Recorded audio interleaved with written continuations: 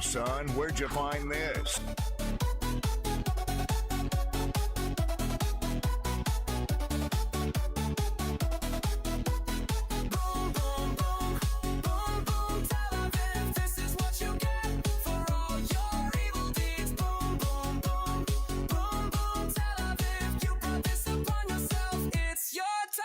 That was easy.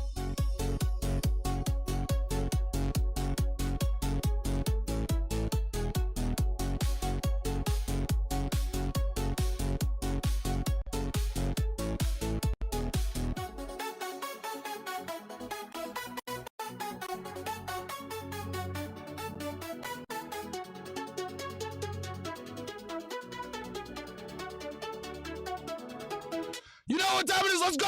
/subscribe, motherfuckers!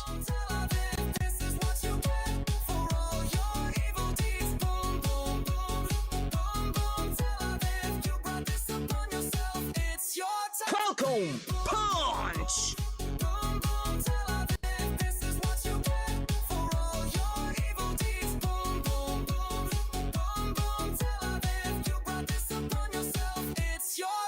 Damn, son, where'd you find this?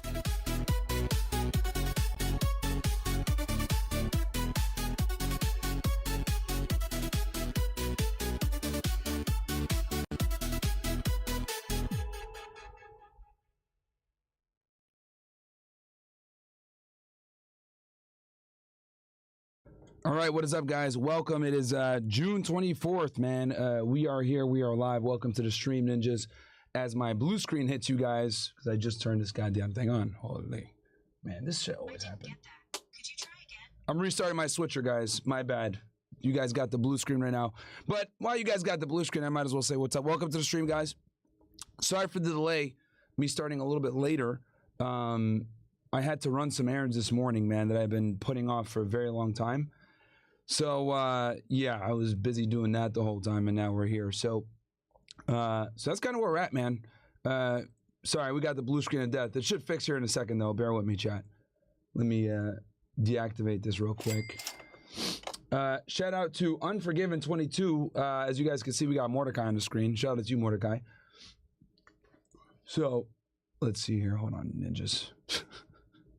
Yo, that gif is so funny, man. Shout out to Bills. Why is this shit blue screen? What the hell? Man, something always acts crazy when it will, huh? Give me 1 sec, ninjas. I don't know what's oh, okay, we're good. All right. We're back. What's up, guys? Welcome to the stream. Sorry about that delay.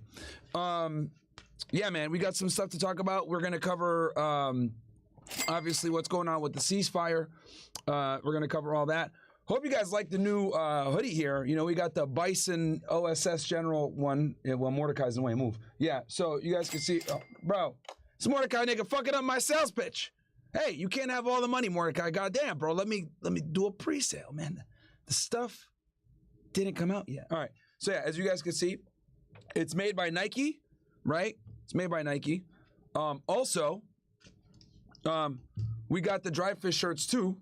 Right? So as you guys can see here, here's the other one. I was wearing this yesterday, also Nike as well. So these are going to be pretty damn good, man. Y'all can see it has the nice hug in the sleeves, right? So, yeah. That's what we got coming soon. Also, the emblem that you guys see, I got another one of these shirts that has the emblem, you know, with the skull and shit. The MGX logo, you guys already know. I got a shirt that has that emblem, etc. too. So it's nice and clean, bro. Oh, and then it says debrief on the back. It says debrief on the back. So those are all going to come out next month. Next month, guys. So get ready. All the OSS members, I'm going to give you, the paying OSS members, you guys that are part of that, I'm going to go ahead and give you guys a discount code on the day we drop it. Okay? So get an OSS now, guys. You know, we're building a huge fucking community over there. We already got 2,000 plus of you guys in there, total 1,400 strong. And really, guys, it's the way to fight back against censorship. That's really what it comes down to. You know, YouTube is just not it, bro. Like, if you want to actually be able to speak your mind and, you know, say what you want to say, especially on sensitive topics, they censor you, bro. Right? And there's absolutely favoritism. right? We get punished for shit that other people do all the time and are fine. So it's very obvious there's some kind of agenda. You know, there's definitely some agenda where they don't like us personally. I'll tell you guys that. That's what I'll say for now. But yeah, dude, it's absolutely nuts. Let's see here. Okay, so we're gonna cover from this morning with our boy Donnie was not too happy. For obvious reasons, you know, I made a tweet about this, and we'll talk about why he's not so happy. And we're also going to talk about the ceasefire. Is it going to last? You know, and to answer that question, you have to kind of understand the region and understand the history of said region and the objectives of the individuals involved for things to make sense, right? So let's get right into it, right? So here's your boy Donald Trump this morning, where he was talking with the press after, you know, the ceasefire was negotiated and it basically got broken not too long after. Guys, how's the audio? Is the audio good? OSS, guys, I'm looking at y'all. Give me O/ in the chat if the audio's good. Oh, to my OSS guys. I trust y'all niggas, so I want to know if it's good for you guys, because I heard myself peaking a little bit, so I just turned it down a tad. As I drink my watermelon drink. And guys, we've really been able to grow the community quite a bit, man. You know, we've been getting like, you know, 10,000 live viewers for the past couple shows. So, you know, I appreciate that, man. Okay, yeah, they're giving me all O/ in the, they're giving me all O/ in the OSS chat. Yo, I don't know what it is, guys. I think, honestly, guys, what I think it is that the YouTube, for some odd reason, dampens the sound. But anyway, let's get into it. This is Donald Trump this morning. I don't think. I don't think so, but I'm not happy that Israel's going out now. There was one rocket that I guess was fired overboard. It was after the time limit, and it missed its target. And now Israel's going out. These guys got to calm down. Ridiculous. Now, the reason why I think this is important, guys, is because you can clearly see the actual frustration in him, right? It's obvious he didn't sleep. He's probably pissed off and irritated, you know, and then this shit happened. He's like, what the fuck? And I'm going to explain why he's frustrated for you guys here in a little bit. I didn't like plenty of things I saw yesterday. I didn't like the fact that Israel unloaded right after we made the deal. They didn't have to unload.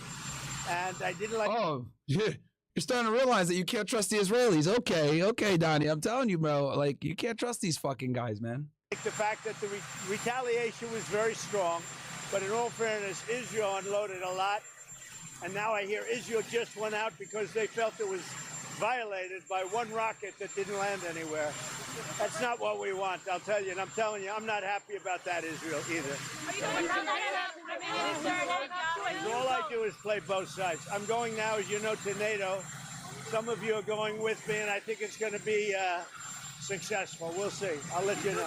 Do you believe that Iran is still committed to peace? Yeah, I do. They violated it, but Israel violated it too. Are you questioning if Israel is committed? Israel, as soon as we made the deal, they came out and they dropped a load of bombs, the likes of which I've never seen before. See, and here's the thing you guys got to understand, right?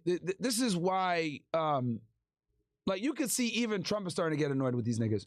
I've been telling you guys, like, we give Israel so much goddamn aid, guys. We gave them $12 billion, okay? Just in the this past year, since Trump's taken office. They should be listening to everything we fucking say. But they don't. That's the problem. They fucking don't. All right? The biggest load that we've seen. I'm not happy with Israel. You know, when I say, okay, now you have 12 hours, you don't go out in the first hour and just drop everything you have on them. So I'm not happy with them. I'm not happy with Iran either. Yes, because what he's speaking about, guys, is when the ceasefire was announced, this is why Netanyahu was reluctant to really say anything. they said, okay, we're going to go ahead and finish up our bombing campaign and try to blow up as much shit as we can. But I'm really unhappy if Israel's going out this morning because of one rocket that didn't land, that was shot, perhaps by mistake, that didn't land. I'm not happy about that. You know what? We basically have two countries that have been fighting so long and so hard that they don't know what the they're doing. Do you understand? Ah, man. And that. See how fucking annoyed he is, bro? Yo. The president does not know. The president of the United States does not know if this ceasefire is still in effect. That's where we are this morning. He thinks both sides have violated it.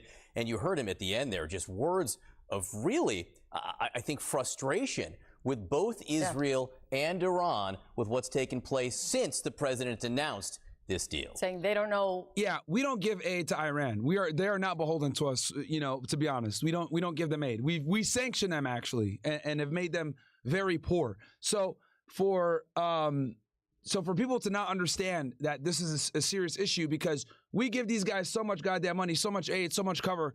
Like, guys, bro, we give them the money to run and operate their military. We give them the weapons to run their military. We give them the capability to defend themselves with their missile defense systems. They have three main ones, and we gave them a fourth one with the THAAD, right? They got the Iron Dome, the Arrow, David Sling, as well as the THAAD that we gave them, okay? The battery alone is $1 billion, okay? So we give them a bunch of aid. Then on top of that, okay, we cover for them at the UN. When they try to go ahead and, you know, say, you know what, these settlements in the West Bank are illegal, we veto every time. Whenever they try to get a two-state solution set up for Palestine, we veto that every time. So we cover for them diplomatically as well, right? Also, our defense, our unequivocal support of Israel has emboldened them to conduct the reckless foreign policy that they've conducted over the past 40 years, where they don't really deal with accountability for any of their moves, okay? Now, if you're a small country, right, surrounded by people that don't want you there, but you got the biggest bully on the block having your back, so you could go ahead and, like, you know, say, fuck you, fuck you, fuck you. And if any of those bullies try to retaliate, your, you know, big bully is going to come in and punch them in the face and knock them out. People are going to think twice before they retaliate to you. So what this has done is it's let Israel enjoy a certain level of immortality in the region. Okay? And this has been going on for decades. Don't let anybody fucking fool you. Okay, guys? I want to be extremely crispy fucking clear about this. If it were not for the United States, Israel would be taken over literally inside of a week. Okay? They cannot defend themselves. They can't get the job done by themselves. Okay? They rely heavily upon American and NATO support to a lesser degree to help them defend. What they're doing and saying these guys have got to calm down. It's ridiculous. We're going to be replaying that quite a lot today and waiting for more reaction now from the region. Let's bring in our team coverage on this. We have CNN's Elena Treen live for us from the White House. Jeremy Diamond standing by in Israel. Fred Pleitgen also in Tehran for us this morning. Elena, first to you. This is some very important perspective coming from President Trump this morning. That's exactly right. And I was just outside on the South Lawn with the president as he was speaking with us this morning before he departed on Marine One. Look, he is very, very frustrated and essentially downright angry. I have to argue. I mean, I've spent a lot of time with President Donald Trump. This is one of the most visibly angry times I have seen him. And it's clear that he's angry with both countries, both Israel and Iran. We asked him, does he believe the ceasefire is going to hold after we saw kind of the missile potentially fired from Iran, but then also the sharp language from the Israel foreign minister saying that he wants to retaliate with full force. The president said he does believe and he hopes that it will hold, but then he said as soon as he finished talking with us, he was going to make some calls and try to stop it. That was a direct quote. He said, I'm going to try to stop it as soon as I finish speaking with you all. But what he seemed to be very angry with as well is really Israel. I mean, he often tries to use, much more positive, optimistic language. Yeah, for obvious reasons. His donors. Language when it comes to Israel, recognizing that they are one of the United States' strongest allies. But it is clear that he is very unhappy with. Translation, we are one of their strongest allies. They don't do shit for us. How they have been acting in light of the news of this ceasefire. He said that perhaps Iran fired a stray missile, that maybe it didn't land, and he doesn't like that Israel was saying that they plan to retaliate with full force. And then he does something. Israel is the only country that defies the United States multiple times. Guys, make no mistake about it, bro. Benjamin Netanyahu came to the United States, guys, okay, and gave a speech in front of our Congress going after the nuclear program, and he got a standing ovation after. He defied President Obama. People forget that shit. Bro, come on, man. No other country can get away with this, bro. Look at this. So,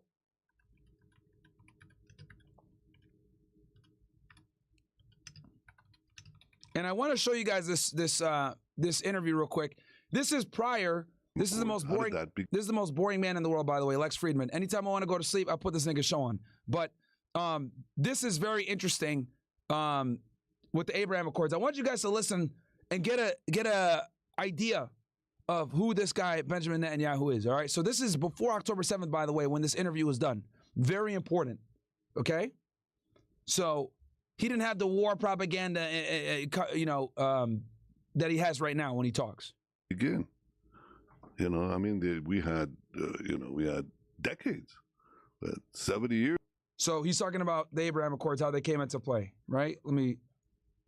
I mean, you can posit that it would be good if that could happen, but entering the room is sometimes more complicated than what happens in the room, and there's a lot of pre-negotiation on the negotiation. Then you negotiate endlessly on the negotiation. They're not even there. It took a lot of work for you to get a handshake in the past. It's an interesting question. How did the peace, the Abraham Accords, how did that begin?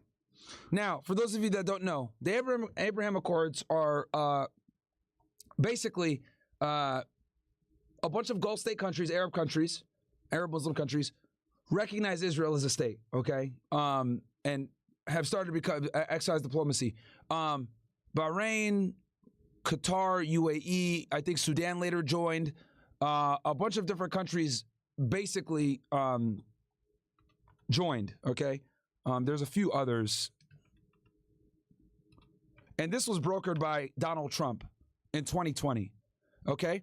And a lot of people don't talk about this. The Abraham Accords actually was a big reason why October 7th happened, chat. A big reason. So, okay, obviously Bahrain, Israel, UAE, like I said, Morocco, and Sudan. Okay, I missed Morocco. All right. So, obviously, you got let's see here. Yeah, the UAE and Bahrain became the first Arab countries to formally recognize Israel since 1994. And I remember this because when I went to Dubai like 2 years ago, a couple of the Uber drivers and the taxi guys complained that they started to see them boys in their country now because they had started to formally recognize each other. So Israelis can go to United Arab Emirates. Guys, Israelis can't go to a lot of countries in the Arab world, okay? So the Abraham Accords kind of assisted with that. So this was kind of the beginning of what led to October 7th, okay? And the reason for that is because the Abraham Accords, okay, basically, if all these Gulf countries got into the Abraham Accords and recognized Israel, Israel would get what it wants without solving the Palestine question, okay? And that's very important. the Palestine question has been a question that's been out in the international community for literally almost damn near 100 years now. So if all these Arab countries started to recognize Israel, that was the only wiggle room and leverage that the Palestinians had, right? Their alliance with these other Arab countries to kind of have some kind of leverage to say, yo, you guys need to give us a second, you guys need to give us a state, or else our Arab counterparts aren't going to recognize you. So when these countries started saying, you know what, we'll start recognizing Israel without solving the Palestine question, that is what prompted Hamas to conduct the attack that they conducted on October 7th. Okay? Because a lot of people don't know this. Right before October 7th, in a matter of weeks, Saudi Arabia was getting ready to join the Abraham Accords. And that would have been destructive for Palestinian sovereignty. Because if Saudi Arabia joins the Abraham Accords, it's over. It's over. Because it's the most influential Muslim Arab country in the Middle East by far because of the religious relevance of Medina, Mecca, etc. So if Saudi Arabia joined without answering the question when it comes to the Palestinian question, it would have been a problem. Okay? Give me ones if that makes sense, chat. I know sometimes I, go a bit too deep in the weeds or whatever, but I do understand that a lot of you guys might be hearing some of the stuff I'm telling you for the first time. Unless you're like, intimately involved with Middle Eastern foreign policy, but most people are not. So, we had decades. Some idiot in the chat says, stop lying. Saudi Arabia was never doing it. Bro.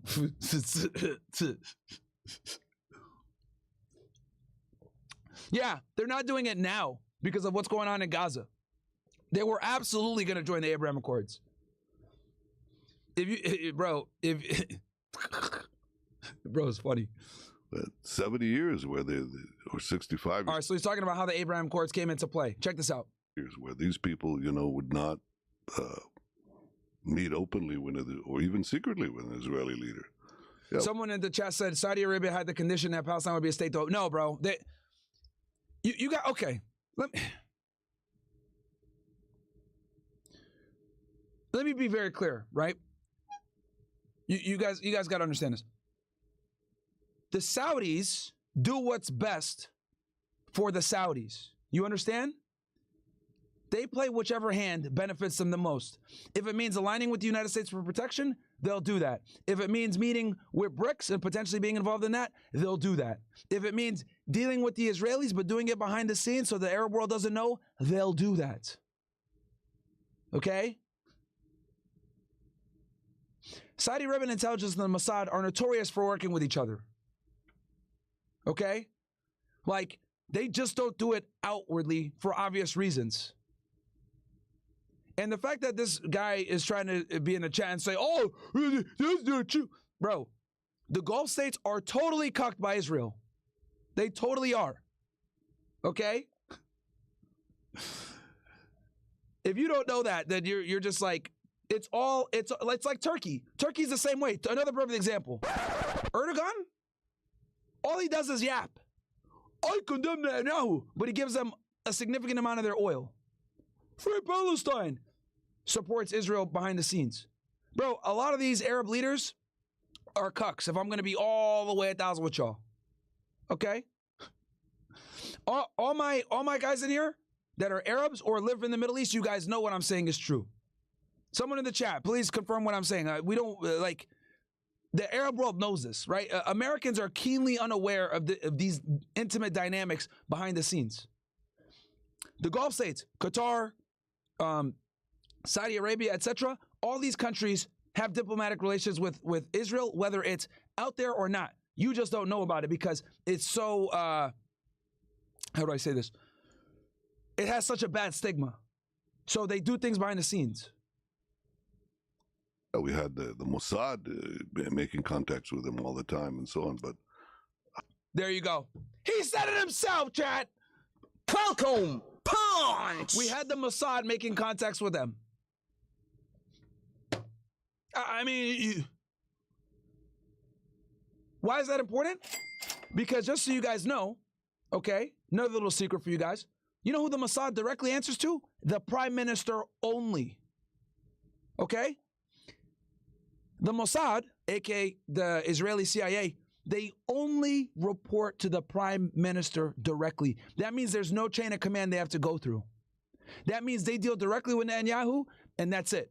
So he could go ahead and authorize certain contacts, operations, and things that might be off the books. Okay? Why do you think the Mossad is so good? Very little bureaucracy. They just deal with Netanyahu. That's it. How do we break the ice to the top level of leadership?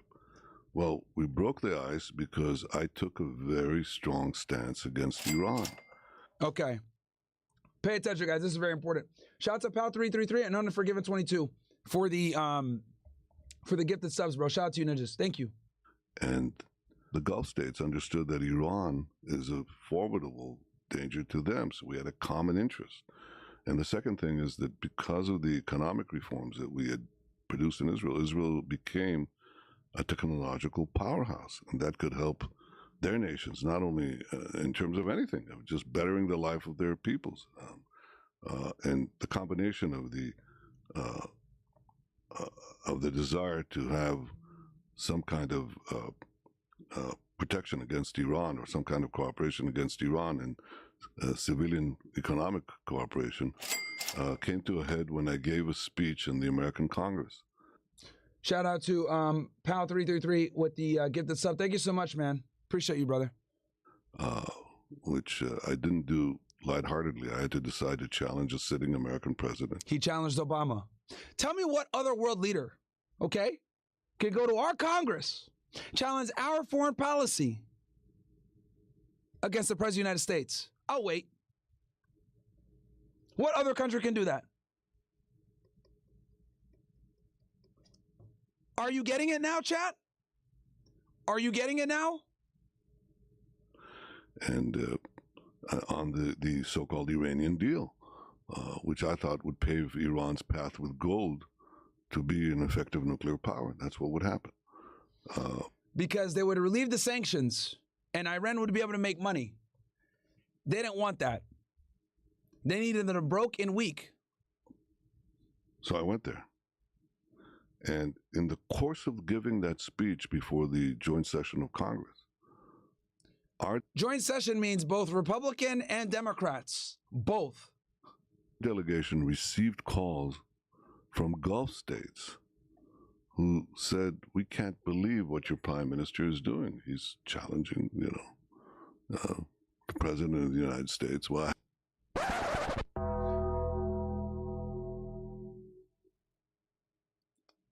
Here's the prime minister of Israel, who is relying upon us for aid, bragging about challenging the foreign policy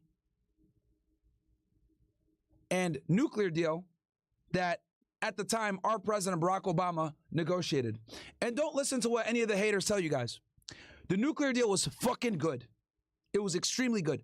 I genuinely believe the JCPOA, also known as the Iran nuclear deal that Barack Obama brokered, was probably one of the best peace deals when it comes to anti-nuclear proliferation in American history. One of the best. One of the best. Don't let the fucking haters sit there and tell you, oh, it was bullshit, it's a lie. No, motherfucker. Because what they won't tell you is that Trump tried to basically emulate the exact same fucking deal. During the 60 days of negotiation, they pretty much used the rubric, okay, of the last deal. It was that good. It took years to get across the table, right, or get across the finish line. But it was very fucking good. Basically, what it did was it guaranteed IAEA inspections. It guaranteed involvement from the international community, so there's checks and balances, and guaranteed that France and Russia would be intimately involved with collecting uranium and plutonium, right, at certain parts of the cycle. It's a complex process, so I can't go into all of it. I'm not a scientist. But the thing you guys need to know is that multiple countries were involved in the deal and the plan to ensure that uranium enrichment, okay, did not reach a certain level and would stay civilian and peaceful.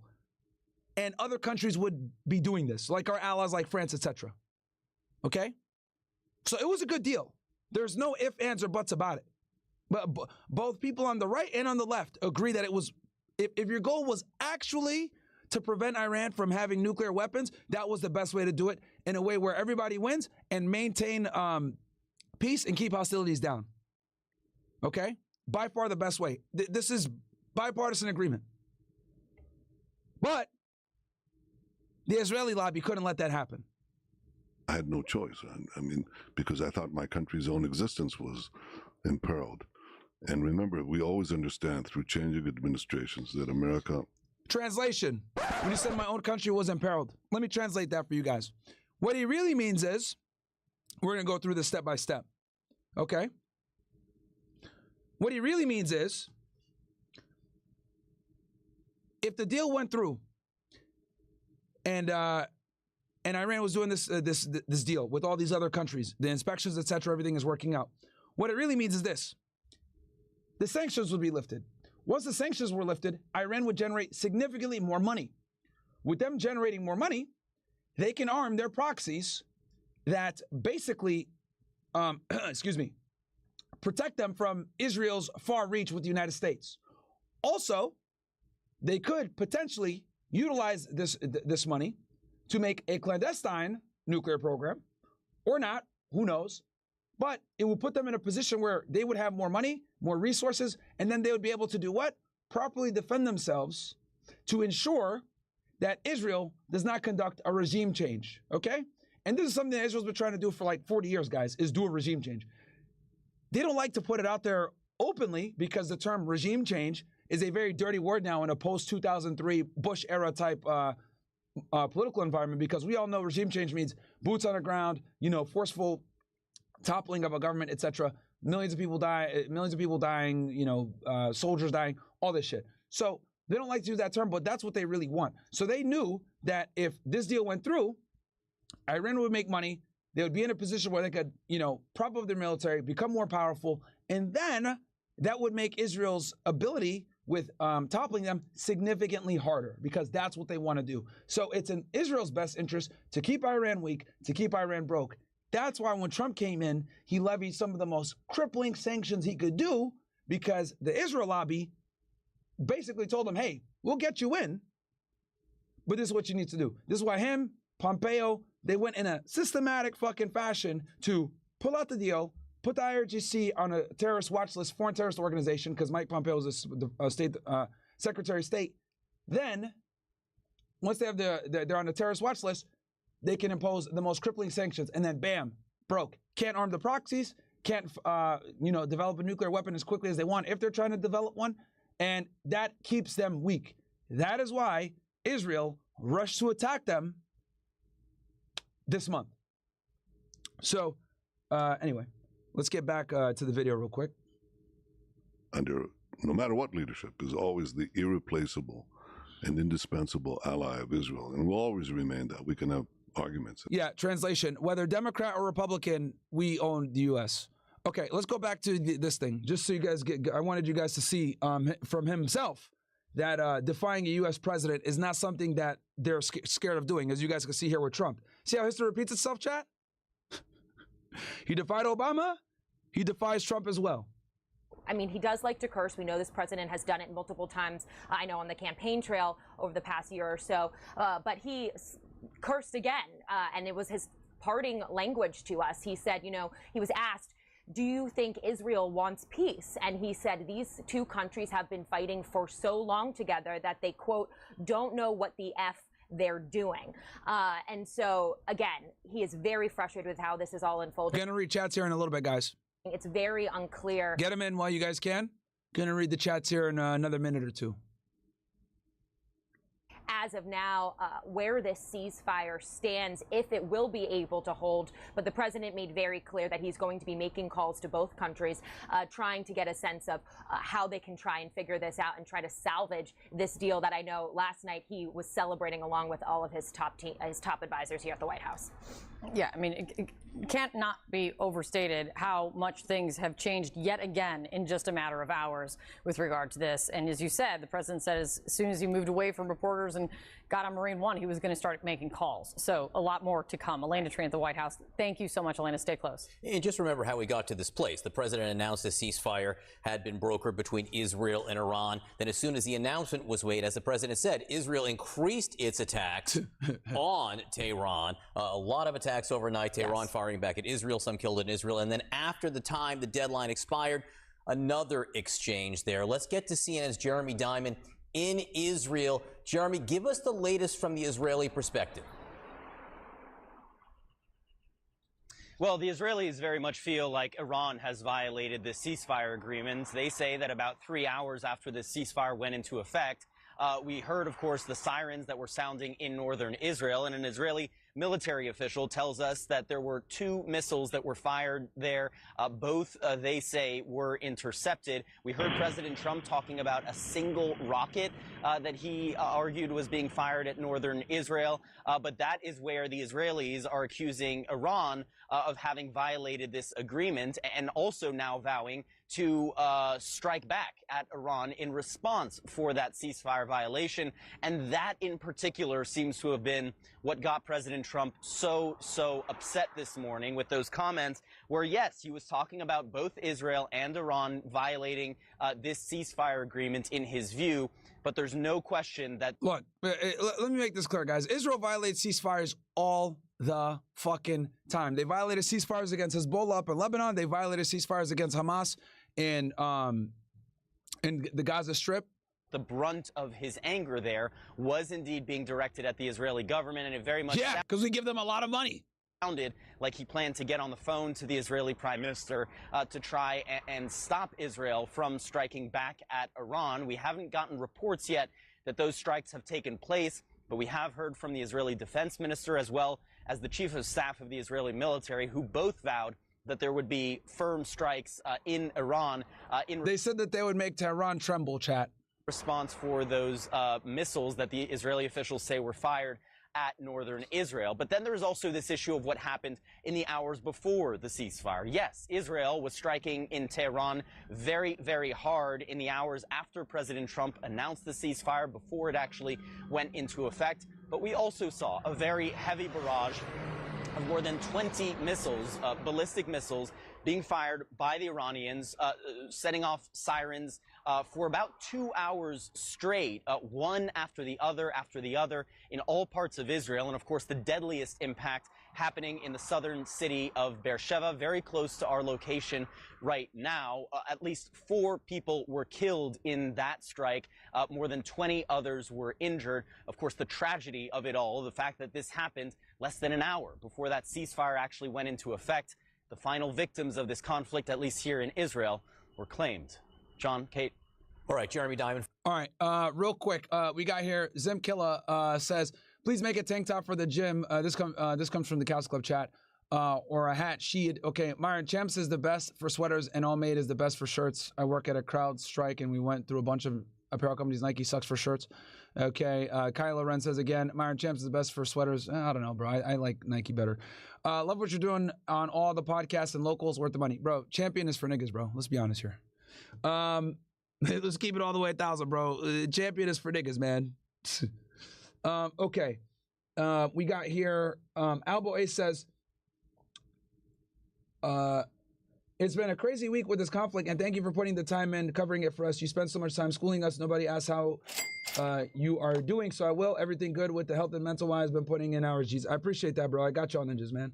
I'm good, man. I'm good. Been working really hard, but it's fine. You know, like I said, I want to hit 10,000 strong on the OSS. Right now, guys, we're about 70 away from 1,500, so let's keep cranking it up. Myron, let's be honest here. 95% of the Arab nations are in bed with the United States and Israel. If all the Arab nations were united, Israel would not exist today. Respect to Iran and Yemen, the only 2 countries with balls. Yeah, you're right. They are absolutely in bed with the United States. Yeah, you're right. Like, you look at like Jordan, Egypt, for example. We pay them to play nice with Israel. Ivory King, I'm not greedy like the boys. Enjoy the $20. Long live OSS. I appreciate that, bro. That's from Ivory King. And the B said that before. And then we got Kai. He says, how do you feel about Tate's breakdown of this? He said it's all theater, that it was all pre-planned by the countries together. Israel did it to take eyes off Gaza, Iran to unite their people, and U.S. to show strength. Yeah, I'm sure that is the basis of, why a lot of this stuff happens. But remember, guys, that, every country has their certain objectives, right, to get done. So, but as far as the conflict goes, no, that's absolutely real. Okay, let's see here. Let me read some of these chats that came in from Rumble here. Okay. Don, subscribe. Shout out to you, bro. Welcome. TJ says, y'all, I wouldn't have be surprised if Trump cussing out Israel on national media like that was contrived. They probably told him, go disown us and make it look like you're not just some Zionist apologist or something along these lines. They know, the world knows completely what's up with the Zionists now. They see public sentiment. Oh, well, I'll talk about that here in a second. Drewski, apparently Trump is very mad with Israel. Let's see how this plays out. Yeah, bro.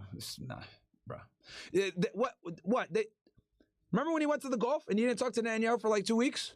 Fooled you, right? Could you imagine Myron DJ at a rave? Boom, boom, boom. Okay. DB 211. Let's fun go. Time to cook. Sensei Bynum says, just a reminder, volume is great. I can never understand why people say they can't hear. The volume is low. I know, bro. I think niggas be trolling. Merch is fire, Myron. Appreciate that. 19 Phoenix. Free World says, are the hoodies true to size? Yeah. This one right now I'm wearing is large and I'm 6'3". Where's the best place to send you videos to react to? We are going to make a Discord soon. Michaka says, I paid for the 1 year subscription, but it says I'm not a member. I already refreshed my page. That's weird, bro. Try like posting or something. Was grinding at work and wanted to super chat this picture for you last night for a good laugh, but fell asleep. I knew she would be Frank Castle. Yeah, Brits was retarded. One chest says, friendly reminder, O/for the Nike swoosh symbol. Yo, guys, here, let me show you guys this shit that One Chest sent me. It's actually pretty fucking cool. Let me share a screen on this thing real quick with you guys.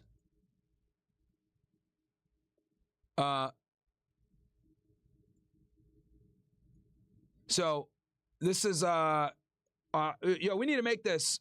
Brett, if you're watching the stream, we need to make this right here, bro. This would actually be pretty lit. Let's do this, man.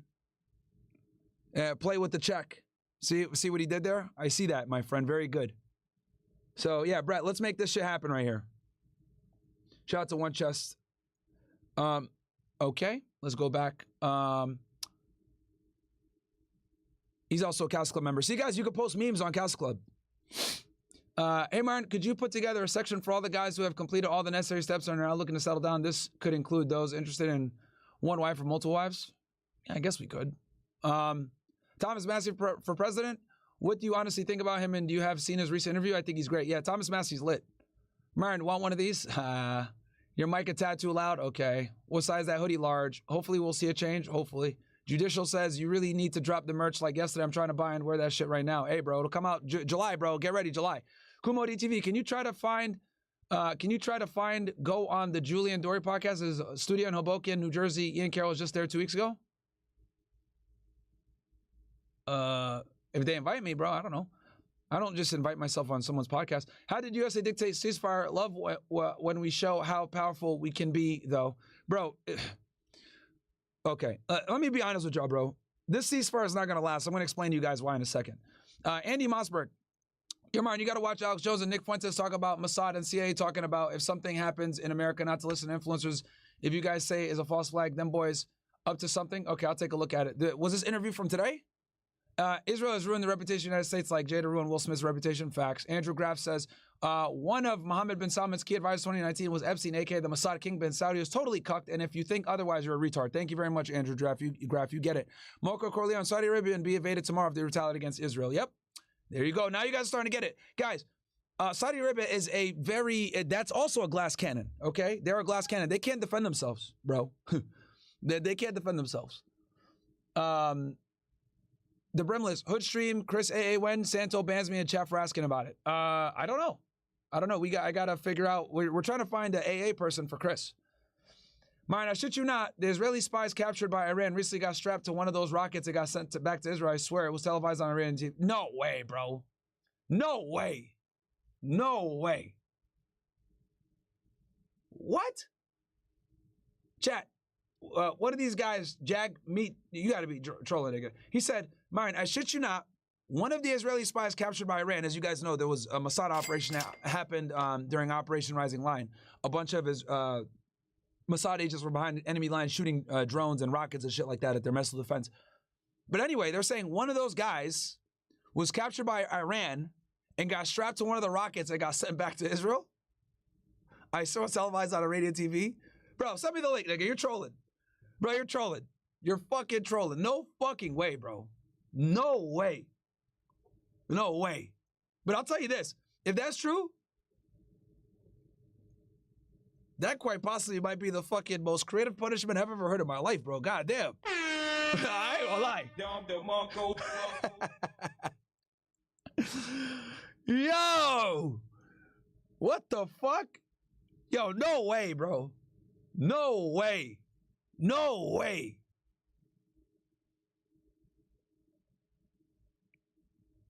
Everyone just saying it's true? Yo, what? Yo.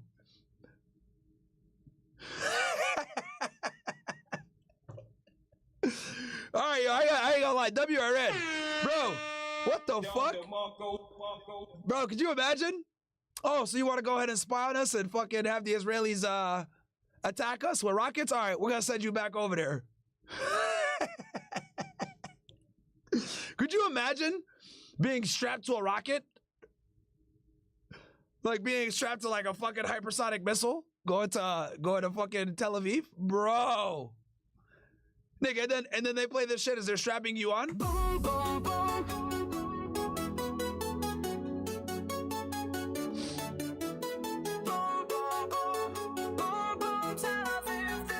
You get for all your evil deeds. Boom, boom, boom, boom, boom, yo, could you imagine?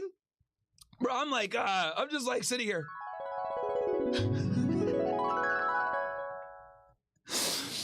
A bunch of niggas in turbans bring you out. Say, hey, this is gonna be your new home. You're like, wait, what? Because you're sitting there handcuffed, right? You're the Mossad guy. Wait, what? Yeah, we're gonna strap you to that bitch. What? Yeah. Niggas fucking take you, put some rope around you, right? On the fucking, on the thing, you're fucking sitting here like this and you're tied to that bitch.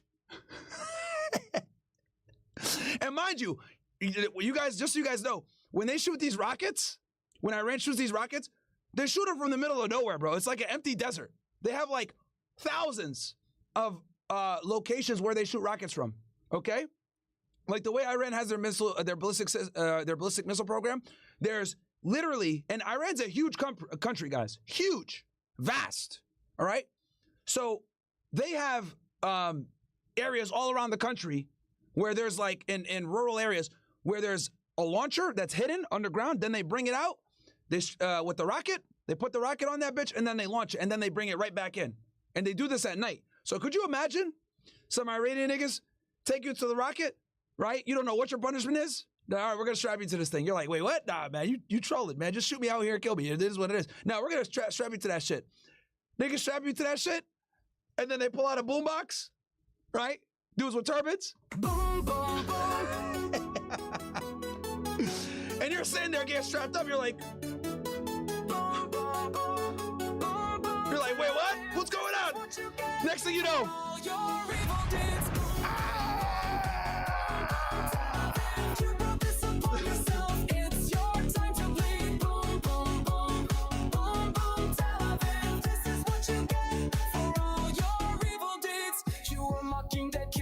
But now you're getting hit. Iranian missiles have your entire sky. Say you didn't start this, but the whole world's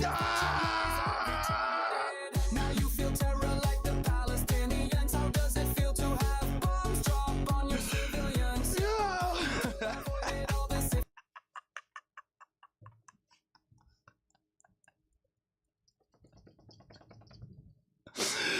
Yo! What the fuck? Nigga strapped up. Ah!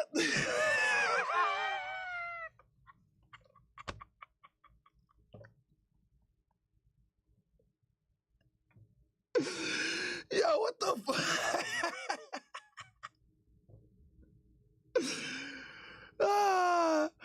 Niggas tell him shalom Tell Netanyahu we said hello. Oi, vey, bro. Nigga.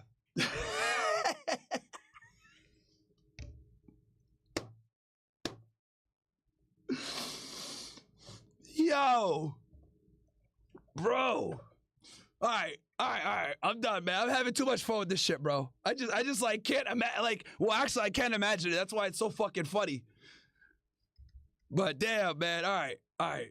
I just like had a vivid thing in my mind. Some niggas in the desert with turbans dancing to fucking boom boom as they send this nigga off back to Israel.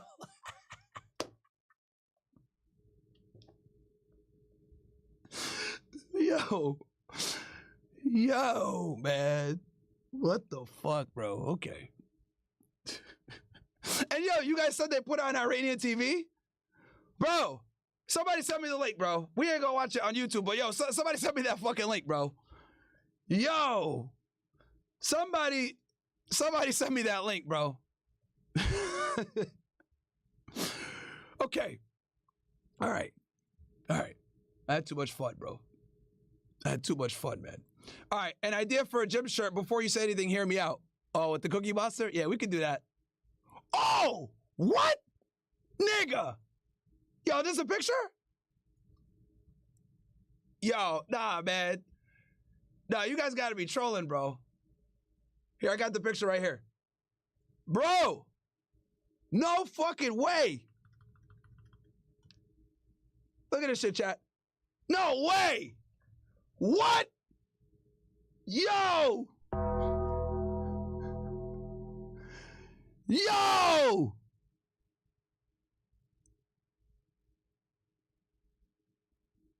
Bruh!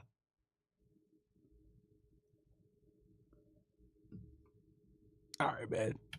You guys gotta be trolling, bro. Anyway. Either way, it was a good laugh. Whether it's true or not, it's a good laugh. All right. Andy Mossberg, yes, Nick won on at about 6:45. OSS got to spread this interview and say no bullshit. Send me the link. Maybe I'll react to it. Boom Boom Tel Aviv from Capone. All right. Hey, Mario, Trump posted in his truth a song called Bomb Bomb Bomb Iran. Check Mario Norfall X. Okay. What's up with Anna from this nigga, bro. Joe, man. All right. Yeah, bro. That shit got to be AI. You niggas is trolling, bro. But that shit is funny, though. That'd be probably one of the most creative ways to fucking punish somebody I've ever seen in my life. That deserves a W in itself, bro. That deserves a round of applause. Okay. Let's see here. For us in Israel as this continues to develop. Thank you, Jeremy. And on that exact point, let's get to Fred Pleitkin in Tehran for what is the perspective from there this morning, Fred? Hi there, Kate. Yeah, and after the Israelis made that claim that Iranian missiles were flying towards Israeli territory, I got in touch with a senior Iranian official who flat out denied that the Iranians had fired any missiles toward Israel after the ceasefire went into effect. In fact, they said that the moment that time had come for the ceasefire, that no missiles had been fired from the Iranian side. The Iranians also now warning the Israelis against hitting Iranian territory, saying that would open up Iranian retaliation once again, and that everything within what they call the occupied territories, of course, meaning all of Israel would then become a target for Iran. So some tough language coming out of Tehran here as well. Also, the Islamic Revolutionary Guard Corps, which of course is that elite wing of Iran's military, claiming that there were several violations of its soil, as they put it, by the Israelis, possibly meaning incursion by some sort of aircraft in the hours after the ceasefire went into effect. What we're seeing right now, actually, here in Tehran is that things are fairly calm here. I was on the streets a little bit earlier today. There's a lot of people who are out driving, some shops opening up. But what the president said there about the Israelis unloading overnight after the ceasefire deal was announced was definitely something that we saw and we felt here from our vantage point as well. I was up here on this roof when we all of a sudden heard Israeli Air Force planes what seemed to be Israeli Air Force planes streaking past, and then extremely loud explosions rocking our building and then rocking also a lot of other places in central Tehran as well. We saw a lot of outgoing anti-aircraft gunfire coming from the Iranians. The skies here over the city really were illuminated. That went on for the better part of, I would say, about half an hour, 45 minutes, maybe up to an hour, where those loud bangs continue. The Israelis at some point even issued evacuation orders for certain districts here in morning, when obviously people in those districts most probably would have been asleep. So it certainly was interesting. We got somebody here, Myron Gaines. We Moroccans say are the biggest traders.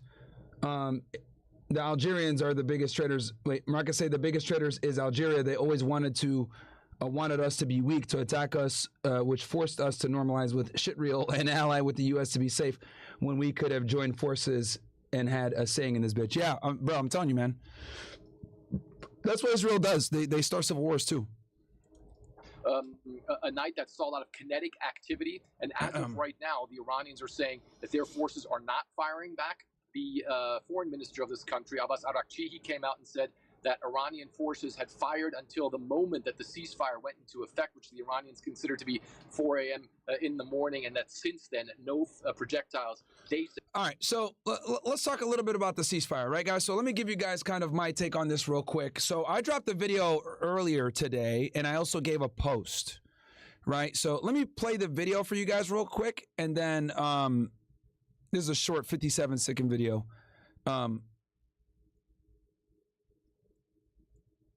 All right. This is actually on YouTube as well. Countries, we're getting royally fucked up. Don't let the fucking media lie to you guys and say, oh yeah, Israel's unscathed. Israel is getting absolutely fucked up. You guys just couldn't see it because they had a press ban. Let me tell you guys something about the Israelis. The Israelis don't agree to ceasefires unless they're taking damage. Israel is a glass cannon. They can't sustain casualties. They can't sustain damage. It's a small country. It's obviously densely populated within that. We're talking about a state the size of New Jersey. Like when the missiles hit, they do some real damage over there. Also, keep in mind, guys, the interceptors that they use cost significantly more money than the missiles that Iran is sending in. Obviously, the longer the war goes, the more advantageous Iran is. When it comes to the war of attrition, whoever can more easily sustain outputting damage is going to win. Israel can't sit there and have Tel Aviv and Haifa continue to get bombed. And their missile defense systems have been deteriorating over the past week. We've seen more and more missiles get through. So that is why this ceasefire happened. The Israelis never agreed to a ceasefire if they're on top.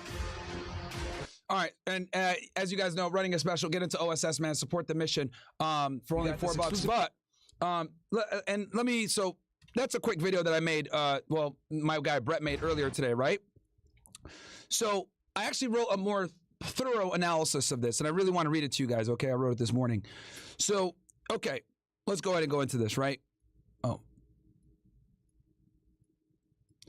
So, the ceasefire was a U.S. political move to enhance Trump's legacy and pursue a Nobel Peace Prize, not a genuine effort to resolve the conflict.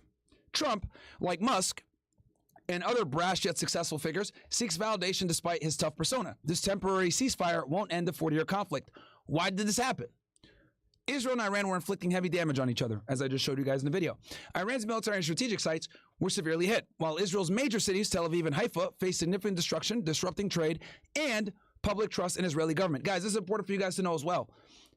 Don't forget, guys, that Israel was created on the basis that it's the only safe place for the Jewish people, okay? So for Israel to be getting bombed and destroyed, guess what that's not good for? That's not good for press when you want to get people to come to your country, okay? The Israelis have been caught several times conducting false flags in Arab countries to get Jews to say, yo, flee this Arab country. They don't want you here. Come on over. They do it all the time. They've done it throughout history, okay, doing false flags. So I really want, this is something that not a lot of people talk about. Israel, right, is heavily dependent upon foreigners going there. I'm going to say that again for y'all. Israel is heavily dependent upon people going there for birthright so that they can serve in the IDF and eventually becoming Israeli citizens. This is why if you're Jewish, you get a passport pretty much no questions asked, okay? They want to increase the population. So one of the ways that they get people to come is they take them on these birthright trips, okay? And these birthright trips, guys, which are funded by organizations like George Soros, etc., right?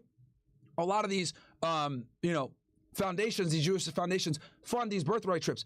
And the purpose of these birthright trips, guys, okay, is to get people that might be American, French, Canadian, all different parts of the world, right? The goal is to get them on these birthright trips, get them to like Israel, They have like a whole itinerary plan for them. They go there, they meet other people that are, Jewish from different countries. Get them to bond. They're there for a year. They're there for a couple weeks, and then they get a strong development to Israel. And then some of them decide, I want to move here. I like it here, right? So that whole business model, because it is a business model, by the way, and I haven't seen anyone talk about this. That business model is contingent upon doing what? Selling the idea of safety. You understand, guys? This is very important. Why do you guys think the Cookie Monster event is so heavily used?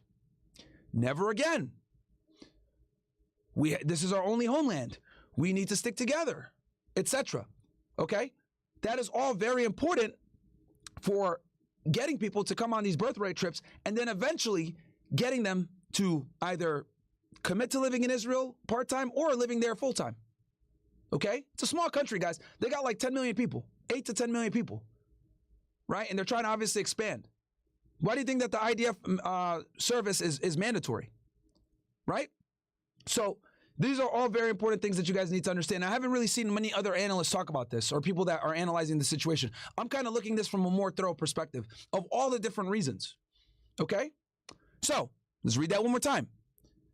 Iran's military and strategic sites were heavily hit, while Israel's major cities, Tel Aviv and Haifa, face significant destruction, disrupting trade and public trust in the Israeli government. You guys know, we saw Haifa oil refineries get blown up, etc. And then we also know that there was a press ban, on the attacks that were going on in Israel. Now, the Israeli government says, oh, we don't want you putting it out so that Iranian intelligence doesn't get the coordinates and so that they can do more precise hits. Because if you're sitting there and you're a journalist and you take a picture or a video of the damage, well, guess what?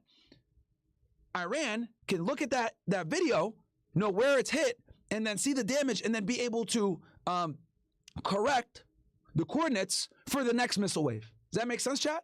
So that's why they don't want people taking pictures of video, even though people did it anyway, right? So it's a two-pronged situation. Then on top of that, obviously, public trust in the Israeli government to make them think that they could defend themselves. Very important that you guys understand this, that a lot of people in Israel are expatriates. They rely heavily upon expatriates, so they need to make them feel safe. That is the whole purpose of Israel, chat, okay? That is the whole purpose. A Jewish state where they are safe. So that's very important to the Israeli government. Next, the critical factor, Israel couldn't sustain missile-based warfare. As you guys know, this is how the warfare went down. It wasn't your traditional warfare where army invades, fighting on the ground, shooting at each other. No, this was completely Air Force and ballistic missile warfare, right? Just so you guys really understand this shit.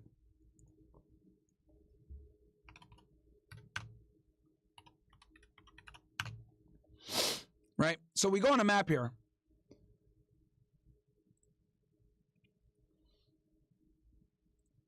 So Israel's over here, right? Very small country. Iran is all the way over here, okay? So obviously a traditional war, ground warfare, isn't feasible, okay? Iran is surrounded by fucking mountains. It's very rural, lots of shit, right? So what basically happened is Israel would send missiles and their air force over Iranian airspace and would attack certain locations, strategic locations.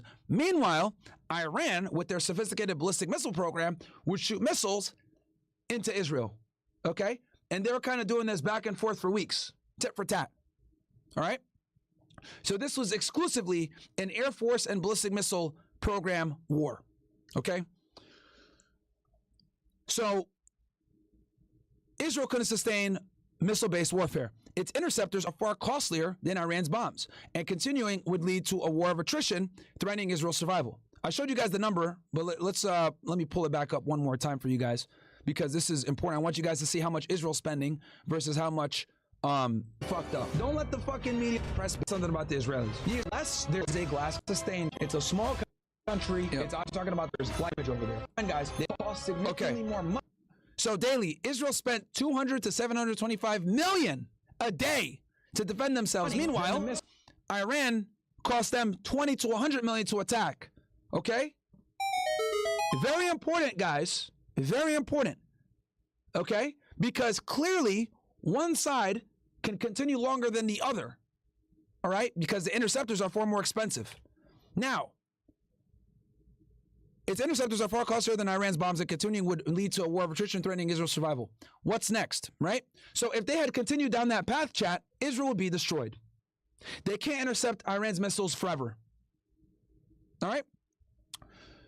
Its interceptors are far costlier. Okay, so what's next? If fighting pauses, both nations will recover and regroup. Israel will likely plan phase 2, regime change in Iran.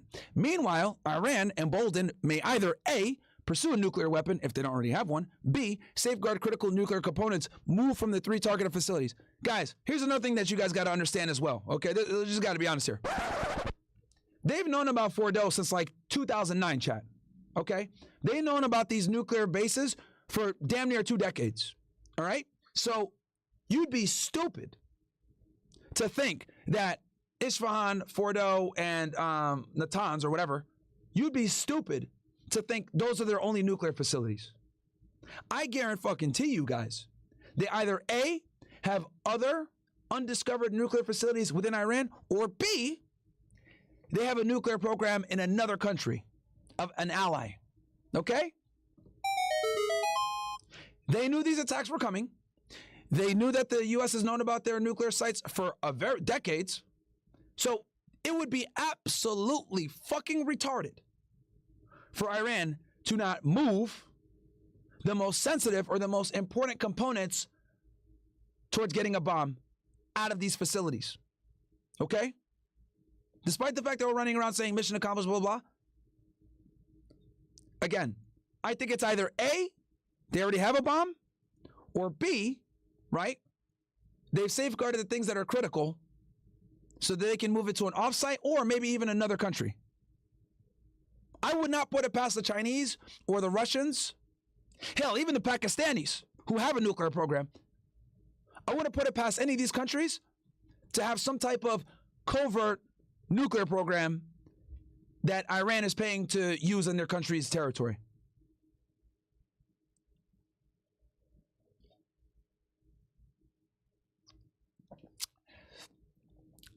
These facilities have been known for decades, blah, blah, blah. And then Israel believes neutralizing Iran's nuclear capabilities is vital for regime change. The key question, how will Israel pursue this without U.S. support? So the regime change, guys, is what Israel wants. But we know that the regime change is going to need boots on the ground. You ain't going to get no fucking regime change by just bombing sites. You're going to need to get the regime out. Because, guys, make no mistake about it, now they're 100% going to build a nuclear bomb. 100% going to build one now. You want to know why? Because they know that if they don't have the nuclear bomb, they're going to attack them again. And it is the only way to keep Israel at bay. It's the only way. You want to keep the enemy at bay? You must have a nuclear weapon. All right? So they're going to 100% work towards one now. And most importantly, okay, let's assume they did destroy everything. That's why this whole do they have nukes or not is irrelevant. Whenever I have this discussion with people, it's kind of irrelevant. Because what really matters is they have the capability, they have mastered the cycle, the enrichment cycle. They have centrifuges. They know how to enrich uranium, but they also know how to utilize plutonium, right? They can use centrifuges for uranium and or nuclear reactors for plutonium. They know how to do both. So it's irrelevant whether we destroyed their program or not. They can rebuild it back up. They got thousands of scientists all across the country. It's a big country. And they build a lot of their own shit. Their drones, their missiles, it's all self-made, chat. You know, they basically have like a military industrial complex within their own country and make their own shit. A lot of countries use their drones. Like Russia, for example, they use those drones. So, they have very advanced military capability, very advanced scientists, and the advanced ballistic missile program, because they've been preparing for this war for decades, guys, right? So, like I said before, I don't think that Israel knew their capability, and they kind of underestimated them and thought that the Iron Dome, the sling, they thought that those would be more effective, and they weren't. And not only did they find out that they're not as effective and that Iran can hit them anyway, they also found out that it's extremely expensive to put up a defense against Iran's nuclear system. A ballistic missile program. So they had to conduct a ceasefire too. Don't let the Israelis sit there and be like, yeah, they want to give up. No, bro. they would not be, if the war had continued the way it was, that mode of warfare, they would have lost. 100%. 100%. Right? And don't forget, Israel isn't like Iran. They're not used to getting hit by bombs. Iran is. Okay? Iran's used to getting bombed all the time. Them, on the other hand, not used to getting bombed. Tel Aviv and Haifa cannot sustain the same level of damage that a Tehran or other places across Iran have sustained over decades. So they had to end this fucking conflict to some degree with a ceasefire. They had to. For Israel's own good. I've told you guys this before, I'll tell you guys again. Israel doesn't end ceasefires. Excuse me. They don't conduct ceasefires or end conflicts if they're winning. They just don't. Okay? They have a burn all ships mentality. They only pull out when they know that they can't continue what they're doing. And to be honest with y'all, I think overall, if I'm going to be all the way 1 million, this was a failure. Absolute fucking failure. Okay?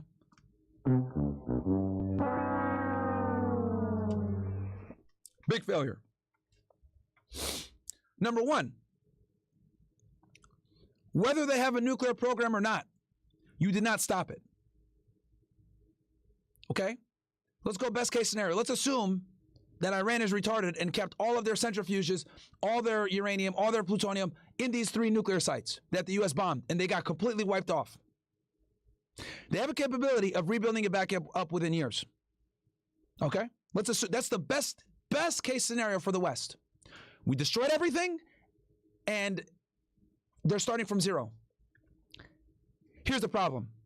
They have the capability to do it again by themselves. Okay? And rebuild it back up within years. So that's number one. So, at best, you destroyed their nuclear program for now. 2, you did not affect regime change. All this conflict showed Iran was now they need the bomb more than ever. Okay?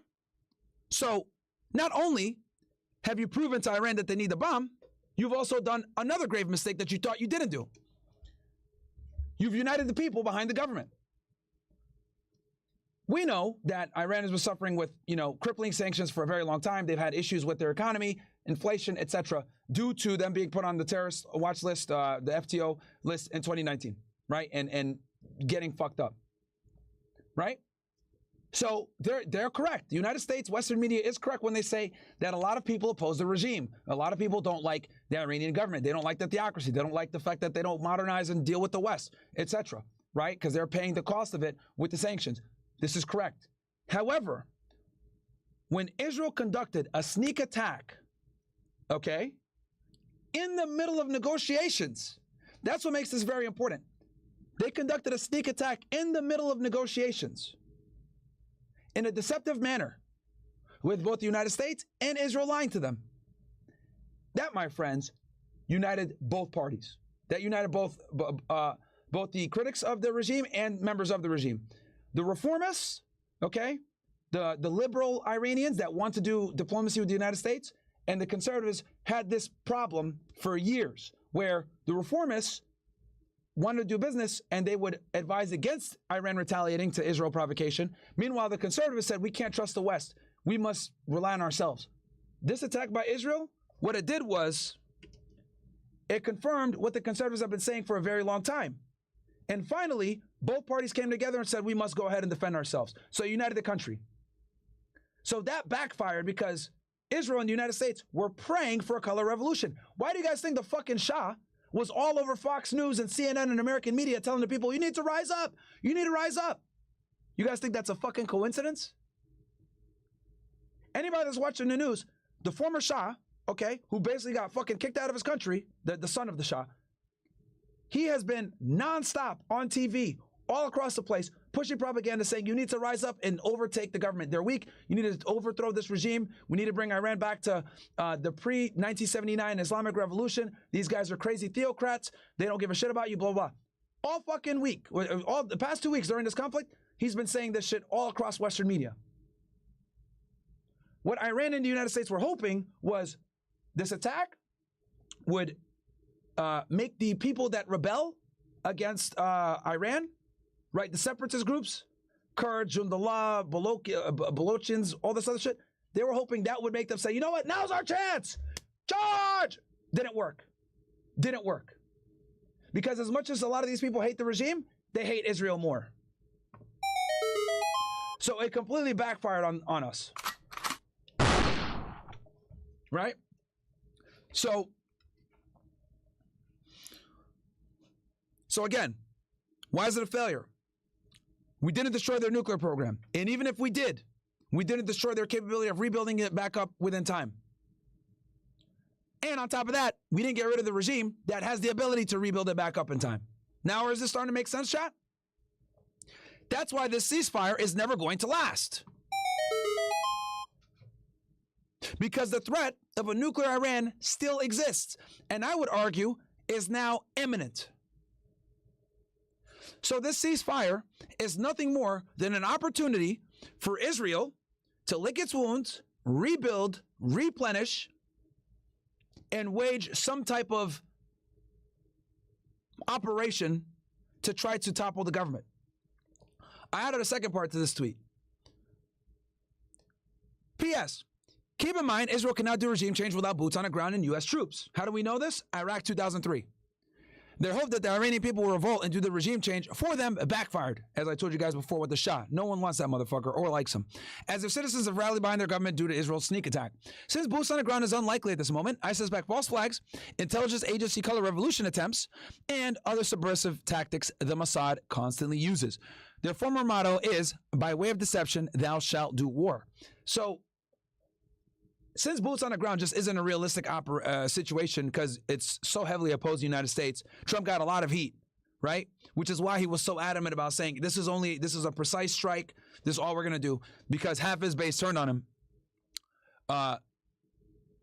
Israel's going to have to rely upon their intelligence apparatus, informants, in trying to get change from within versus an armed boots on the ground campaign that they quite frankly can't do on their own. And even if they had the United States to help them, we would need 200,000 to 300,000 soldiers, a bare fucking minimum, and we would lose a lot of people. And the United States is simply not going to do that at this point, right? Outside of like a false flag attack happening in America, which that would change things, obviously.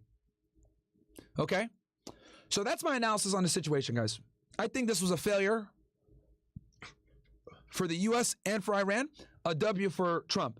Because Trump can now come in and say, I'm the peacemaker, right, and get his Nobel Peace Prize. But when it comes to the conflict in itself, in its entirety, this did not do anything at all. Didn't do anything. It was a very expensive and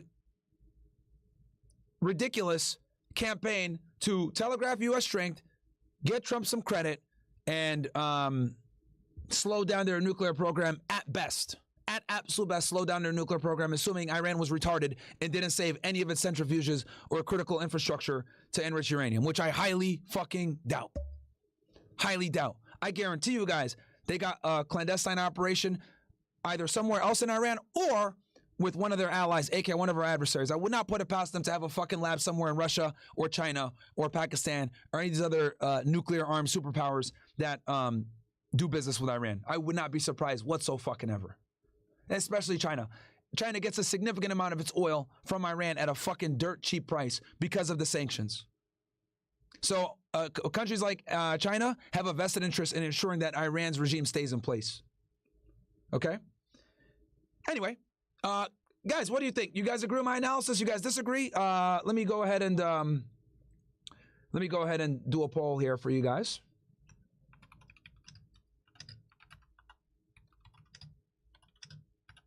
Let's see what you guys think. If you guys disagree, that's cool. Tell me a no and why. Maybe I missed something.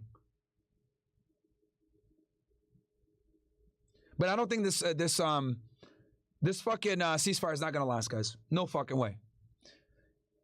So let me know what you guys think. Be happy, and if you say no, that's fine. No problem. Just tell me no, and then tell me why you disagree. Like, I'm totally open to hearing other perspectives. That's how we get sharper over here, guys. That's how we get better.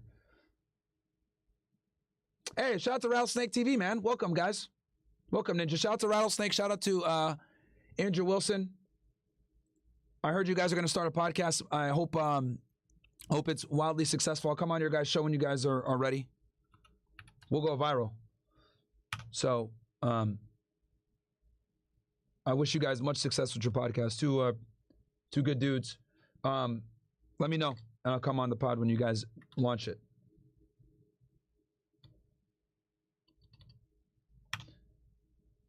Oh, here, I'm gonna drop a poll on Kick as well for you guys.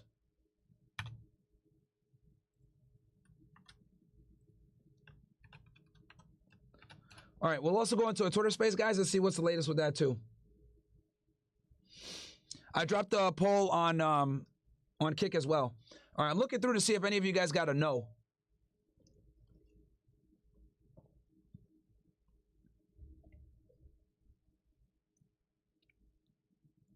All right, 87% of you guys agree with me. All right. Well, I'm looking to see any no's and like why you disagree, or you can add.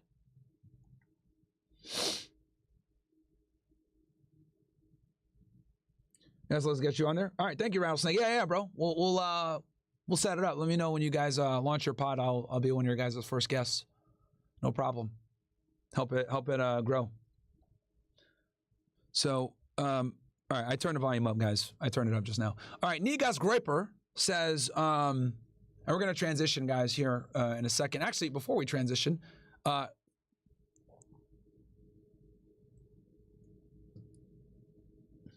quick word from our sponsors. We got this exclusive community for you guys where we could talk about the stuff that we want to talk about. The O/Squad, aka the OSS, is finally here. But without further ado, guys, you're going to get a bunch of perks from joining. Number one, you're going to be able to call into the show when I have call-in sections on the debrief. I'm going to be talking to the OSS members only on there. Also, you guys are going to get discounts on merch and exclusive drops that only OSS members have access to. On top of that, we're going to do one annual meetup completely free on 420 once a year right here in Miami. And then on top of that, whenever I travel, I'm going to let you guys know with the Telegram chat so you can go ahead and do a meetup there because you're an OSS member. My goal here, guys, is to have you guys be able to support the mission without breaking the bank. We're going to keep membership dues low. You're obviously going to get discounts with annual codes and all types of opportunities to get a better price point. This is basically going to be done so we can continue doing what we're doing, expand the debrief, expand the O/Squad, and be able to have the independence, quite frankly, that is very tough to come by nowadays in a pro-censorship regime. All right.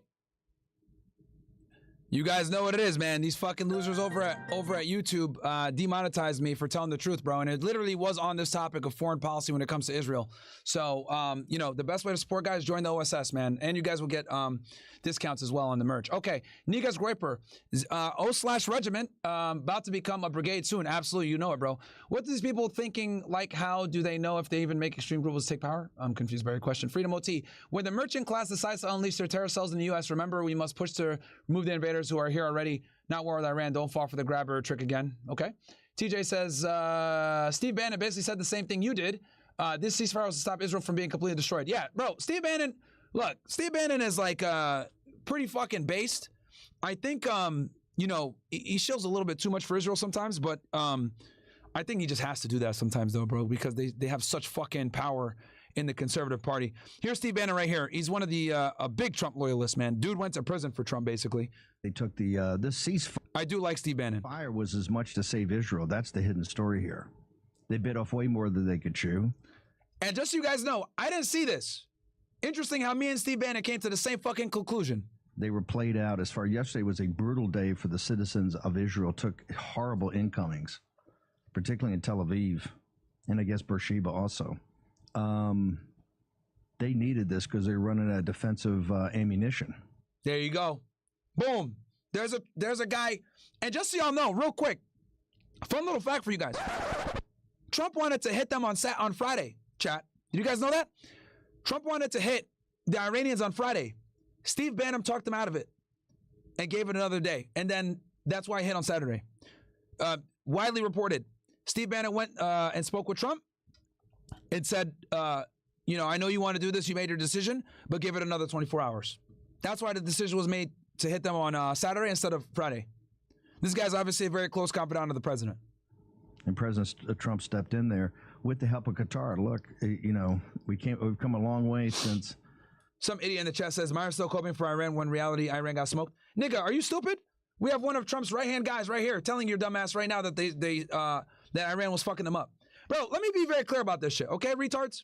Like, I think some of you niggas must be new here. Bro, I'm not pro-Iran, okay? However, since the mainstream media lies to you stupid fucks every day, right? And you guys sit there and believe Fox News. I believe anything that Brett Piers says. Anything that Jesse Watters says, right? Since they're fucking always lying to you, I have to come in and give you guys the real. And the reason why it comes off as though I am pro-Iran when I'm not is because they lie to y'all so fucking much in Western media. I have to give you guys other perspective.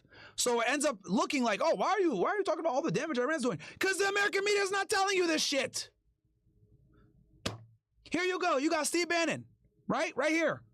A guy that's part of the Trump squad telling you exactly what I just fucking told y'all niggas. That Israel has been getting attacked very hard. Very hard. This isn't a who won or lost battle, okay? It's a who achieved their objectives battle. You understand? Let me be very clear about this, guys, okay? Especially with modern warfare. Modern warfare isn't about the days of like, oh, we're in the trenches, yeah, we won, we're going to take this territory. No, dumbasses, no, okay? Modern warfare is a bit more nuanced than that. Now, the objective was two things for Israel. Destroy their nuclear program and regime change. The reason why I call this operation a failure is because there's strong evidence to believe they did not destroy Iran's nuclear program. And even if they did, as I said before, Iran still retains the capability, the technology, the scientists, and the infrastructure to rebuild. So at best, assuming Israel accomplished some of its objectives, all they've done is push Iran's nuclear program a few years, but they can rebuild it. So in other words, they need a regime change to actually stop the nuclear threat against them for real. And we all know that ain't fucking happening. Their dumbass attack, Operation Rising Lions, actually made the government more powerful. That's what I'm saying. And this is what mainstream media is not telling you. So now I have to look like the fucking dissenter, right? The pro-Iran guy. No, I'm the pro-pragmatic guy. I'm the pro-truth guy. And the truth a lot of the times isn't pleasant. But the truth is, both of them beat the fuck out of each other. Israel couldn't sustain this fucking war the way it was being done with missiles and airfare and their air force. They could not continue to afford defending themselves because defending themselves cost damn near 10x what it took Iran to attack. So it's simple math and numbers. You don't even got to pick a side. If I told you guys, Army B is doing this with Army A, and I didn't mention the countries involved, most of you would agree that the army that's shooting the missiles is going to win as long as the time goes, the clock runs out. This isn't a biased situation. It's a fucking just numbers and common sense and pragmatism. Holy shit, some of you guys are smooth brain retards in here. I'm not in here to tell you guys Iran won the war. No, I'm here to tell you guys that Israel didn't fucking accomplish its objectives. That's what I'm telling you. And I would argue that's objectively true in almost every fucking way. Nuclear program, not destroyed. Even if it is, they can rebuild it. Number two, regime change didn't work. Backfired. So shut up. Holy shit, some of you niggas are retarded in the chat. 7 years ago, smooth brain motherfuckers. Would not work with us on stopping the financing of Islamic terrorism. The financing of it. And they come a long way. They've stepped in the middle of the situation in Gaza, and they stepped in the middle here, and President Trump is going out of his way to praise them. And he's not going out of his way to praise Netanyahu's government, which I think is getting to be an issue. Yesterday they took the... All right. Yeah, no, that's great. I'm glad you guys sent me this, because you got a Trump loyalist right here telling you exactly what I told you guys. So you know it's not fucking biased, bro. This guy is like one of the right hands of fucking President Trump. All right, Colin says, have you considered adding some ninja sounds for your camera changes? Maybe a swish or a katana being unsheathed, the star being thrown and hitting wood, or a ninja smoke, a quick puff goes up when it clears, boom, different angle. Nigga, what? That's an interesting thing. Like, imagine all those children and relatives, the RGC, like, no way they aren't trying to scoop the Israelis, okay? I don't get these people's mentality. How do they know whether or not, if they do the regime change, that an even more anti-Israel government comes to power in Iran? Yeah, no, that's true. Creates a power vacuum. And I think that's why the United States is reluctant to do it, chat. They saw what happened with Saddam Hussein. Still, well, Myron, Iran has a president also. Is Iran a democracy / theocracy? No, they're a theocracy. The president is like kind of a ceremonial position. in Iran. The supreme leader still runs everything. And he can override the I was actually literally reading this yesterday. The supreme leader has his own foreign policy team, and then the president has his foreign policy team. But the supreme leader and his team can weigh in and overrule the president's foreign policy. That's how it works in Iran. O/regiment about to become brigade soon. Okay, cool.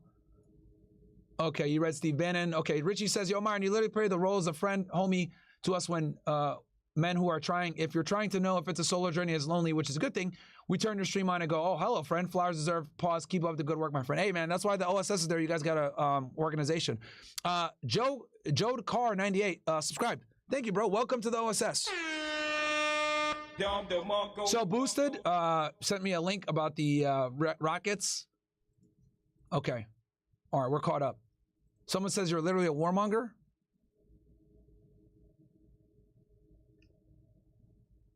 I'm not even gonna dignify that with a response.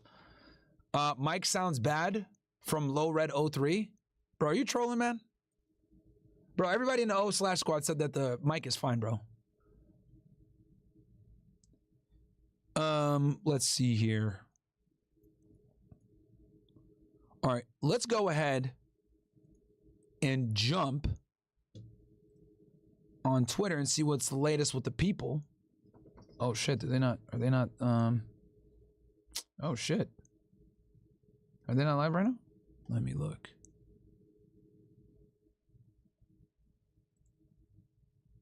I know a couple of you guys asked me to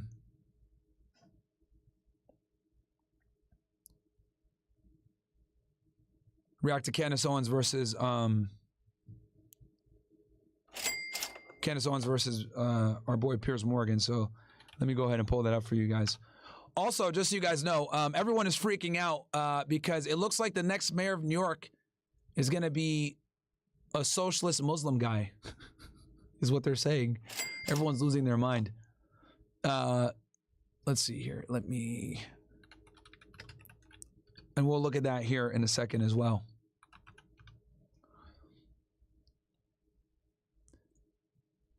We basically have. Okay, so this was Candace with Piers. Real quick, I'll give you guys an update on Diddy as well. I'm trying to see if Mel's around so that we can cover it. Also, I got the Andrew Tate and Bonnie Blue. I don't know if I'll cover that today or tomorrow. I might cover that tomorrow for you guys instead, since that's the Red Pill Wednesday. Let me see here. Myron, please have Fuentes on soon, man. Soon. Don't worry, Ashley. Very soon. Okay. So this is the Pierce interview with Candace. We have two countries that have been fighting so long and so hard that they don't know what the fuck they're doing. Do you understand that? There was no imminent threat to the United States when Trump made this decision to do what Bibi wanted. And I want to be clear here. This was not Trump's decision. It was Bibi Netanyahu's decision. And that is the reason that he did it. And we're very aware that Israel is dictating our foreign policy, and we would now like that to stop. He hates nuclear war. He hates regular war. Yeah. And I think he really believes he did the right thing, and I don't think he's being duped by it. What Americans now are searching for is fact-based analysis. They'd like to get the truth without all the garbage, without all the ideology, without all the hidden agendas. Are you done with Donald Trump? He's been a chronic disappointment. One of the striking points about the Alboy says, did you hear or see the phone recording of the Mossad agent threatening an Iranian general to leave? I can link it if you want. Crazy stuff. These dudes are savages. Yeah, I heard about that as well. Yeah, bro, I told you guys the Mossad is extremely good at what they do. And they have to be, because Israel's military is not as capable as people think. Iran debate is that President Trump has faced more backlash from America First conservatives than the foreign policy class which reviles him. General H.R. McMaster, Ambassador John Bolton and Chris Christie are among those on TV praising the president, all of whom have previously described him as unfit to be president. And much. Hey, shout out to DPG with the big. Holy shit, man. 90 gifted subs, bro. Thank you so much, DPG. Shout out to DPG. Also, I'm working with DPG. I know a lot of you guys want dog tags, so I think he's going to be handling our dog tags. Dude's name is Goys to Men. That's funny as hell. So I think we will go ahead and start kind of moving forward and getting you guys the dog tags when we launch. I think July 4th is when we're going to probably more than likely launch the merch. So maybe I'll start taking orders July 1st. But yeah, we're going to, dog tags are coming as well, and DPG is going to be helping with that. So yeah, man. The merch, Brett's doing, and then we'll figure out what the dog tags, how we run that. So coming very, very soon, chat. Very, very soon, ninjas. Okay? It's going to be litty. More unflattering things than that. But the strongest opposition to the US attack came from within the MAGA base itself. Those on the Tucker Carlson and Steve Bannon wing of the movement believe the no more foreign wars principle is not only integral to the MAGA movement, but the entire reason it started in the first place. I interviewed 3 prominent conservatives, very different takes on this vexed debate at various different stages yesterday, including as news of the Iranian retaliation was breaking. Candace, welcome back to Uncensored. Thank you. It's good to be back, just in time for World War III. Well, yes. Well, before we get there, how is motherhood treating you? Motherhood is treating me great. I'm exhausted, as is to be expected with the newborn, but always a blessing. Well, indeed it is, and I wish you all the very best with that. Okay, let's talk about impending World War III, as you put it. You are implacably opposed to what both Israel and now the United States have done here. Why? Yeah. Because, well, first and foremost, just on the MAGA movement level, Trump came out and he gave us a promise that we were not going to be involved in wars. And okay, before I get into this, let me read some of these Castle Club chats that I missed. Guys, Castle Club guys, I'm going to end the Castle Club stream right now. Come over to OSS, guys, so I don't miss you guys, because I'm realizing that I'm missing some of your guys' chats. So I'm going to drop the OSS link for you guys. Okay? Castle Club guys, come on over. Here's the OSS link. I'm going to end the Castle Club stream on Castle Club stream. And guys, as you guys know, starting July 1st, I'm only doing OSS for like I'm only going to stream on locals on the OSS page, right? To keep Fresh and Fit and OSS separate, so or the debrief separate. So real quick, let me go ahead and read these chats that you came in, then we can really get into this debate, because I think this is going to be a really good discussion. Yakamuru says, I would disagree with you on other countries helping Iran get nukes. Russia, China, and North Korea wouldn't risk it, because then U.S. would probably help Ukraine, Taiwan, and South Korea from getting nukes. As far as Pakistan, they would be more likely to sell nukes to the Saudis, who are enemies of Iran, before they would help Iran getting nukes. Yeah, I don't know, bro.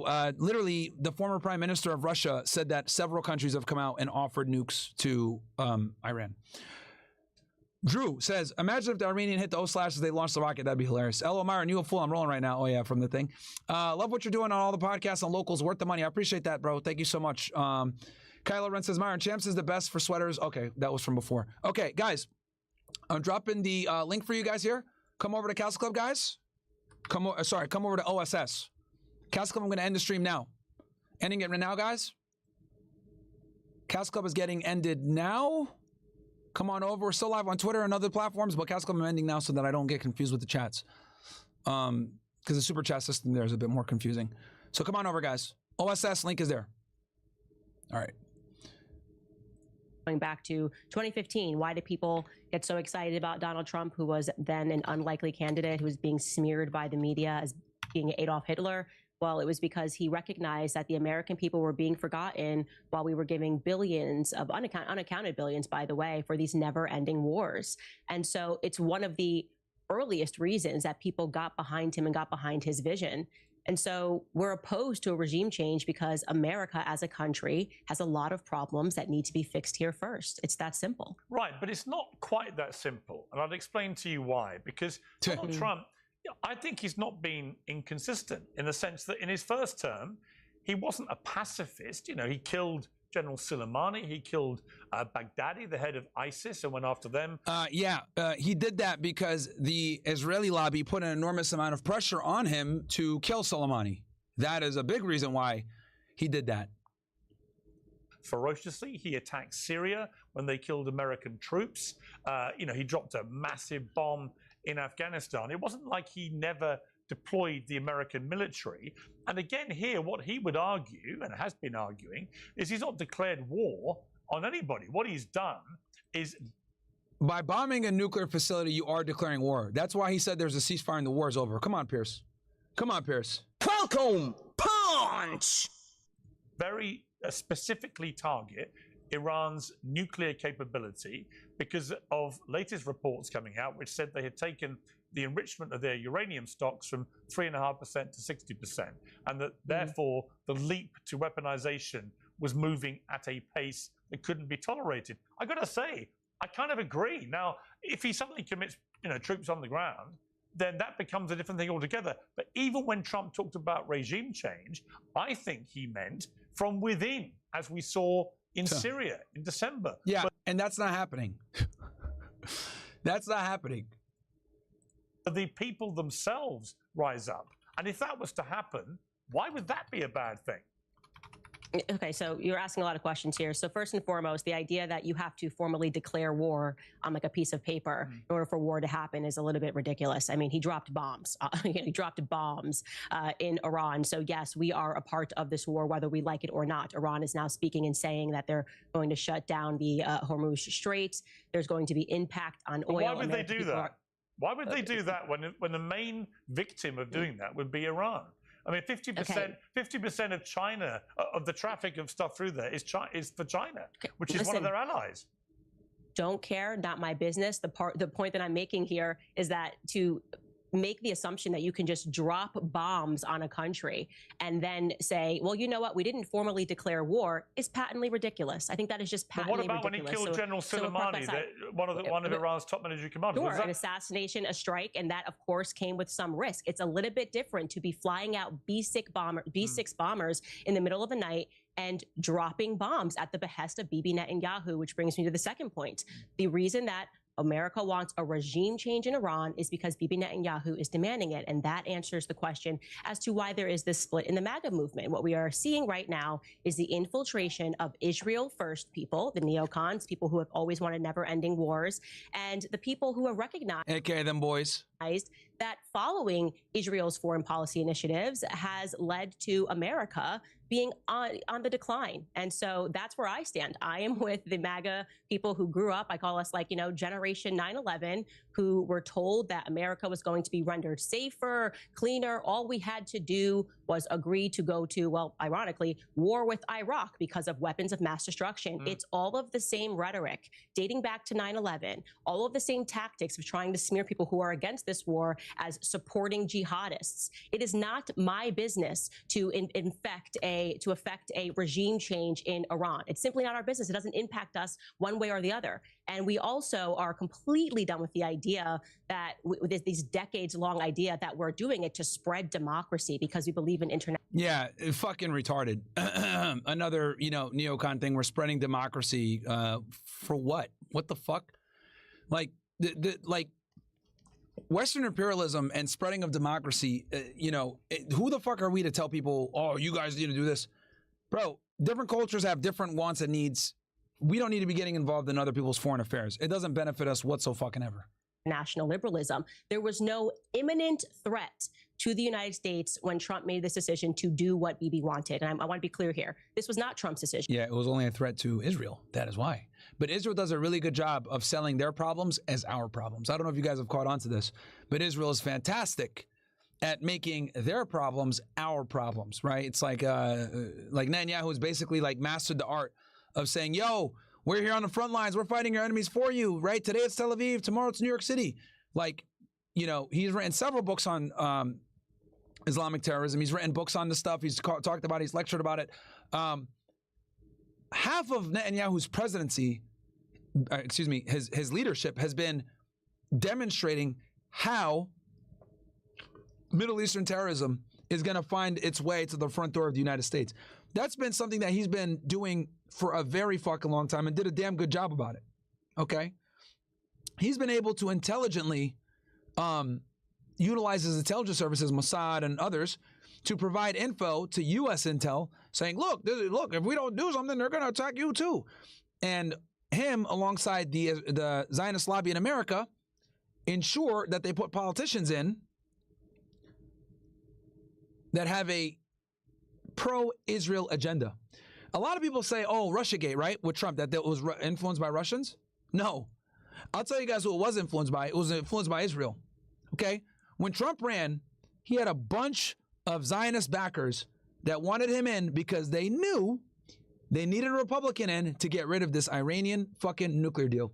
Guys, this Iran nuclear deal was a thorn on the side of Netanyahu and the Zionist community in the United States because they knew this nuclear deal would allow Iran to finally relieve the sanctions, finally get money, and then finally be able to bring their government back up, which would do what? They'd be able to spend more money on defense. They'd be able to spend more money on arming proxies, etc. And that would be a big threat to Israel. And make no mistake about it, the reason why Iran had all these proxies was because they've seen Israel attack all of their neighbors and destabilize them. So Iran said, look, it's either A, we arm these countries next to Israel so they can defend themselves from Israel and Western imperialism, or we let them get taken over and then be influenced by the West, and then we lose that potential ally. A perfect example of this is Egypt and Jordan. As you guys know, Jordan was shooting down Iranian drones that were using their airspace. Okay? Jordan is a very strong ally of Israel from a government perspective. Obviously, the people of Jordan dislike Israel, but the government works with Israel. Why? Because we negotiated treaties, right, to basically have it where you play nice with Israel, we give you a bunch of foreign aid. Egypt is another one. Camp David Accords, I think, is the Egyptian agreement. Let me double check here because you guys know.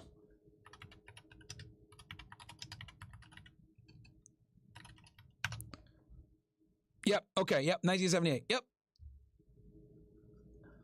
So that's what it is, dude.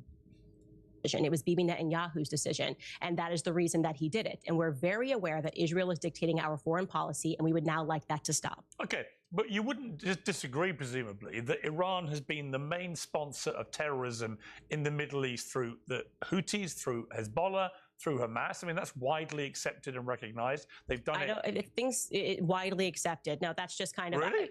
You don't think they have? Has been a terrorist state. Okay, Israel right now is. Let's go, Candace. Let's go. Imparting a genocide and a Holocaust on the Gazan people. So I'm really over this idea like somehow Israel has the moral high ground and we have to get behind them. I didn't say because that. We've got to go after the bad guys. I wasn't saying that. But we have. Oh, hang on. Look, we can come to Gaza where I think we'll reach agreement about what Israel's government's been doing there in the last few months. Without But it's any relevant. question. If you're going to call Iranians terrorists, if they right now had an open concentration camp where they were mass killing their own people, we would all be saying this is ridiculous. So it's rich to me that people are concerned about Iran having nukes. What I'm concerned about Israel, who won't even admit that they have nukes, having nukes, while at the same time they are executing a genocide. I got this retard in the kick chat saying, Martin, you used to care about men, now you only care about Israel. XD, do you not realize that I just did a whole episode on how to help people fucking invest in real estate yesterday, and we answered calls for like 2 hours with David Green from Bigger Pockets on my Fresh Fit channel? You fucking stupid fuck. Did you forget that we were live yesterday teaching guys how to make money and invest? Helped a bunch of guys out yesterday, retard. This is my political channel. I cover politics on this channel. Fresh and Fit is self-improvement. If you want the self-improvement, go over there and watch that. Literally, we did a stream yesterday answering a bunch of questions, call and show. You fucking dumbass.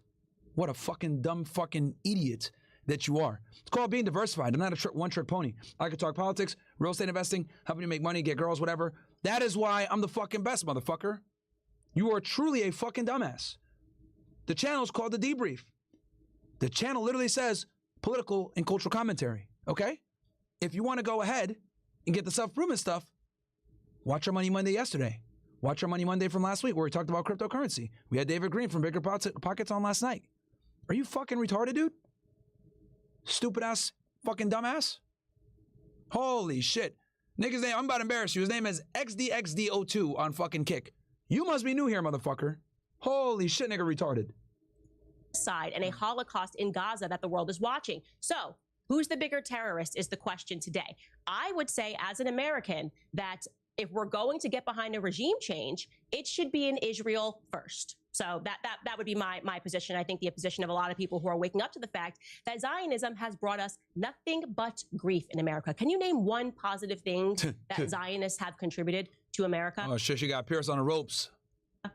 that us fighting these perpetual wars on behalf of Zionism has contributed to America? But can you also recognize that Israel, placed where it is as a tiny thumbprint in the middle of a region where you have massive countries full of a lot of people that want to wish them harm, and in the case of the terror groups like Hamas, Hezbollah, the Houthis, actually want to get rid of Israel and all Israelis altogether, can you accept that if you have a huge nation like Iran with 90 million people, and they are facilitating the terror groups to that purpose, that Iran has to defend itself? Now, I would not disagree with you about what has been going on in Gaza in the last few months. That was a fucking crazy deflection, bro. What the fuck? Have massive contributed to America? That us fighting these perpetual wars on behalf of Zionism has contributed to America? But can you also recognize that Israel, placed where it is as a tiny thumbprint in the middle of a region where you have massive countries full of a lot of people that want to wish them harm, and in the case of the terror groups like Hamas, Hezbollah, the Houthis, actually want to get rid of Israel and all Israelis altogether, can you accept that if you have a huge nation like Iran with 90... Bro will not answer the question because he knows that there's fucking no benefit, man. He can't answer the question. 90 million people, and they are facilitating the terror groups to that purpose, that Iran has to defend itself. Now, I would not disagree with you about what has been going on in Gaza in the last few months. I've been very vocal in my criticism of that. Nor do I disagree, by the way, that it wouldn't help Israel if they did have regime change and Netanyahu wasn't prime minister anymore. So on those points, I think we have agreement. But I come back to the fact that the reason Trump has done this, I think, is that he has for a long time said Iran cannot have a nuclear bomb. I think he's absolutely right to believe that would be a pretty terrifying escalation of the power of a country that's been so wedded to terrorism in the region. And I think he took the action for that reason. So, yeah, Israel shouldn't have nukes either then. I don't really agree that he's only doing it because Bibi Netanyahu wants him to go along and do it. I think he's doing it because he believes it's in America's strategic interest that Iran does not have a nuclear weapon. Yeah, no, that's in Israel's strategic interest. Clearly, he's accepting the Kool-Aid there. And here's the other thing, too, like I said before, right? Like, they always use this thing about, like, oh, yeah, well, you know, they're the biggest backer of terror, blah, blah, blah. I mean, I would argue Israel is a far bigger backer of terrorism than anybody else. Because here's the reality, right? Israel provokes and or conducts operations, military actions, intelligence operations, false flags, whatever. They do a whole bunch of bullshit, right? And the State Department turns the other way, right? But when these countries retaliate against Israel, then they go in and say, oh, we need to put you guys on the terrorist watch list. And the reason why they do this is because Israel understands that if their enemies are put on the foreign terrorist organization list, they get sanctioned, they get, it makes it a lot harder for them to make money for their country, generate revenue, etc. So basically, Israel fights its enemies, starts problems with all of its enemies. When enemies retaliate, Israel says, oh, United States, please help us. Put them on the terrorist organization list. Put them on the terrorist organization list. Country goes into fucking debt. Country becomes poor. Country can't generate revenue. And then what ends up happening is Israel attacks that country, destabilizes that country, and then bam, puts in a puppet government. We've seen this happen a million times, whether it's with Libya, Iraq, you know, what they're trying to do with Iran right now, Lebanon with the Hezbollah, the Houthis. That's what they do. That is the Israeli game plan, guys. And it's interesting because, like I told you guys before, the idea, for those of you that don't know, was formulated through 3 different paramilitary groups. You got the Haganah, Stern Gang, and Irgun, okay? These 3 Zionist militias are terrorist organizations, even according to U.S. standards, okay? But in 1948, once Israel declared its independence and became a country, these organizations all merged to become what we know now as the Israeli Defense Force, aka the IDF. So people need to understand that the entire history of Israel and their military was created through terrorism. It was created by raiding villages, killing the innocent people, expelling them from their own land, okay?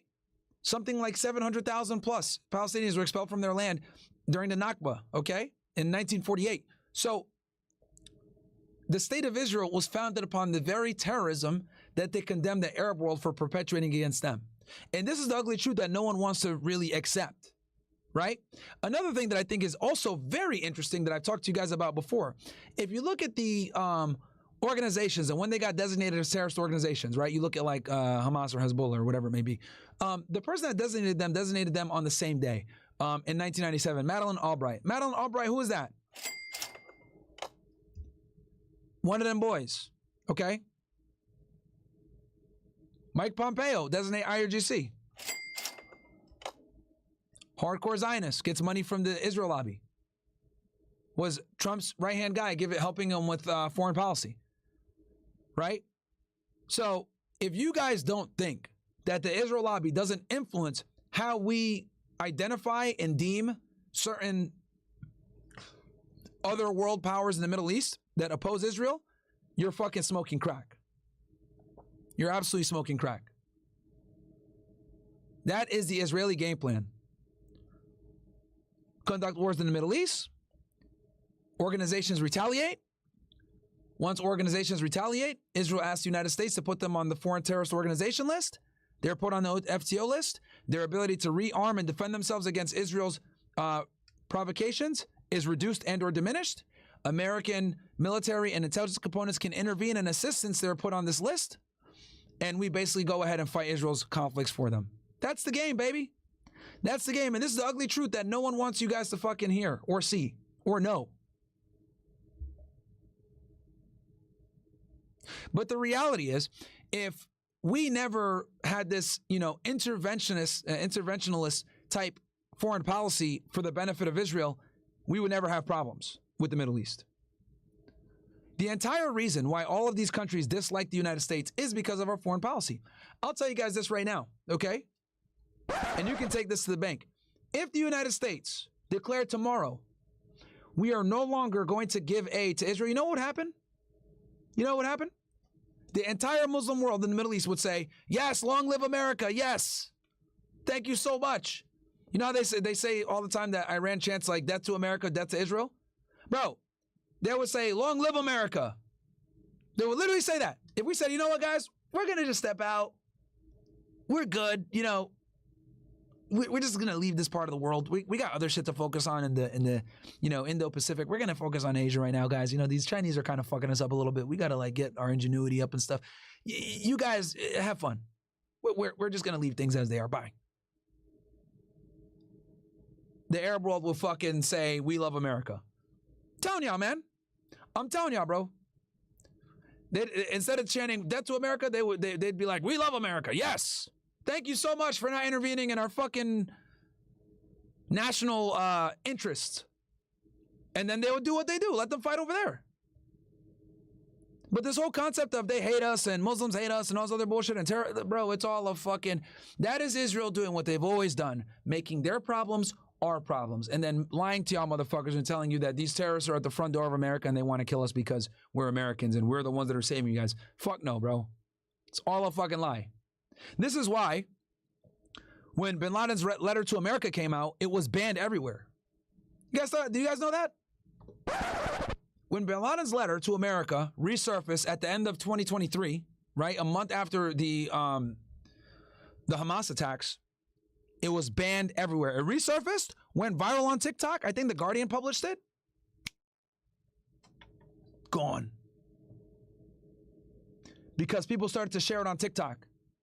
And then people started to really wake up and realize why the Middle East has grievances with us. That was a big fucking red pill. Guess who made sure that fucking letter got gone everywhere? Zionist lobby, ADL. Media Matters. All these organizations stepped in immediately. Get this letter off the internet immediately. Get it off the internet immediately.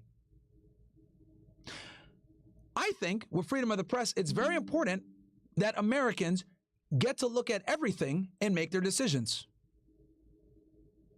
Okay? This isn't about sympathizing or wrestling. No. I think it's important that the American public gets to read and see why our enemies hate us. Because that will put us in a more educated position to vote for future leaders. But they didn't want you guys to see that. They wanted you guys to run with the whole fucking concept of they hate us because we're free. Remember that, guys? Remember that? Fucking dumbass thing that Bush used to say? They hate us because we're free? You guys want to have fun with this one? I know we talked about the State Department. But guess who wrote Bush's speeches?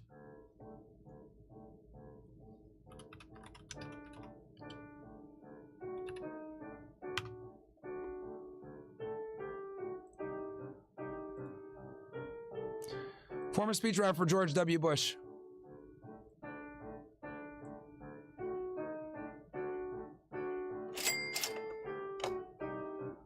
Are you getting it now, guys?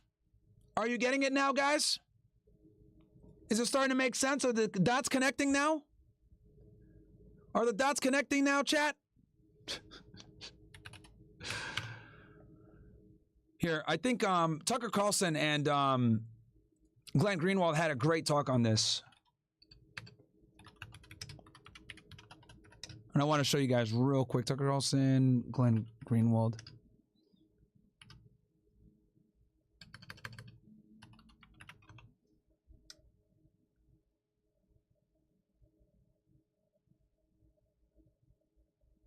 It's on Twitter only? All right, I'll find it for you guys. Bear with me. Shout out to Glenn Greenwald, by the way. Let's see here. Let me find it for you guys.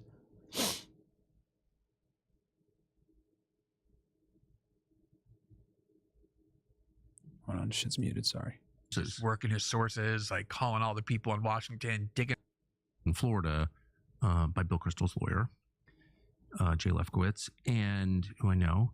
And the second is the statement by Alex Acosta, which I think maybe is at the top of your memory, about why Epstein got off so easily. How is this not talked about every day? Okay, I think that's it right and here. So every time we have a new war where someone wants to sell a new war in the United States, the only historical Unforgiven, thank you for the gifted sub, bro. Framework that they'll use, as if they only studied one thing in high school and college, like the only thing they know is World War II. Guys, we're also less than 60 away from hitting 1,500 of our goal, guys. Let's hit our goal of 1,500 OSS strong on this stream, guys. We got what, 7,000 plus of you guys in here? You guys could be anywhere else in the world, but you're here with me. I love you guys. Thank you guys so much. Clearly, you guys enjoy this type of content, more informative political discourse, you know. So yeah. Too, and either you're on the side of nothing Churchill. about World War II, by the way. But they know. All they know is the that Wikipedia version. Churchill is good because he went and fought. Thank you, Shalom, for joining the OSS, bro. Thank you. I see that you just subscribed. And Chamberlain is bad because he tried to use diplomacy. I wrote an article about this when, like, 6 months after I started writing about politics in 2006, how everything was. Also, Max Blumenthal, look, he's considered more of a progressive. When he comes to Israel and foreign policy, fucking spot on. He's Jewish, right? He's gay, he's Jewish. Don't agree with that, being gay. But look, the truth is the truth regardless of who says it. I'm a firm believer that even if someone that I politically oppose says something that's true, I will concede, because the truth is more important than my personal belief system. Had like superimposed on it was the framework of World War II, and you are either Churchill or Chamberlain, and you choose one or the other. And neocons to this very day, by which I mean people who always want the United States to go to war in the Middle East and elsewhere, the minute you say you're not interested in war, you're Chamberlain, and the minute that you want to go to war, you're heroic Churchill. And so the idea that because we use nuclear weapons against Japan, Imperial Japan, filled with enormous amounts of skill and money and know-how and a massive military force allied with Nazi Germany, that is psychotic to say that.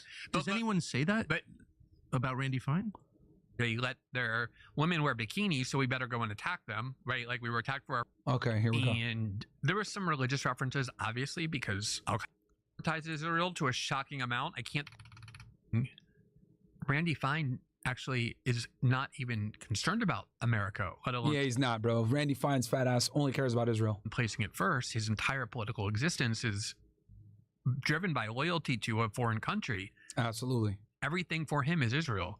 Everything. And to like, even to an extent that is very severe, for a Congress that in general prioritizes Israel to a shocking amount, I can't think of a foreign country that is as important to as Israel is to the United States that has... Yeah, I mean, Netanyahu literally came and fucking oppose our president with zero fucking pushback. Any other kind of foreign country placing its interest on par with, if not above it.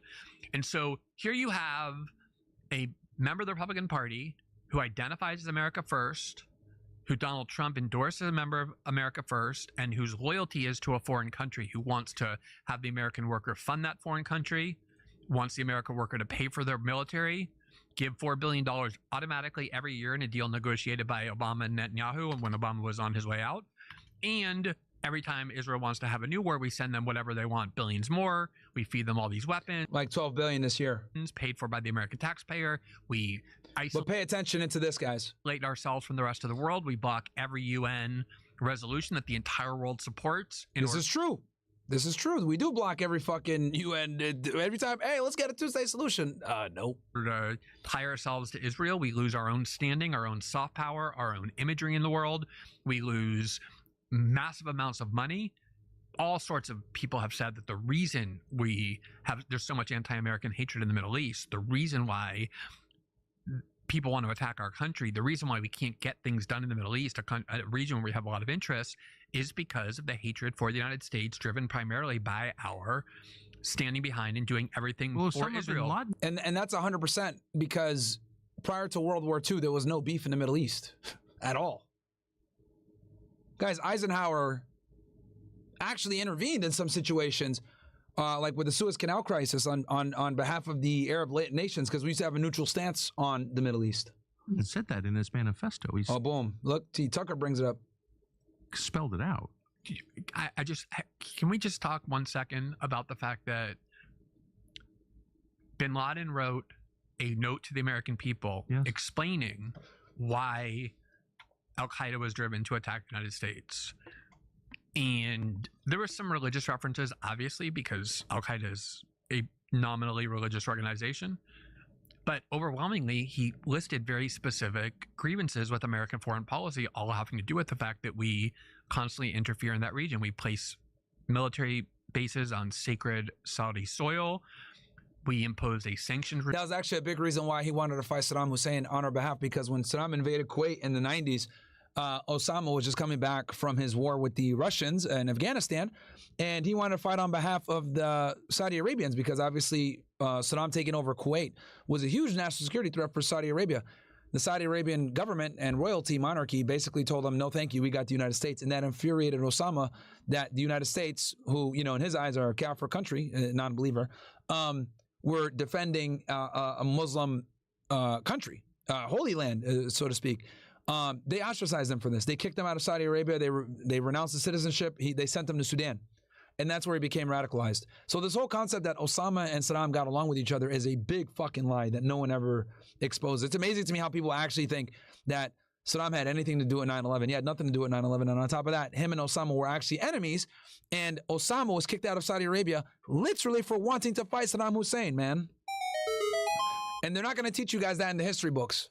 Regime on Iraq for years that killed 500,000 Iraqi children that Madeleine Albright said was... But there we go. Madeleine Albright. Who is that again? Again, guys, once you start looking at the names, everything starts to make sense, man. Here she is. Former Secretary of State. Okay. So, 1997, Albright said her parents never told her or her two siblings about their J ancestry and heritage. What year?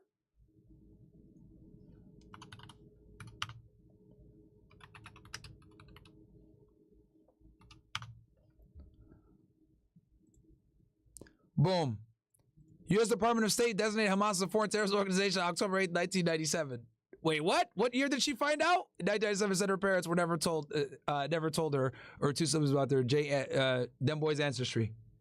Are you guys starting to see now? Welcome, punch! Okay, let's try Hezbollah. Let's see here.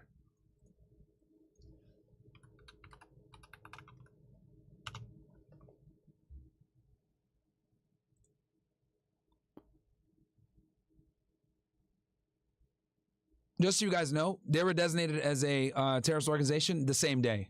I don't know why it's not showing up here, but October 8, 1997, both Hezbollah and Hamas were. And what are these two countries? Two countries that pose a threat to Israel. Are you guys seeing the connections now?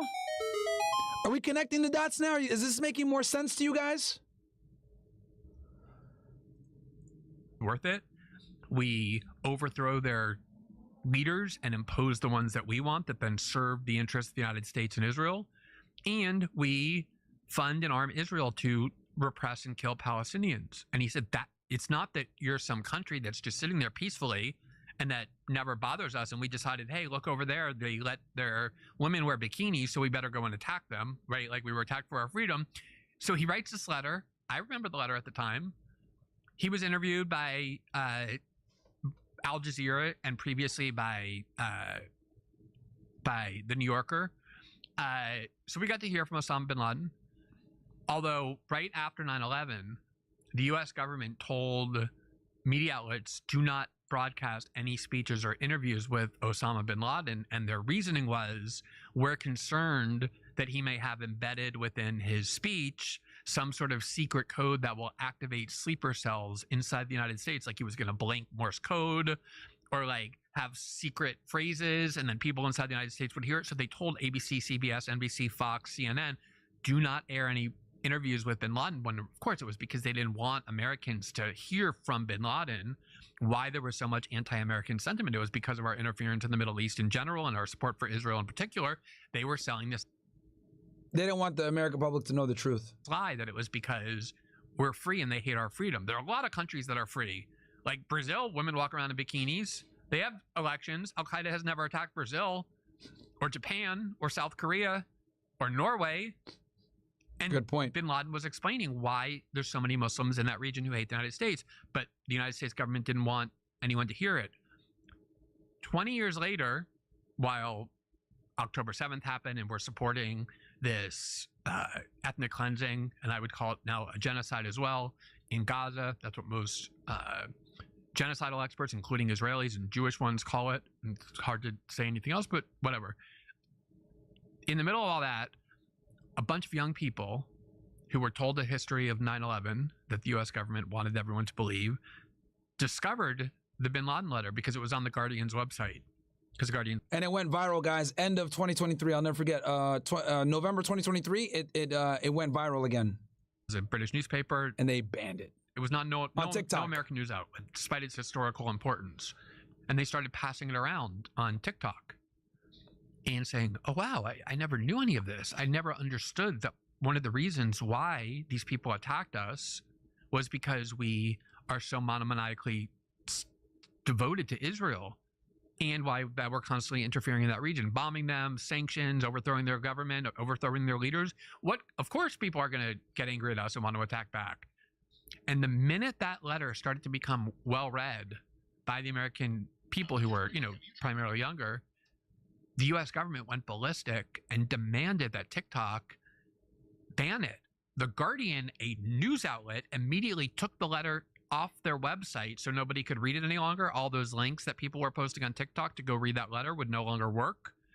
And then TikTok, immediately under pressure from the U.S. government, which was obviously already threatened to close TikTok and ban it from the United States anyway, started banning all the hashtags, bin Laden letter. You could not anymore read or find. I mean, this is like the stuff we're taught that the Soviets did, right? Like hiding letters, hiding documents, crazy shit, erasing history.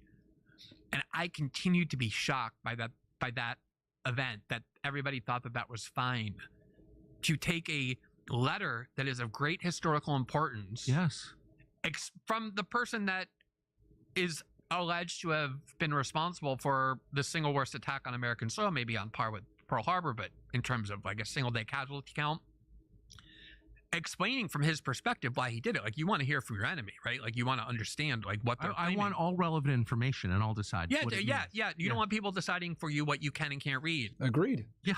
They were petrified that young Americans. Again, guys, look, you got a conservative Tucker Carlson, you got a progressive like Glenn Greenwald, then you got someone like me who said people might say I'm far right. We're all agreeing on this topic. That should tell you something. Americans were going to hear the reasons proffered. Americans should have access to this. And they made that letter disappear. Why would the Guardian, which is supposedly like this left-wing British publication, like why would they go along with that? Because England's cocked. The Guardian is very, supportive of the Western establishment. The UK is aggressively supportive of Israel, always has been, funds it with arms, does a lot of reconnaissance fights over Gaza to feed the Israelis intelligence. And when that kind of pressure comes to bear, TikTok, a gigantic multi-billion-dollar corporation, The Guardian, one of the oldest newspapers in the West, they fold in a second. Like, they're no match for that kind of pressure. A pressure that said we want that letter censored so Americans don't know about it, have never read it, don't hear from it, so they only hear from us. But so so that was just I'm still amazed every time. I didn't mean to go into that because so why do you love Osama bin Laden so much? I mean, of course and then I remember being shocked by it and saying, like, how can it possibly be the case that we're watching this? And it wasn't, there was no pretext to it. It was explicit. Like, we can't have people reading this. This is terrorist propaganda. And then exactly, if you stand up and say, no, I think people should be able to read that. And then they'll say, like, oh, you're pro Al-Qaeda, you want terrorist propaganda to spread. I'm like, no, I just think adults should have all information that they want to have available to them, and I don't think the government should be prohibiting certain information from being accessible. But also, 3,000 Americans were murdered that day, and I'm an American. I have an absolute right to know all available information about that. I don't understand by what. And I'll tell you guys this: we are never going to get the full 9/11 files, bro. No fucking way. By the way, that's not Obama okay. That's did not more an argument. strikes than anybody, right? Yes, I mean, Obama never asked anybody for any I'm not an Obama permission. supporter. Yeah, that doesn't make it okay. By the way, like, that argument, just so we're clear, saying, well, we've been doing it wrong forever, so we should just keep doing it wrong, is not an argument that it's right. I don't disagree with you about that. Okay, so I disagree with Obama doing it. I disagree with Trump doing it. Enough. And especially when what we're talking about is what could rise to be a nuclear war, right? We should have done things the right way. And he had indicated that he was going to wait 2 weeks, and then he didn't wait 2 weeks because Bibi Netanyahu, at least according to the Israeli press, if you believe it, said, we're not waiting 2 weeks. We want this done immediately. But I will say, you are correct. He's not just doing this because Bibi Netanyahu demands it. He's also doing it because Miriam Adelson demands it. He took $100 million from Miriam Adelson. It was very clear what she wanted. She was clear that she wanted to annex the West Bank. So there was an imperialist plan that was put into place. And unfortunately, when you do a deal with the devil, you're going to have to eventually deliver the pound of flesh. And that is what Trump is doing, in my opinion. And more evidence of that is the fact when he tweeted that there could be a Trump hotel in Gaza. I mean, that was truly, in my opinion, the most inhumane thing he's ever tweeted. Well, I think it was pretty clear I think what he was doing there was pretty clear. He's saying he wants a better life for Palestinian people, a life where they have beaches. But where are you going to send them, bro? You're going to send them to Libya? You're going to send them to Jordan? Like, bro, you're taking them from their house. Like, why do you think Trump has never talked about, taking over Gaza again? That was wildly unpopular. People started freaking out when he said that shit. Jared Kushner and Jared Kushner's private equity firm and their ties to what's happening in Israel, and Jared Kushner being on camera shortly after. And if you're wondering, Jared Kushner, yep.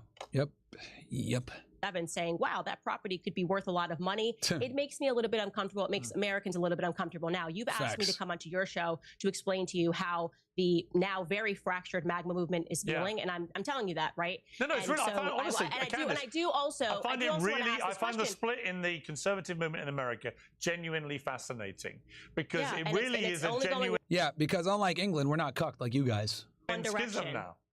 Yeah, there's a genuine schism, and it's only going one direction. And by the way, we shouldn't even call this a schism, because trying to dress this up and delude us into believing that the MAGA movement is what has Meghan McCain cheering, John Bolton cheering, has Mark Levin cheering. The literal faces of the Never Trump movement are saying, yep, and they're also neocons, hardcore. This is real MAGA. Yeah, we're not going to be that delusional. But you're on the same side as Alexandra Ocasio-Cortez. How do you feel about that? You're asking. What does that matter? Look, like I said before, the truth is the truth, regardless of where you align. This is why, aligning politically is retarded. It's about what is true and what makes sense. What is the best for the United States? There's going to be times where left-leaning ideologies might make more sense than right-leaning ideologies. And in this case, I would argue not being involved in the war and not taking an interventionist type approach to the Middle East Though that might be considered more of a libertarian or left-leaning strategy, I think that is a better strategy given the situation versus taking this whole Republican side, we're going to go and support Israel no matter what, because that has been the Republicans' mantra for a while, okay, of supporting these stupid-ass Middle Eastern wars. About the MAGA movement. The MAGA movement has always been a movement that explicitly did not want to keep involving our sons and daughters in the Middle East. So we have not changed that position. If AOC was always And that's what Trump campaigned on. War, then she should have thrown on a red hat in 2020 and in 2015 and joined the MAGA movement. That would have been fantastic. But are you saying America should never Candace, use any on the same military side action? as Greta Thunberg when it comes to the Palestinians Right, being but are you saying, murdered but Candace, every day? are you saying? I am. I'm aligned. Okay, but are you saying that America should never use any military action then? No. I'm not saying America can never use any military action. In fact, what I said earlier was What I'll say is in most situations, it doesn't warrant military action. Could get behind a regime change in Israel because I think it would fix a lot of issues that are happening and that has been happening to America over time. That would never happen, but that's a good idea. Like I said, America has been on the decline. Israel won't even let the IAEA inspect their nuclear bombs. That's why they have their unacknowledged program to this day. Look, I'm reading an Amnesty International report from 2024. Because Iran is not negatively impacting. I'm answering your question because Iran's regime is not negatively impacting America on a day-to-day basis.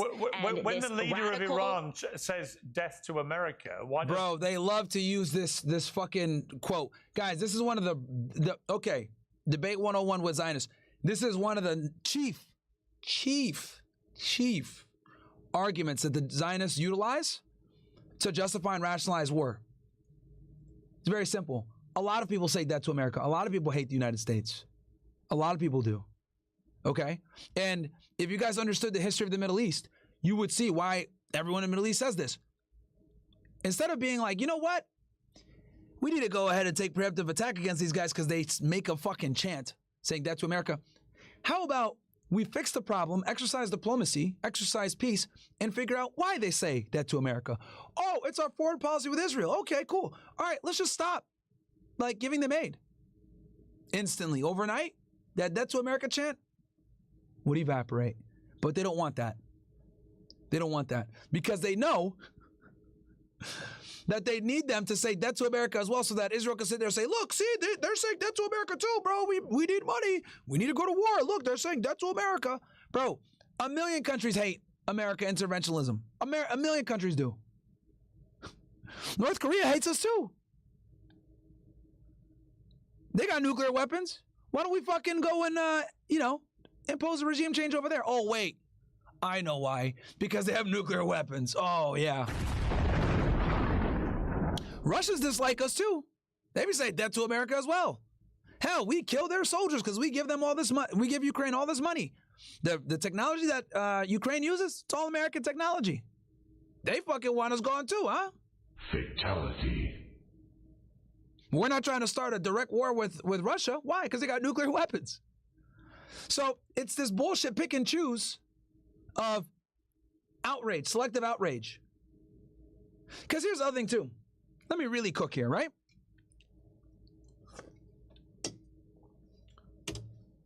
If you ask the common neocon, right, / pro-war supporter, pro-Israel has the right to defend itself, etc., right? And you talk to them about Iran, they're going to tell you the same thing. It's going to be a mix of pretty much this, in sum and substance.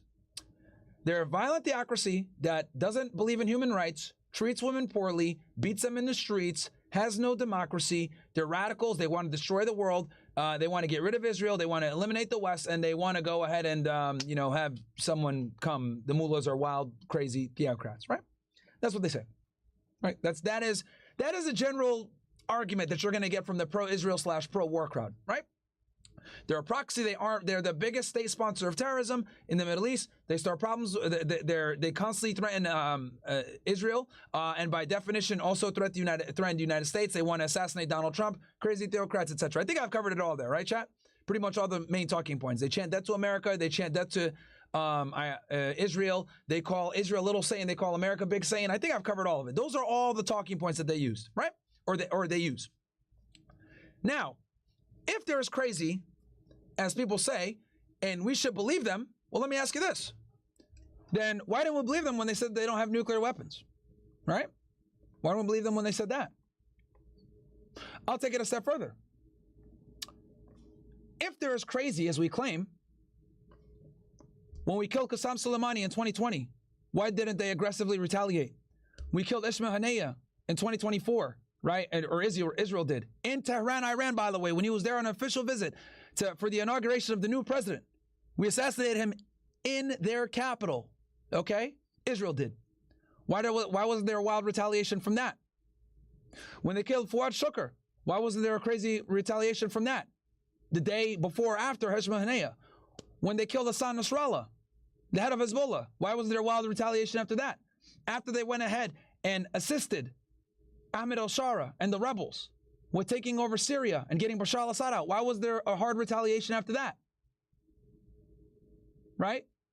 When they bombed the Iranian embassy in Damascus, why was there hard retaliation after that?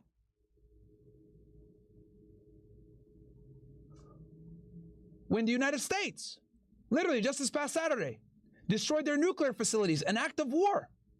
Also, when Israel launched a preemptive attack during the middle of negotiations, Operation Rising Lions, where they had Mossad operatives behind enemy lines, destroying the air defense, assassinating generals, assassinating scientists, in the middle of diplomacy. And then on top of that, the United States dropping bombs all across their nuclear facilities. Well, I've named 7, 8, 9 different provocations?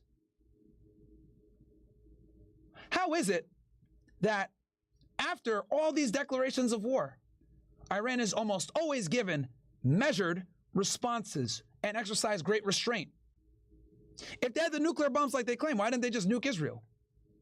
If they have this crazy, wild, theocratic ideology where they don't give a shit and they just want to kill, kill, kill, why didn't they blow Tel Aviv into fucking smithereens? Why did they agree to the ceasefire? Why did they tell the United States hours before the attack on the military base that they were going to send the 14 rockets into Qatar? And no one died, no fucking missiles hit, one hit on the side and did 0 damage. Why did Trump thank them on Truth Social after for notifying them and that no lives were lost in their retaliation? Yeah, I think you guys are starting to get the picture here. The reality is that though Iran has been provoked, oh, I forgot to mention the fact that Israel's doing a fucking genocide, by the way, in Gaza, killing hundreds of kids every day, that in itself would warrant a crazy regime to attack Israel directly, but they haven't. So explain to me how this crazy theocracy who wants death to America, death to Israel, can't be trusted with nukes, can't be trusted with weapons of mass destruction, has exercised extreme restraint during multiple provocations conducted by both the United States and Israel. Explain that to me. See, you can't have it both ways. Are they a violent theocracy that is going to destroy the West, that has no control? Or, which evidence lines up with, are they an Islamic Republic that opposes Israel's illegal occupation of Palestinians and is fighting to maintain its sovereignty in an ever-changing landscape in the Middle East where Israel wants hegemony and control? Which one is it? But you can't have it both ways. I would argue Iran actually uses far more restraint than the Israelis do. The Israelis kill kids. The Israelis bomb hospitals. The Israelis conduct false flags. The Israelis run clandestine operations and invade people's sovereignty all the fucking time. Meanwhile, all of Iran's responses were pretty fucking measured given the amount that they've been attacked. When they killed Soleimani, when they killed Ismail Haniyeh, when they did their attack, when they got the United States to come in and bomb their nuclear facilities, how did Iran respond? They notified, and they sent missiles, and the missiles were shot down. It was pretty much measured responses every single time. More symbolic than anything. A retaliation to let people know that they can defend themselves. Now, with that said, the only time they actually said, you know what, we're going to actually hit you pretty hard, is in response to Israel's Operation Rising Lions, where they started bombing Tel Aviv. For real. And they started hitting them with hypersonics and everything. And they showed the capability to pierce through the Iron Dome, the Arrow, and the David Sling. But why do I tell you guys about this? Why do I give you guys all these provocations so you guys understand the 7 or 8 provocations I've named to you guys, which no one ever fucking comments about these in Middle Eastern policy? It's to describe to you and show you guys that despite great provocation from Israel, even bringing the United States into the conflict, the last thing Iran wants is a war, especially with the United States. So again, I would argue they exercise far more restraint than the Israelis do. Far more. The Israelis have no restraint. And you want to know why they have no restraint? Because nobody can tell them anything. They have a powerful lobby in the United States that pays our politicians. So when they drop bombs on fucking kids, we can't question them. We run cover for them at the fucking UN. Trump unlocked the 2,000-pound bombs and let them go ahead and use them. And they've been killing even more people.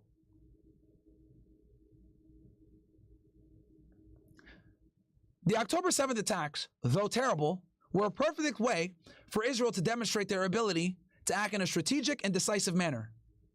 What did they do? They used it as an excuse to go on a fucking bloodbath all across the Middle East and wage wars against all their enemies, as well as keep Netanyahu out of jail. And when you know all of these facts and you understand the history of the region and you know what strategic objectives are between the different countries, it all clicks into place. Let's go ahead and label the Iranian regime as wild theocrats that are terrorists that want to kill us, despite the fact that we've done a whole bunch of provocative shit and they actually haven't instituted a burn all the ships policy back on us. But when we were provoked and Hamas attacked us, we fucking leveled the city. Tells me who has more restraint. Tell me who should actually be more responsible, or who would be more responsible more than likely with nuclear weapons. Is it Israel? The country that blackmailed Richard fucking Nixon and told him that if you don't give us a fucking airlift, we are going to blow up the Arab world with the nuclear weapons that are unacknowledged, by the way. When Golda Meir fucking called his ass and said, hey, you better give us this fucking airlift or else. Back in 1973, bitched his ass.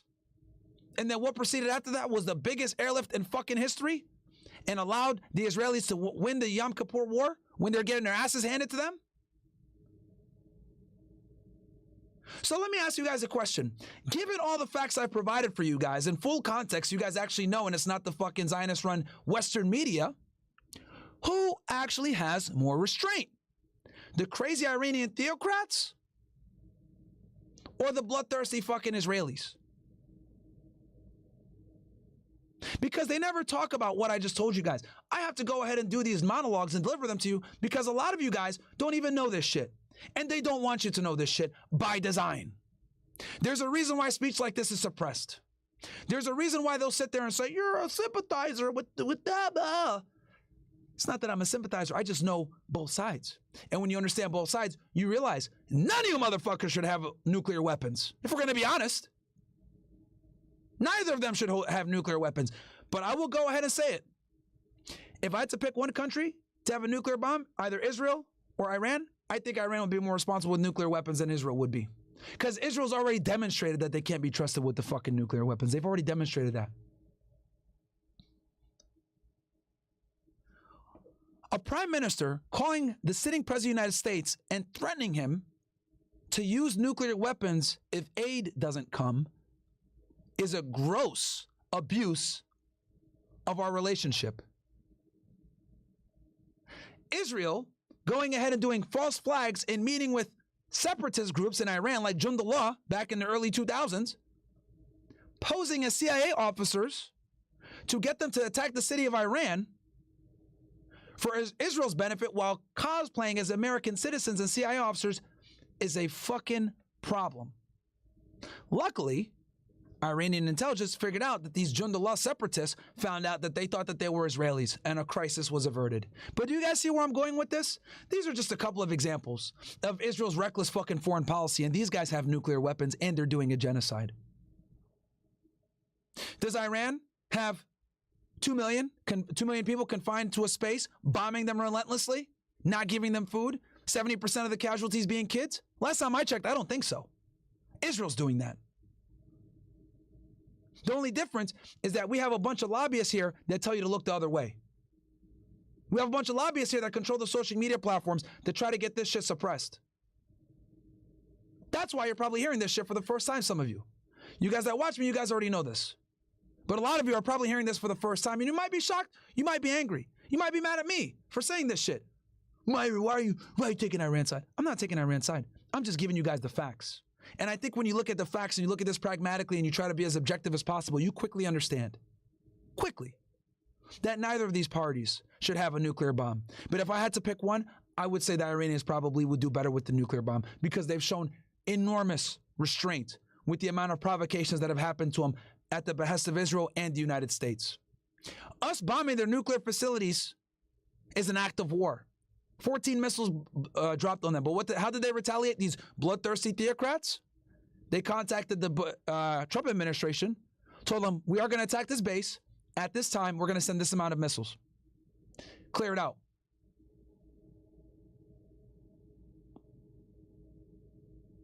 Doesn't sound like a bloodthirsty fucking theocracy to me. Meanwhile, what you guys don't know is Israel killed 100 kids today in Palestine. Because the focus has kind of shifted from Gaza to this conflict. But make no mistake about it, Israel is still in Gaza running Operation Gideon's Chariot, still killing kids every single day. Last week, they had a food, like a food truck or something like that, an aid package come in, and they killed a bunch of kids and innocent people as they went to go to try to retrieve the food. Obviously, that's not being reported in the media because they're more concerned telling you guys that the mullah's got a nuclear bomb and they can't have it. But they're not telling you about all the fucking war crimes Israel's conducting every single day in Gaza. And we haven't even talked about what's going on in the West Bank as they continuously, illegally expand the settlements in the West Bank. Are you guys getting it now? Are you guys getting it now?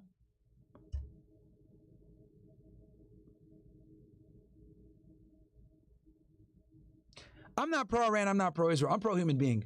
And I understand that what Israel is doing is fucking deplorable. But they sit there and try to cosplay as the most moral army.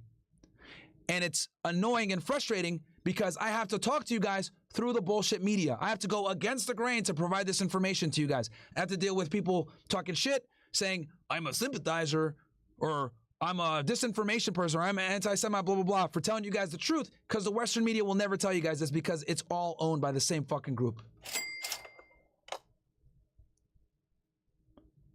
But once you actually look at all the different facts and circumstances, you quickly figure out who the real violent government is.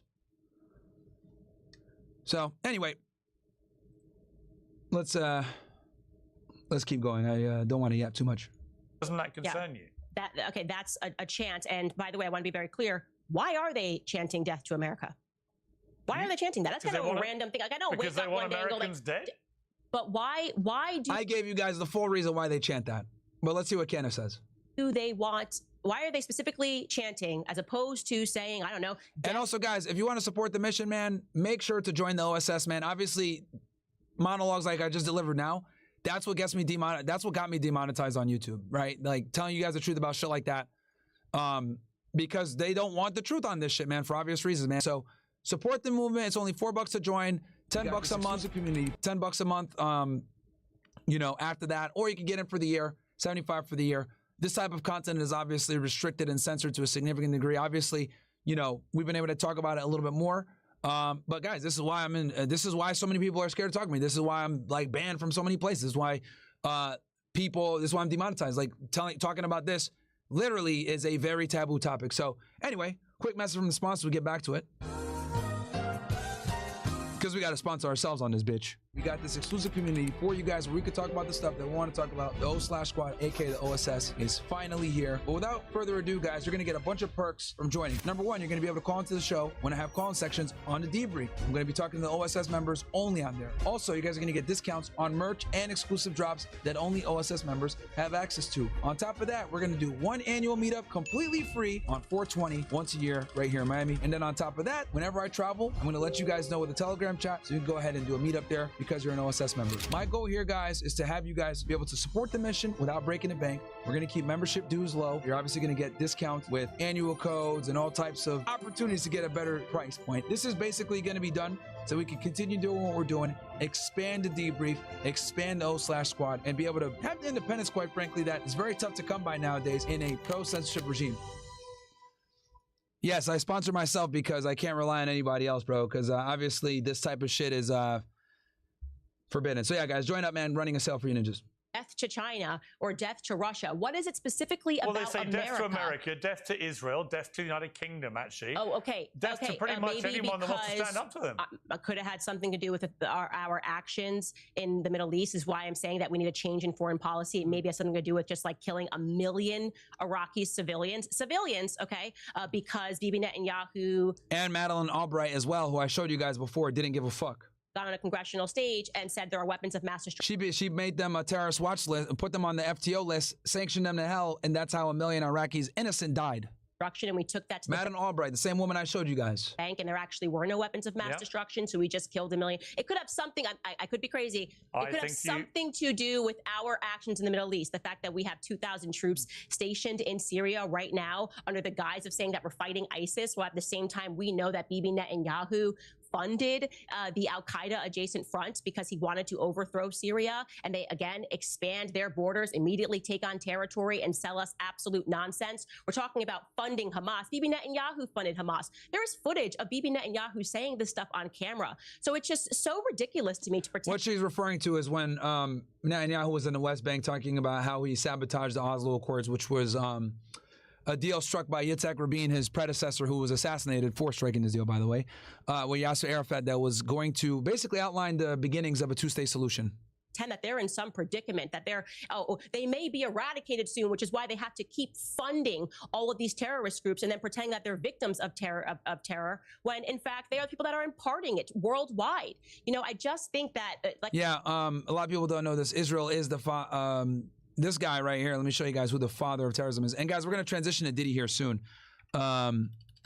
Just get a break from all the Middle Eastern stuff. This guy right here, guys, is the father of terrorism. That's one of his nicknames, Menachem Begin. And this guy actually ended up becoming a prime minister of Israel, bro. Like, yo, this shit crazy, man.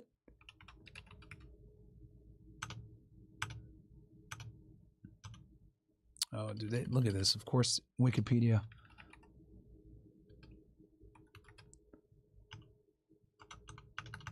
Yeah, see? But yeah, basically, yeah, Haganah, Jewish terrorism. Here he is right here.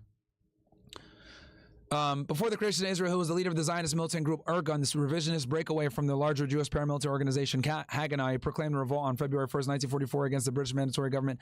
Also, as head of the Irgun, he targeted the British in Palestine, with a notable attack being the King David Hotel bombing. This guy ended up becoming prime minister of Israel, chat. A terrorist that killed a bunch of British people.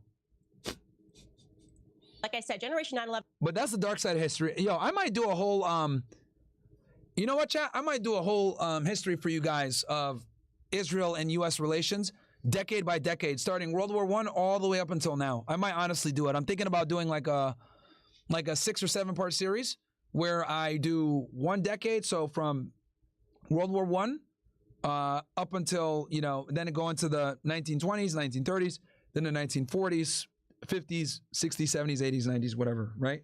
I'm thinking about doing that, where I cover by decade the creation of Israel, the Israel lobby, and the symbiotic relationship between us and them, and how we pretty much have created this state in the Middle East who actually is a terrorist organization in themselves, to be honest with you guys. I'm not disputing the fact that Hezbollah, Hamas, or whatever, you guys are never going to catch me saying that they're not terrorists. Fine. If you actually look at the definition of terrorism, they fit into that definition. I'm not here to I'm not here to sit here and say that they're not terrorists. What I will tell you though is that the IDF is also terrorist if we're going to apply that metric of definition. 11 has grown up. The only difference is that the IDF was smart enough to rebrand. and call themselves the IDF from what they used to be before, as I've shown you guys, their predecessors. And I think that our eyes are very clear here, and we recognize that our relationship with Israel has become increasingly problematic, and it always was problematic. So I'll again ask the questions, Piers. I'm asking you because we're having a conversation. Yeah, Piers, answer the question, bro. Stop ducking, nigga. Name something positive that our Zionist AIPAC foreign policy has brought to America. Well, I think the positive side of, if you want an answer about that, is that America has been Israel's steadfast ally because it recognizes as a country that Israel has been under an almost unique, multifaceted threat on its border for a very long time from people that want to destroy it. And whose fault is that? And, you know, that you may not see that. That's not our problem, Piers. It's not our problem. As a benefit, but Israel has been very supportive to the United States in many ways, right? So name one. Why shouldn't America? I just want something concrete that has been benefit. Like, we got better in America in this way. Just name something. Gas prices, just something that the average American can relate to. Well, you're not going to have a correlation between Zionism and gas prices in America. Yeah, okay. See now, okay, yeah, now it's becoming more nuanced, right? Of course you're not. No, I'm just giving you an example. To just tell me one thing that tangible benefits. What your argument here is like, well, you get a pat on the back and you can say that you helped this country, which was formed in 1948 by pretending to be refugees, if you will, and being invited into the homes of Palestinians, the horrific story they weren't of what happened. Pretending to be refugees. They were people fleeing a Holocaust. Let's be clear. Oh, man. Let me finish my statement. What do you mean pretending to be refugees? Let me finish my statement. When I say pretending to be refugees and being invited into the home, you would think that these people were helpless and were going to be grateful to the people that hosted them. People like Muhammad Hadid, Bella Hadid and Gigi Hadid's father, who was an infant at this time in his mother's arms. She had just given birth. They had invited these refugees because of the goodness of their heart. And then one day they return home and their doors are locked and they are told that if you try to enter, you are going to be shot and killed. That is the reality of how Israel was established as a state. Okay, that is not a stain that you can wipe from history. Most Americans growing up actually believe what happened was that, okay, it was a little messy. That's what happens after wars. Borders get changed. But at the very least, they were given money. I mean, you've lived here for hundreds of years. Here's money for your property. No, that's not what happened. They were forced out of their homes at gunpoint. Listen, and it's wrong. So we get to be the nation on the back. According to you, the thing that America gets. Let me finish. I'm going to let you finish. It's your show. We can. But let me finish.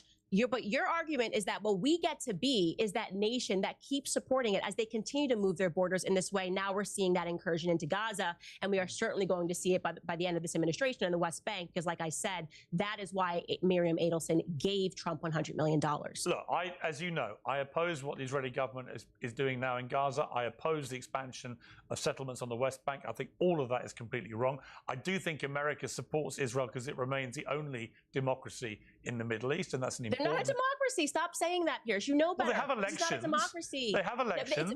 But who gets to vote in those elections? Do the Gazans get to vote in that election?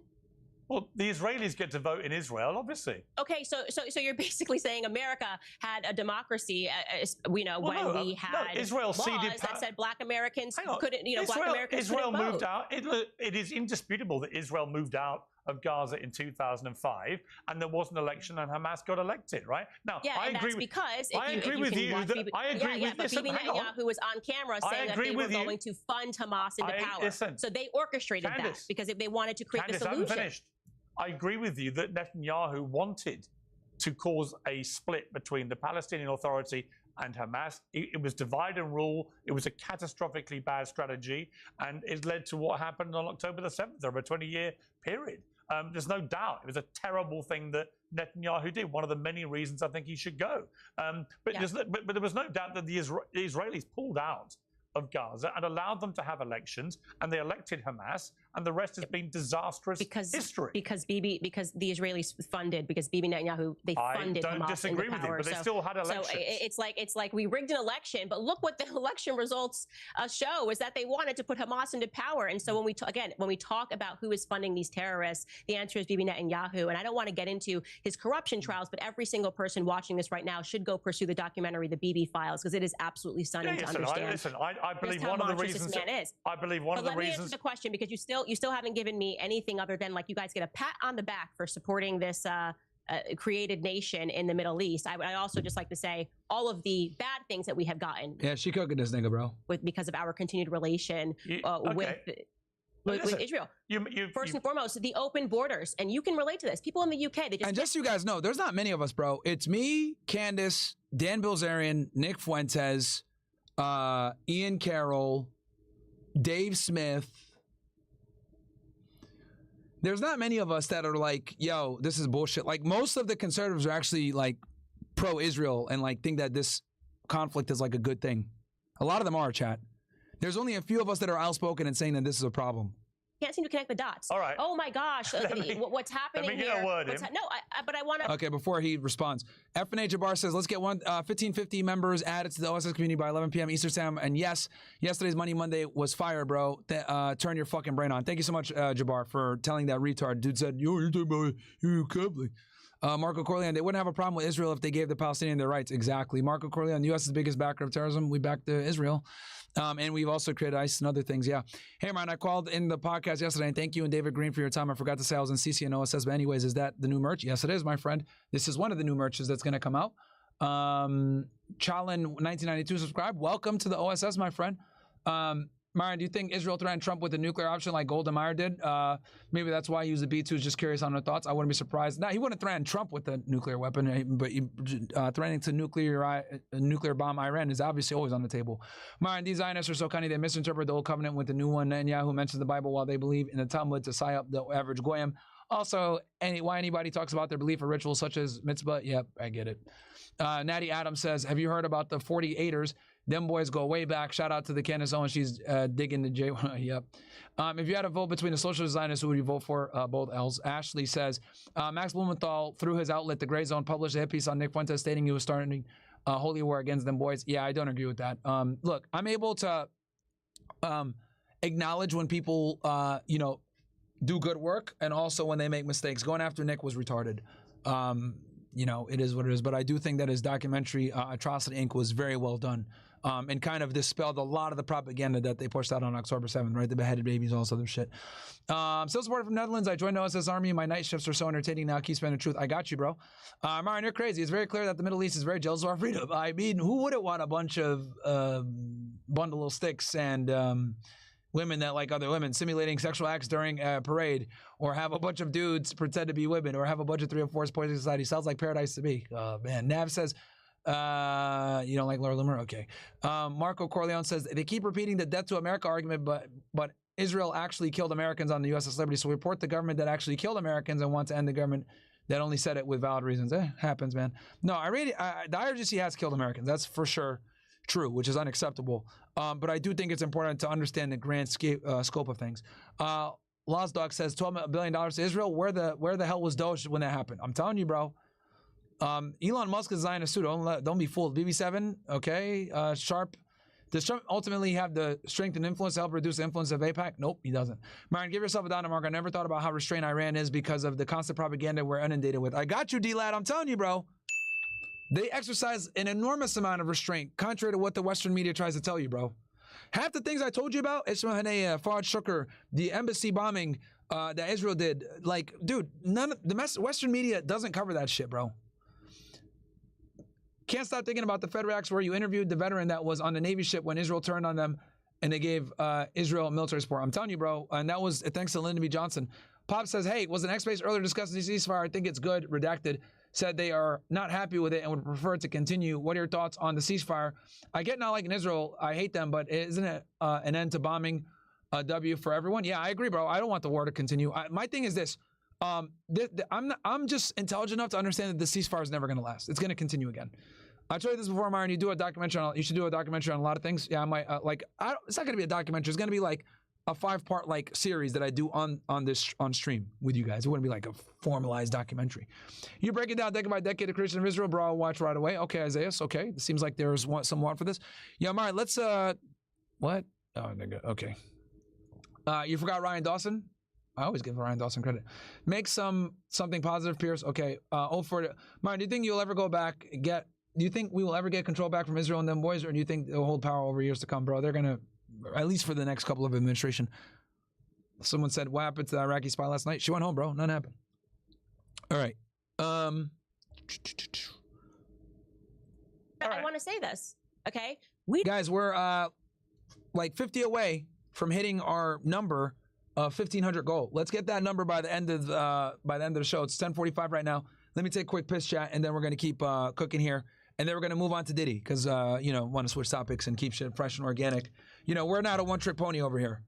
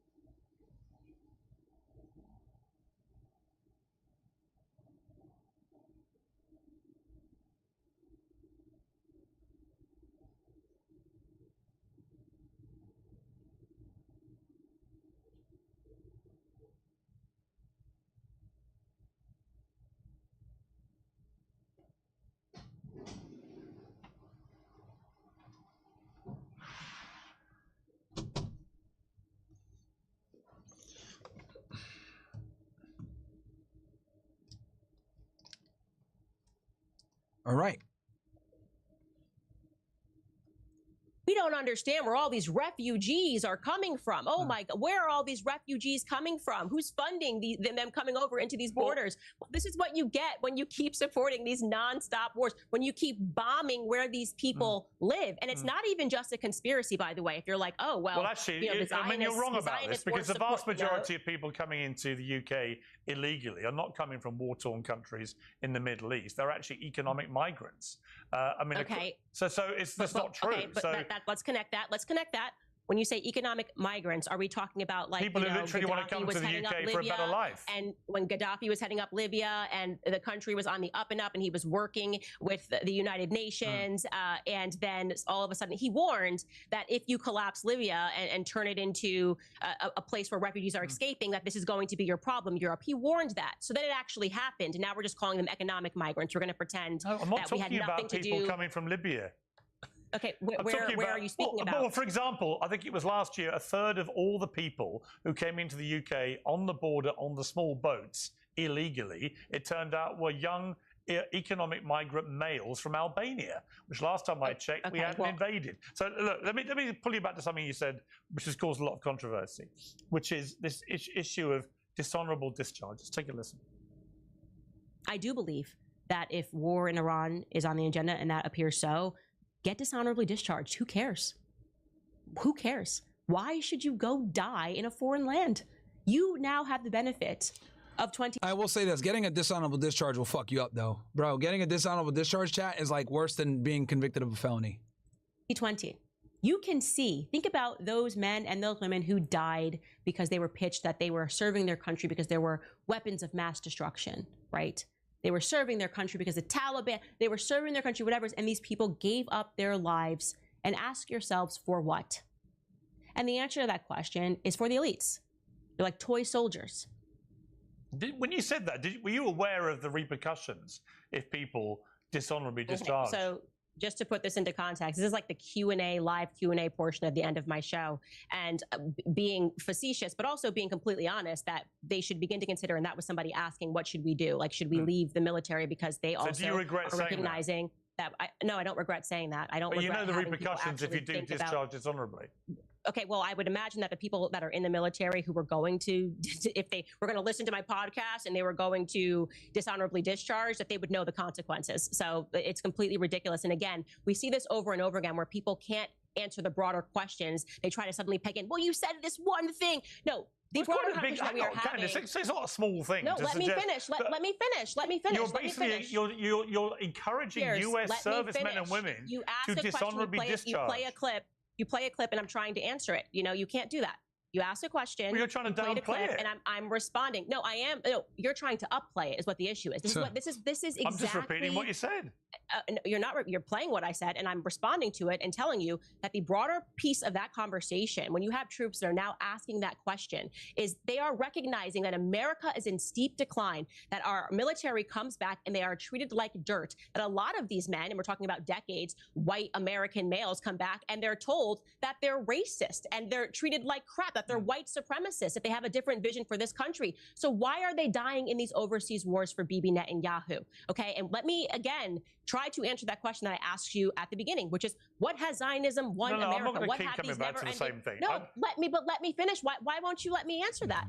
Why won't you let me actually say what people are recognizing? You come back and there are open borders and you're told that you are racist, okay? You come back and you're told that you are racist if you don't want open borders. Meanwhile, you're sent overseas to defend Israel's borders. It's a nonsense. Yeah, it's kind of crazy. And who's funding? And we all know who promotes open borders.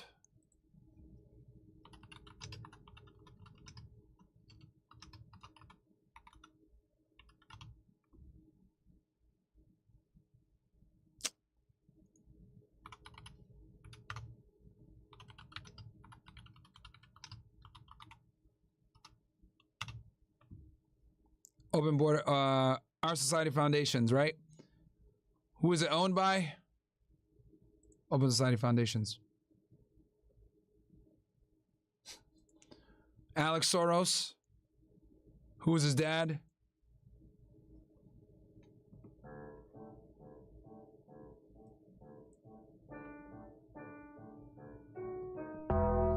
Every time, bro. These open borders, according to Barry Weiss, and I quote, Barry Weiss said this verbatim, the Jewish connection to the refugee is not a conspiracy. That's something that we are very proud of. And she was referencing the organization HIAS, and she says it explicitly, which she said what was started Well, and there's multiple of these organizations, these, like, you know, open society organizations.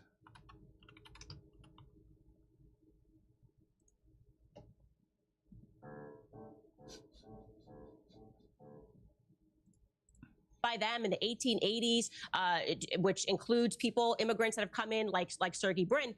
They are still the organization that is operating at our border right now, okay? That is problematic, that we have open borders while we continually and routinely are told that we have to defend somebody else's borders, okay?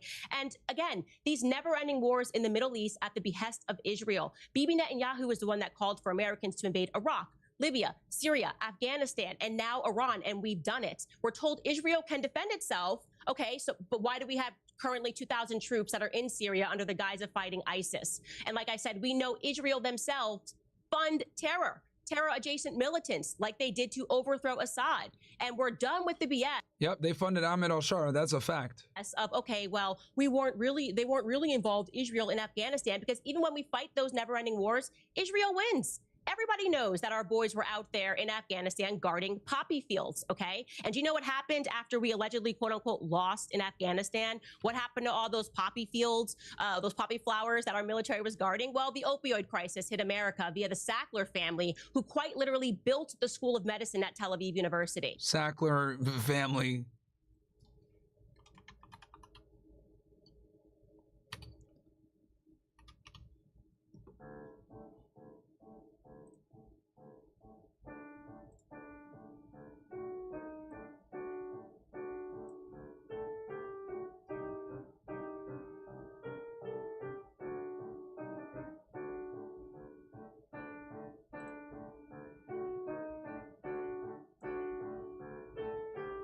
Every time, bro.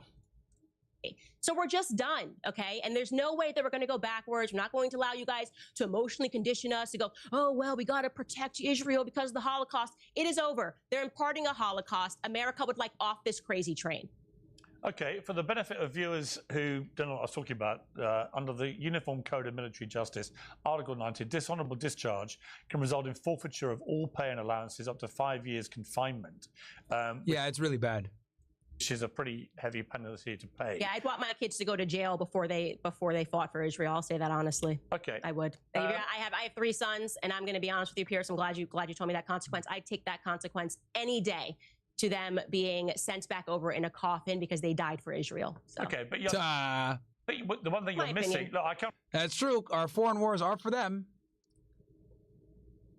from a big military family, a lot of military in my family, and we're about 50 away, guys, from hitting that goal of 1,500, man. Let's fucking go, baby.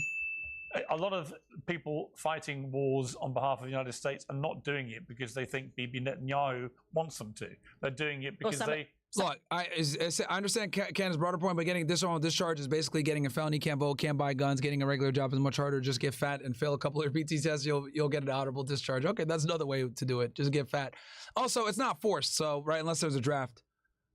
Would you react to combat footage? Like military combat footage?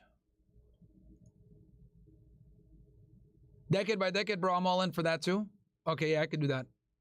Some of them do that, and they write into my show and I answer the question. Zechariah says it's the same rhetoric during 9/11, suffer lifetime consequences. Yeah. Of them won't, and they might be offended by you suggesting that's the only reason they're doing it. And they can watch your show, and they can be offended all they want, but I think it's more offensive the way that our military is treated, the veterans are treated, and the gaslighting that takes place when we're told that we have to defend everybody's borders. But I actually think America treats its veterans better than almost any country in the world. I mean, this has always been an open conversation, and I'm just saying that if my boys were being drafted to fight this war in Iran, I would be like, you know what, honey, take the other option. And that's not because it's cowardice. It's because when you sign up for the military... Okay, but I would say that the pilots... you are pledging that you are doing something that is going to better your country. Candace, and like I said, our country has been in steep decline since we have been part of this foreign policy, which is just whatever Israel wants. Okay, but you made that point. But what I would say to you is the only people so far that have been involved from America... Yeah, Candace is braver than 90% of right-wing political commentators, bro. Way, like, bro.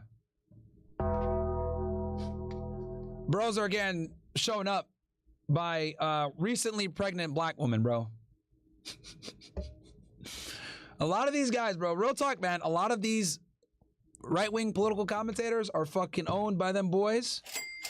And Candace Owens has more fucking courage than a majority of these niggas, if I'm going to be honest. And that's a fucking fact.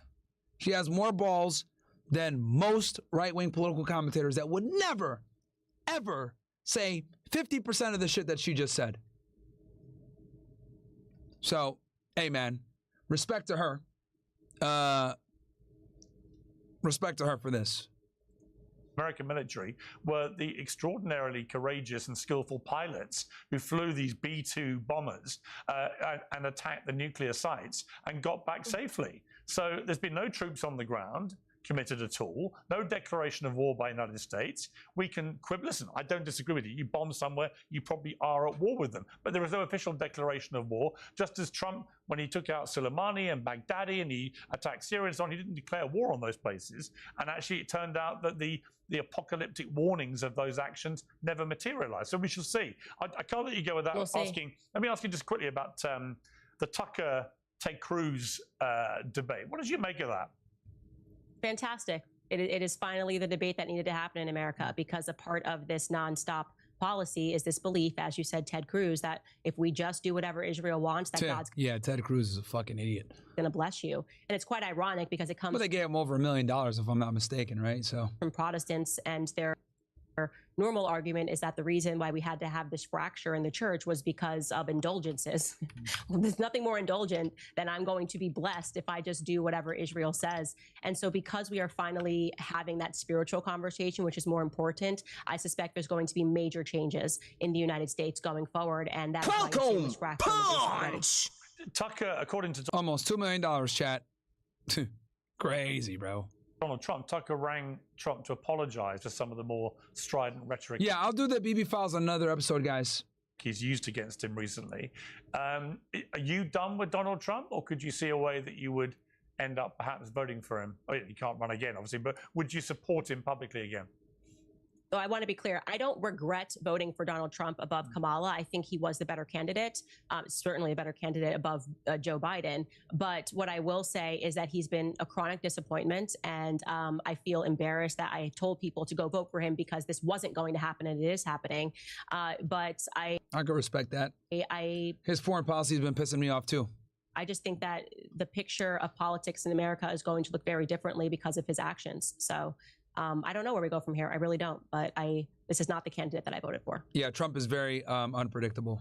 If it turns out that his instincts were right, that by doing what he did, it brings Iran to the negotiating table and they do a deal on their... They're not going to negotiate, Piers. Like, bro, that ship has fucking sailed. The United States and Israel have proven to not be trustworthy. Diplomacy is cooked. Any type of diplomacy that comes from this point forward is going to be feigned, fake, and for the media. But the reality is, Iran's going to work furiously to procure a nuclear bomb if they don't already have one, and they are going to use it to make sure this never happens to them again. Diplomacy is cooked, Piers. And the fact that he even is thinking that is possible is comical. And it tells me that, again, like many other Western journalists and many other Western commentators, he is not familiar with the region. He is not familiar with the history. He is not familiar with the actual goal of Israel, which is actually regime change. And this is a temporary pause to the war so that Israel can replenish, recover, and stage part 2, which is a regime change. The fact that he thinks that diplomacy is still a viable option is fucking hilarious. Diplomacy is air fried. It's over. Never again. Dude, they're going to work to get a nuclear bomb even harder now. Nuclear plans. Would you admit that you were wrong in that circumstance? Yeah. I will always admit when I'm wrong. Anybody that listens to my podcast knows that. It just so happens to be that, especially if I come on to the Piers Morgan show and I make some predictions, that it ends up that I'm right. So I'm feeling lucky, but I will of course admit I'm wrong if that is the result. Candace, always good to have your views on Uncensored. You know that. I appreciate you coming on. Thank you. Thank you so much. Well, joining me now is the Chief Executive. All right. Cool. So let's go ahead and switch on over to Diddy real quick. Big developments. It seems as though he did not call any witnesses. No, not this one. They watched sex tapes yesterday. I think I'll cover this for tomorrow. Bonnie and Tate for Fresh and Fit. In defense officially. Guys, do me a favor. Smash that like button. We got 7,000 plus of you guys watching the stream right now live on all the platforms. Do me a favor and like the video. Smash that like button on YouTube. I'd really appreciate it. So we're going to go ahead and do a quick little shift. I'll tell you guys what, if we get to 1,500 OSS guys, we can start the BB files since you guys really want that shit. Because I've never seen it, so you guys would actually get like a fresh set of eyes watching it alongside you guys. I have not watched the BB files. I mean, I'm very familiar with Netanyahu, so it's like, bro, there's probably not going to be that much in it that I don't already know, but hey, there's always different perspectives and you always learn little nuggets here and there. So that will be great.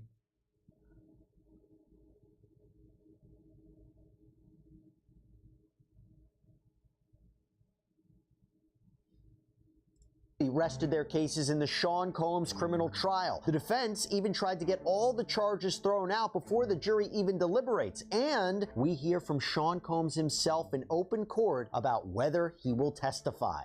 Welcome to Sidebar, presented by Law and Crime. I'm Jesse Weber.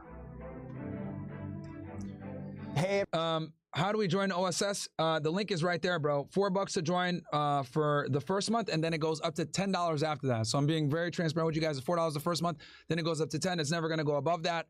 You guys are pretty much grandfathered at that price because I'm trying to keep it, nice and affordable.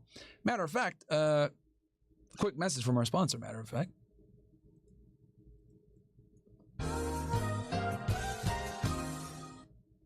This explains everything. Link is pinned at the top and at the top of the chat. I'll drop it in there for you guys as well. We got this exclusive community for you guys where we could talk about the stuff that we want to talk about. The O/Squad, aka the OSS, is finally here. But without further ado, guys, you're going to get a bunch of perks from joining. Number one, you're going to be able to call into the show when I have call-in sections on the debrief. I'm going to be talking to the OSS members only on there. Also, you guys are going to get discounts on merch and exclusive drops that only OSS members have access to. On top of that, we're going to do one annual meetup completely free on 420 once a year right here in Miami. And then on top of that, whenever I travel, I'm going to let you guys know with the Telegram chat so you can go ahead and do a meetup there because you're an OSS member. My goal here, guys, is to have you guys be able to support the mission without breaking the bank. We're going to keep membership dues low. You're obviously going to get discounts with annual codes and all types of opportunities to get a better price point. This is basically going to be done so we can continue doing what we're doing, expand the debrief, expand the O/Squad, and be able to have the independence, quite frankly, that is very tough to come by nowadays in a pro-censorship regime. Bam, and there you guys have it. That is the OSS, man. Very simple. I'm gonna start the debrief calls and everything else like that starting next month. I'm dropping a link for you guys. It's literally you can use promo code JFK911 or themboys911. And I will tell you guys this: as soon as we hit 10,000 strong on OSS, bro, I'm done advertising. No more ads. We're good. We're just gonna focus on fucking cooking. So the faster I get this 10K, the faster I'm not doing ads no more, bro. Like, honestly, I'll be honest. I just want to fucking stream, not have to worry about that stuff. But as you guys know, we obviously have to fund the business, have things going. You know, I'm dedicating a significant amount of time. I'm streaming with you guys at least on the low end 3 hours on the days that we have Fresh to Fit. On the higher end, like, you know, 7 to 10 hours. So in order for me to justify all that time that I put in and the research and everything else, all the other work that goes into these streams, you know, obviously we got to operate like a business. We got to operate in the black. It is what it is, right? So this isn't cheap to run. Obviously, I got clippers. I got guys. You guys see all these clips that I post every day. That's not cheap. Brett has a whole team. Also, we're doing this stuff behind the scenes with the merch, right? Trying to get you guys dog tags. So that's why we need to hit 10K so that we can go ahead and know that YouTube can never stop us. None of these platforms can ever stop us. We are 100% self-sustained. So I can go and travel. I can bring bills with me. I can bring a cameraman, and we can really, you know, make the content even better. So yeah, man, join in for the year or for the month, and go from there, guys. Either Them Boys 911 or JFK 911. JFK 911 is for the year. Them Boys is for the month. Bro, you act like you don't get viewers from YouTube. What the fuck are you talking about, Amir? Some of you niggas are stupid, bro. Holy shit. Someone said, stop paying your clippers. Why would I stop paying my clippers?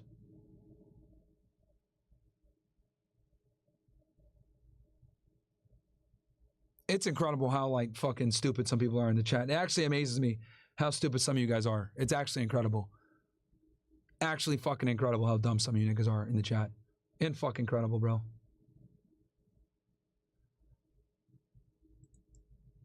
And fucking incredible. Yeah, because I spend like easily 20, 30K a month just on the channel, maintaining it with clips, traveling, production costs, all that other shit. Just off that alone. It's like 20, 30, easy.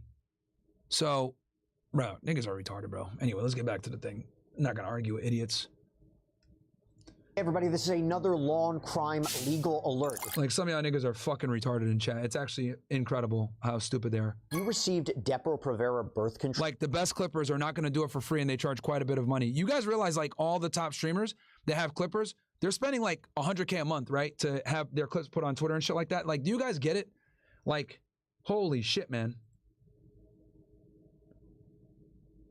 Some retard said, Myron, how about you talk about Sudan? I did a whole episode dedicated to Sudan, bro. What the fuck are you talking about? And what a day it was. The prosecution officially rested their case on charges of sex trafficking, racketeering conspiracy, transportation to engage in prostitution. We heard the final testimony of the prosecution's final witness. After that concluded, the defense then argued under Rule 20. Yeah, some of you guys, I see what you guys are saying. Some of these, they're saying these niggas don't know how to run a business. I know, bro. I know. Because here's the thing that sucks, guys. Like, I don't want to get to the point where I just start ignoring chat because niggas say stupid shit like that. You know what I mean? Because I see stupid shit like that, and I'm like, all right, bro, I'm just going to ignore the chat. And then the rest of you guys you guys don't get noticed because I just don't look at chat no more. Because I'm like, all right, niggas are retarded. So when people say stupid shit like that, I don't want to stop looking at the chat and making the rest of you get punished because of a couple retards. Does that make sense, chat? Does that make sense? Like, I read the chat to engage with you guys and see what's going on, what you guys are thinking. But like, when retarded comments like that come up saying like, don't pay your clippers, just don't do clips, then I'm just like, all right, bro, like, I'm gonna just stop reading chat. Niggas are retarded.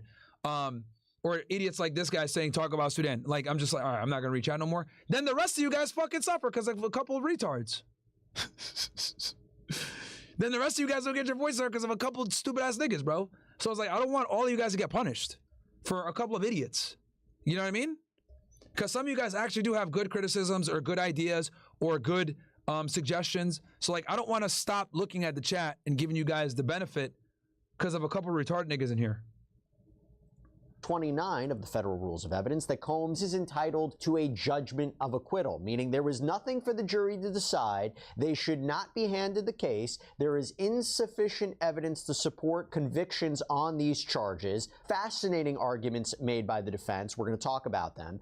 And then from there, we heard the defense's case. Now I see why niggas make their chats like members only to avoid stupid shit like that. And it was really, really short. The defense rested their case. So both sides rested their case. Oh, and by the way, how could I forget this? Sean Combs made a decision on whether or not he will testify. Spoke in open court. Actually, complimented the judge, by the way, believe it or not. So we're going to get into everything that happened today. A lot happened today. A lot to get into. Let me bring back on to Sidebar, Law and Crime's in-court reporter, Elizabeth Milner. Elizabeth, so good to see you. I'm sorry we didn't get a chance to see each other during the lunchtime show that we always do during YouTube, because let me tell you, from our YouTubers, our viewers, so many compliments for you. So many compliments. And a lot of people worried about you. Worried, are you having enough to eat? Are you getting enough sleep? Are you staying cool in the heat? So many concerned citizens that we have out there for Elizabeth Milner. But Elizabeth, you're doing a great job. Happy to have you on. Okay.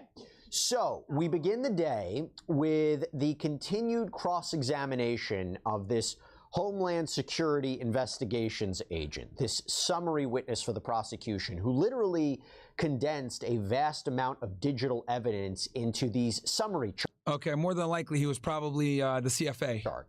And first talk to me about what the defense had to say about messages of Jane, alleged victim 2 in this case. Remember, prosecutors say that Combs used force, fraud, or coercion to induce Jane into engaging in sex. Now, for those of you that are wondering, Jane is 50 Cent's baby mama is what everyone is saying.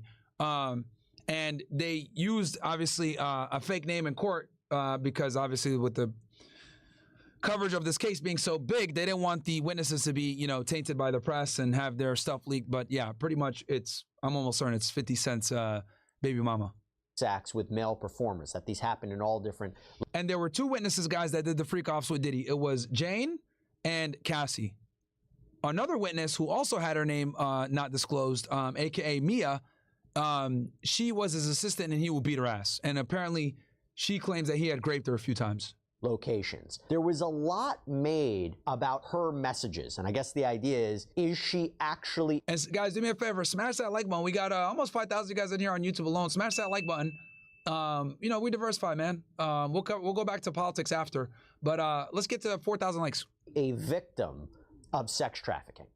Yeah, there were a lot of text messages that were read out loud to the jury once again. And I was kind of wondering, you know, Tini Yerigo said that the rest of And guys, I think that, I think this is going to be the last week of this trial chat. Cross-examination would be maybe an hour to an hour and a half. No, it was a few hours as far as just finishing off the cross-examination for Special Agent Joseph Sorcilio. And so as far as just the messages that go between Jane and Sean Combs, Jane and Escort, again, it was just a lot of messages. But as far as the ones between Jane and Sean Combs, aka PD, aka Diddy, all of that stuff, the defense was talking about how these alleged instances, that being the text messages that were read aloud in court, were actually coming after instances of alleged sex trafficking, according to the government. Hey, shout out to TP. He said your shorts are good. Yeah, bro. Where do you think those shorts come from? That comes from my guy Brett, bro. Like making those clips is not cheap, guys. Like Brett is really fucking good, chat. Like, I don't think you guys understand how good Brett really is at this shit. Government's chart, because the way the government had their chart all mapped out was that there were these particular dates, flights that were associated with it, the financial records also associated with it. But the defense was kind of like, well, she's saying that she had a good night or she had a good time, those types of things. So, for example, there was one text message that was read out loud. It was around Christmas Eve. Didn't quite catch what year it was, but here, let me give you niggas an example of how good Brett is. I'm always gonna stand up for my people. This nigga's good, bro. For all you guys that want to hate, why you pay your Clippers? Let me tell you why, stupid fucks. Because I'm always going to defend my people. Millions of dollars talking about this shit. I've been uninvited on podcasts several times. They've labeled me an anti-Semite. They kicked me out of my old apartment. They tried to destroy my fucking business. That's why this channel's fucking demonetized. That's why I'm banned off Meta. They took my Facebook page from me. That was making me $20,000, $30,000 a month. Gone. Like that. But oh well. Luckily, I'm a minimalist and it doesn't really matter to me. Making a bunch of fucking money. They will never silence me. They'll never stop me. I've lost millions of dollars talking about this shit. See? Brett is fucking good, man. So, W Brett, bro. W Brett. You know, the fucking, my guy goes hard in the paint. And he has like a bunch of other shit too. Like here's another good one that he made that I want to show you guys real quick that I actually posted on my Twitter. If you go on my X, hold on, let me open up this one. This one is a really good one he made. I really like this one. The ones I like the most a lot of the times don't get as many views because they're more cerebral, but you know, it is what it is. Here's another one. Look, this nigga's on point, baby. This is called Project Esther, a national strategy. How the fuck did we get here where people are getting arrested for speech? Well, this is called Project Esther, a national strategy to combat anti-Semitism. This was put out last year. Basically what Project Esther was a comprehensive plan that would utilize law enforcement, intelligence agencies, and the full brunt of the government's force to combat anti-Semitism in the United States, including the arrest and detainment and deportation of college students that are pro-Palestine, which they try to conflate as pro-Hamas. And Mahmoud Khalil was the first student that they basically tested this project on. And obviously this sent shockwaves all across the country because you have college students that are legally here on F1 visas, attending school, getting arrested for political speech. Well, that's a problem. Whether you're pro-Israel or not, arresting people for political speech is completely antithetical to how this country was founded. And I wrote a tweet about this. So this is what I respond. So that's just a clip of it. It goes a little bit longer, but like, that's what I'm trying to say, bro. Like, Brett is fucking good at what he does. There's one more I'll show you guys. Okay, boom. Look at this. This one's really good too. Oh, where you pay your Clippers? Look at this shit. The Zionist lobby is too strong. Way too strong. They have dual allegiance. They have... Matter of fact, let me make it even easier for you guys to view it in full screen. I got you, niggas. Hold on. Let me... Frank, no, go to your bed. Hold on, ninjas. The Zionist lobby is too strong. Way too strong. They have dual allegiance. They have our foreign policy by the fucking balls. And they're using it to their fucking advantage. Trump was heavily influenced by who? Mike fucking Pompeo, who was the Secretary of State. Mike Pompeo, while being Secretary of State, heavily influenced Trump to, number one, pull out the nuclear deal, and then number two, move the embassy to Jerusalem. And he went ahead and put the IRGC on the terrorist watch list, the foreign terrorist organization. So it's very important that we identify this shit and so you guys can figure out what's going on. Because when you actually look at the background, right, you start to figure out and you start to connect the dots. You look at someone like a John Bolton, who's a fucking war hawk, huge Zionist. Where's he from? PNAC. What's PNAC? PNAC is a fucking conservative think tank. Who's it run by? So once you fucking go and you start peeling layers back and you start naming names and figuring out what the fuck is going on, it's the same fucking group of people every time. But everyone is scared. Yeah, you guys see why now? Frank is fucking lit. Say that. Well, Frank is lit, but Brett is lit because in conservative media, we know who runs it. So they don't want to lose their job, or they don't want to lose donors, or they don't want to lose support because right-wing media is owned by them. This is why so few conservatives talk about this shit. Or better yet, they stay silent because they know that this is a very unpopular topic. The Zionist law. Yeah. So for all the people that talk shit about my guy Brett and my Clippers, go suck a dick, man. I'm gonna defend these niggas because, bro, they put out fire. So I don't want to hear nothing from nobody. Bro, you're overpaying. Shut the fuck up. You don't even know how to run a business. You're probably poor and fat talking shit to me. Shut the fuck up. It's no mistake that we've grown this channel from 186,000 subscribers all the way up to we've gained 100,000 subscribers plus, or almost 100,000 subscribers in 6 months. So shut the fuck up. Don't fucking tell me that my Clippers aren't fucking great. I stand by my people, so fuck you for all you dickheads out there that want to talk shit. He's ripping you off. Shut the fuck up. Shit pissed me off. You guys want to talk shit about me? That's fine, but don't fucking insult my guys that work for me that are doing in fucking work. You guys want to insult me, criticize me? That's fine. But I'm not going to let y'all fucking talk shit about my people, especially when I know that they're fucking killing it and they deserve every penny. The fuck out of here, you bum-ass niggas. Don't even know what 30K is. Talking shit about my guys. Brett's one of the fucking best. Sean Combs is saying to Jane that SHIT was so effing sexy, and Jane responds, it keeps getting better. There was so much sexual tension. Did you love it, baby? And Sean Combs responds, I loved it. And then Jane is responding, sheesh, and she puts a whole bunch of emojis in these text messages. There are other text messages from April 4th of 2022 between Jane and Sean Combs, where Jane is saying, so what do you want to do? I'm horny AF. And Sean Combs responds, I've been having fantasies about you and Leo. And Jane says, I haven't had you all to myself in 5 months. Sean Combs responds, see if the Italian is free tonight. And then Jane responds, see you around 6:37, want to get dinner. Sean Combs responds, okay, where do you want to eat at? And again, I'm always kind of paraphrasing when reading these messages because there are a lot of texts that are shown to the jury. But even a couple of days later on April 7th of 2022, Sean Combs is writing to Jane, checking on you. Adderall is the greatest. And Jane responds, still thinking about you, sends a whole bunch of drooling and kissy emoji faces, all of that stuff in these messages. So I think it's another point of the defense kind of pointing out that Jane was completely fine doing these hotel nights to the point where she was even saying these lovey-dovey things, not only to Sean Combs, but also to escorts too. But as far as her text text messages go with just Sean Combs, there were other texts that were read out loud where Jane says, I feel mangled too, I'm beat. And Sean Combs is saying maybe something was off with that badge, I think kind of alluding to drugs in these particular texts. Then there were text messages from August of 2022 where Jane is saying, my place is free tonight. Sean Combs is saying, call me. And then Jane responds in kind of a sexually explicit way. And she said, I had so much fun, love you, I'll never take you for granted. My love is unconditional and for life. And then Sean Combs responds with bitmojis or emojis. He kind of responded with some type of character, because when you think about it, Jesse, I'm just writing all these down by the way Tenny Garagos is reading these messages out loud as opposed to seeing these on the exhibit screen, mainly because this has to do with Jane and obviously with sensitive information possibly being in these text messages that might have possibly not been redacted. I'm just taking all this information as it's being read. So there was a lot more context into these messages outside of just, you know, I love you too, I'm mangled, I'm beat, all of that stuff. And so even more messages from January of 2023 where Jane is writing to Sean Combs, love you, baby, hope you have a good night, I'm so in love with you. And again, all of these messages are kind of coming either before or after these instances that the government is alleging were acts of sex trafficking. That's what the government was kind of trying to prove with that entire flight summary chart. And then the defense is kind of like, well, in between these dates of when these alleged sexual or sex trafficking had occurred, she's writing these messages of love to Sean Combs, who is allegedly, you know, her sex trafficker. And so these were just some of the messages that were read out loud in court. Another one from May 15th of 2023 where Jane says, I'm just here, baby, showering now. Sean Combs responds, me and Paul are working out, then we can come over. Jane says, you can come here, it's fine, I just wanted to see you. And other messages even from Jane to Sean Combs a couple days later where she's saying, I love you so much, baby, good luck on your interview. And again, the defense claiming this is after she was allegedly trafficked. That's the argument that the government is kind of making. And so again, these were just some of the messages that were read out loud. Others include Sean Combs saying, P's not free tonight, P in reference to Paul. Jane is saying, really, I thought he was there with you, I can reach out to the Italian. Sean Combs says, no need, I just want to see you. Jane says, okay, baby, I just wanted to see you regardless. Sean Combs says, okay, party back on. And Jane says, do you want me to surprise you? Got Italian at 2 a.m. And then Sean Combs responds, did you get Chef? And Chef, I think, is actually kind of a nickname that they gave for. Now, I do think it's important that you guys know, when I was there and I was looking at the case or whatever, the defense attacked the credibility of the women that accused them a lot, basically on the premise of, you know, a lot of this stuff was consensual, right?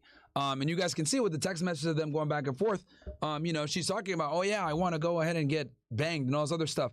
So, you know, at what point does it become rape or coercion or, you know, her being forced when, you know, a lot of the time she's initiating these freak-offs, right? So this is very bad for the prosecution because this implies that a lot of this stuff was consensual. Also, something else that's like a bombshell that came out during the trial, guys, is that here's what I found. Oh, sorry. Another bombshell that came out during the trial chat is that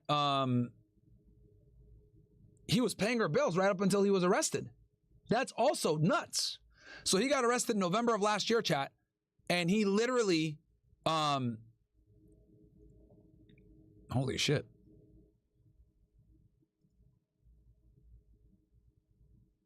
Okay.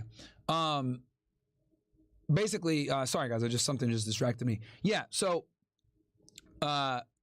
he was paying her bills up until the time he got arrested in November. Absolutely nuts. Absolutely nuts. Cabral, one of the entertainers that they used. And then Jane says, you know, I was trying for my chefy poo. And so these are, again, were just some of the messages that were read out loud, just as the defense kind of points out that these were lovey-dovey text messages that were sent, as far as showing that Jane may have been willfully participating in these hotel nights, that these weren't against her will, she wasn't sex trafficked by coercion or fraud or anything that the government is alleging because of these text messages that the defense really wanted to make sure that they showed the jury before the jury eventually gets the closing arguments, which are happening later this week.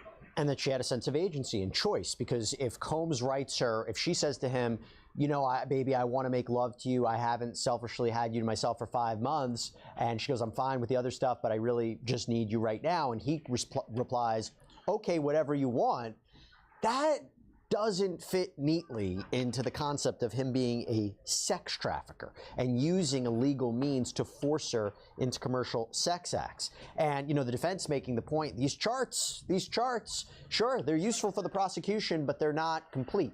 They don't provide the full context of the relationship and the situation. Now, I also understand there were messages from Jane with this male performer, and I think these are significant too. Yeah, so one of the male performers, guys, as you guys know, the scheme would pretty much work like this. What Diddy would do is, with Cassie and the other girl, what he would do is he basically hire male escorts. These male escorts would come in and have sex with Cassie and this Jane girl, basically his girlfriends, and he would watch it and goon in the corner, I know. And he would also record some of these, freak-offs. And these freak-offs would last somewhere between, 4 hours all the way up to 4 days. And they would do multiple rounds. So what ended up happening, obviously, since they spent such a significant amount of time with these guys, these male escorts, Jane developed a relationship with one, and they kind of started talking behind the scenes. So this is also something that came up to kind of show, like, were you really being great? Like, hell, you even had a side relationship with one of these guys. Very strange. But, yeah, this Diddy case is wild, guys. Just about these messages between Jane, and I think the name is Sly or Cabral. I'm not exactly sure. Yeah, Cabral is a name that these jurors have heard over and over again when it comes to Jane, mainly because Cabral was an entertainer that Sean Combs and Jane had used in their hotel nights or nights of debauchery, Wild King nights, whatever. They had like 3 to 5 guys that they used all the time, and they would fly them also, guys. Very important fact for you guys to understand.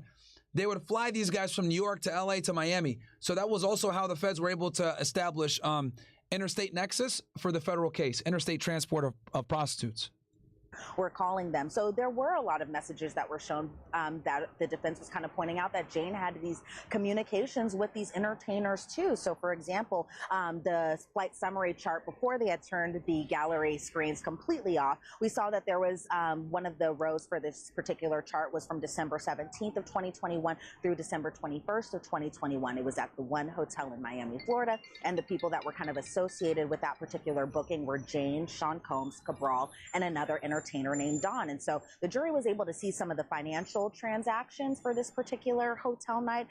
That included $800 cash app for Don, $550 cash app for Don. But then the text messages were associated with Cabral. So again, that being in that same. I'll be right back, ninjas. Where Jane is messaging Cabral, elaborate on intense. And this was after Cabral had sent some messages saying that they had a very intense night.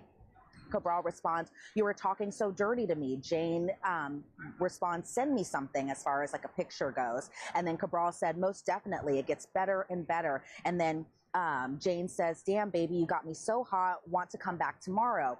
Cabral responds, "Baby, I would love to, but I'm busy with Christmas stuff." And then Jane sends some emojis with some eyes, and then she says, "Please." And, a lot of these messages included emojis, which included these next messages from January 1st of 2022 to just a couple weeks later, where Jane is messaging Cabral, "Are you free to travel today?" She sends 4 heart emojis. "Here's your flight information." And then she says later along the lines in these messages, "Excited to see you."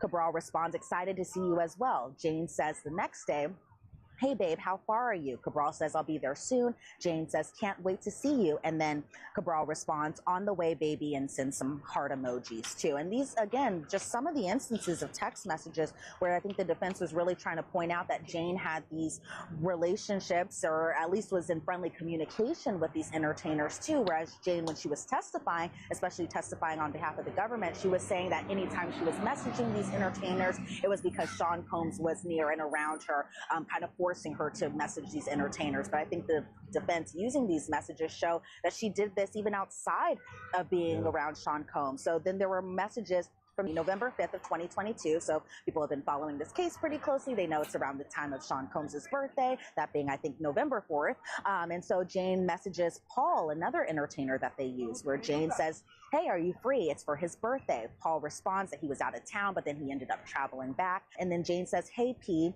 have you landed? Do you need the Addy?" Addy as in address, not Adderall or anything like that. And then Paul responds, "Just landed." And then Jane says, come over to wherever she is. And then Paul responds, 5 minutes away. And so there were even just messages in terms of Jane kind of planning these hotel nights, in terms of her reaching out to these entertainers and in order to kind of help book their travel or get things going so that way they could attend these hotel nights. Where there was another example, these are text messages between Jane and Paul, around March of 2023 when they were going on that Turks and Caicos trip that Jane had testified about when she was testifying in this trial, where Jane texted Paul, "Hey, love, are you available? I wanted to put something together for Sean." She later says, "You're unavailable, and it was because of these certain days," just kind of clarifying what days he was available in order to come out to Turks and Caicos with them. And then Paul responds, yes, in terms of the dates that he was available. And then Jane responds, and this is another text message from the month after, so when they came back from their Turks and Caicos trips, where Jane says to Paul, "Hey, Paul, good morning. Sean texted me." Also, it's important that you guys know, like, another thing that this chick used to always complain about, which also made the prosecution look weak, is she would complain. Basically, she would do the freak-offs and do everything, and it was no problem, right? But if, like, she found out that Diddy was talking to other girls or he didn't take her to Turks and Caicos, she would start complaining, right? And be like, oh, what the fuck? Like, so she would get pissed off and kind of leverage the freak-offs against him for compliance, right? Which infers that she does like it, but she uses it kind of like to leverage, you know, getting trips and hanging out with Diddy and spending more time with him, because she used to get pissed off that he would spend time with her only to freak off and not take her on trips like he used to with Turks and Caicos. So that was another important thing as well for the defense. Thursday, what time do you leave? Also, are you available on Wednesday? And so I think, again, the defense really kind of pointing out that she was one to be reaching out to these entertainers or escorts. Again, these are just some of them, because there was one message in particular, Jesse, where Jane messaged to Cabral, and this is where I say, like, he's also kind of nicknamed the chef, because she told him, how much would it cost for you to miss out on these chef gigs? And I think the defense pointing out here that they wanted to bring Cabral over for kind of a hotel night, and she was even willing to pay him, possibly through Sean Combs, possibly through whoever, in order to get Cabral to miss one of his professional work gigs, that being a gig that he had for cooking pretty much, in order to come to attend to these hotel nights too.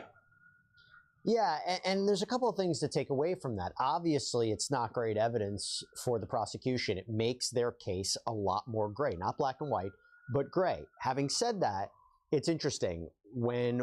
Yeah, that's a nightmare for the prosecution, actually. It's not just gray, it's like a nightmare. Because they're able to show that a lot of this stuff was consensual, man. And she even admitted on the stand a few times that, like, she still loves him. We're following this, and I'm looking at the comments on social media. There are a lot of people who say this doesn't negate the fact that this could have been non-consensual, that as this has been explored already in the prosecution's case, the abuser-victim relationship can be a lot more complicated. And when we talk about consent, is something really consensual if somebody has financial control over you, or there is pressure, or there's a power imbalance? Those are all considerations the jury has to make, whether it's Cassie or Jane. Having said it, these messages really complicate it for the prosecution, and this is not a clean-cut case of a sex trafficker and victim, as we've seen in other prosecutions. Was the jury shown more videos today, sexually explicit videos? They definitely were. Now, initially, Tinny Garagos was going to show these videos bright and early this morning, literally at the start of... They watched like a full-on sex tape yesterday, chat. The trial day, but there were some technical difficulties. They had some issues with the headphones. They had to charge them, all of that stuff. So they didn't see them bright and early, which I think might have been a good thing. But then at the same time, they... Yo, imagine like being on trial and watching your own sex video in front of a bunch of people, bro, as you're sitting there gooning to some dude smash your chick, bro. That is a man. I'll tell you guys this, bro. If Diddy walks away from this thing, bro's gonna go dormant for years. He's gonna just hide in his mansions for years. Bro's gonna go to the end of the world and just be there by himself.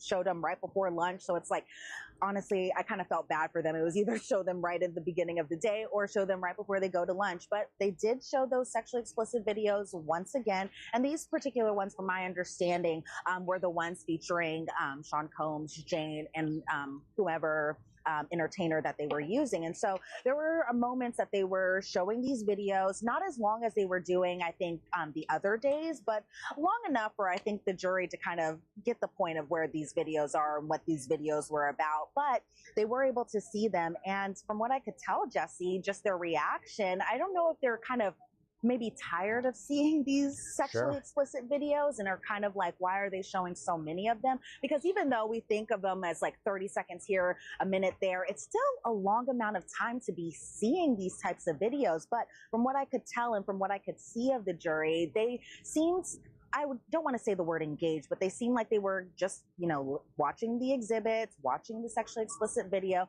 From what I could tell from where I was sitting inside the courtroom, not having any type of, again, visible reaction from what I could see. But I did peek at one juror who I feel like, again, he was that same one kind of sitting towards the end where, like, I feel like he couldn't take his headphones off fast enough, because I can only imagine how uncomfortable it is for the jury to be watching these types of videos in open court, as a lot of people are staring at them to see their reaction. Because, you know, for everyone who doesn't know, again, these aren't stuff that we in the public or in the media and that part of the gallery are seeing. It's really only the jury, the parties, the witness, and the judge who are watching these videos. And so everybody's eyes are pretty much either on Sean Combs or the jury, trying to get some type of reaction from either of them.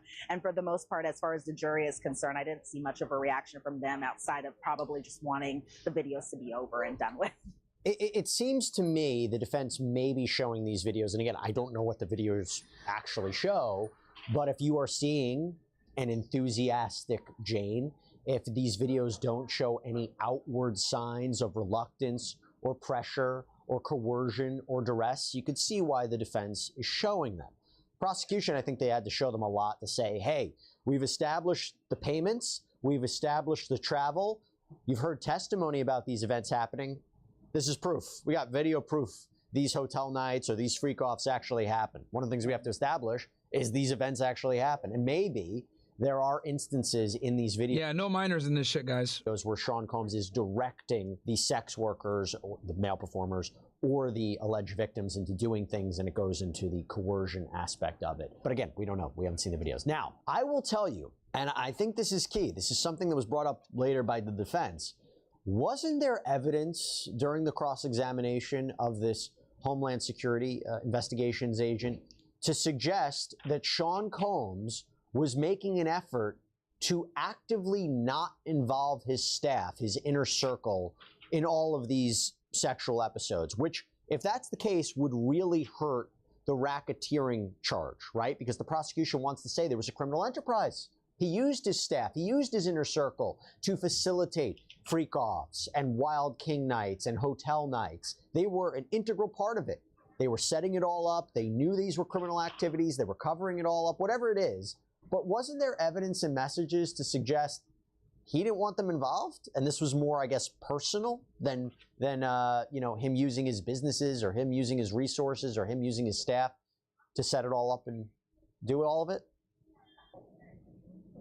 Honestly, Jesse, throughout this trial, it's been kind of mixed messaging on how much the staff really knew about what was going on in these hotel nights or Wild King nights. But it seems like from the defense's perspective that there was kind of this effort to conceal it from his staff, from his assistants, so that way they wouldn't know. So in terms of Jane messaging Paul to come over after the butlers are gone, again, so that way they could kind of conceal that he was over and they were about to engage in, you know, sex acts or a hotel night, those types of things. Or even Sean Combs messaging Paul, hold up, the staff is outside, they leave now, hang tight.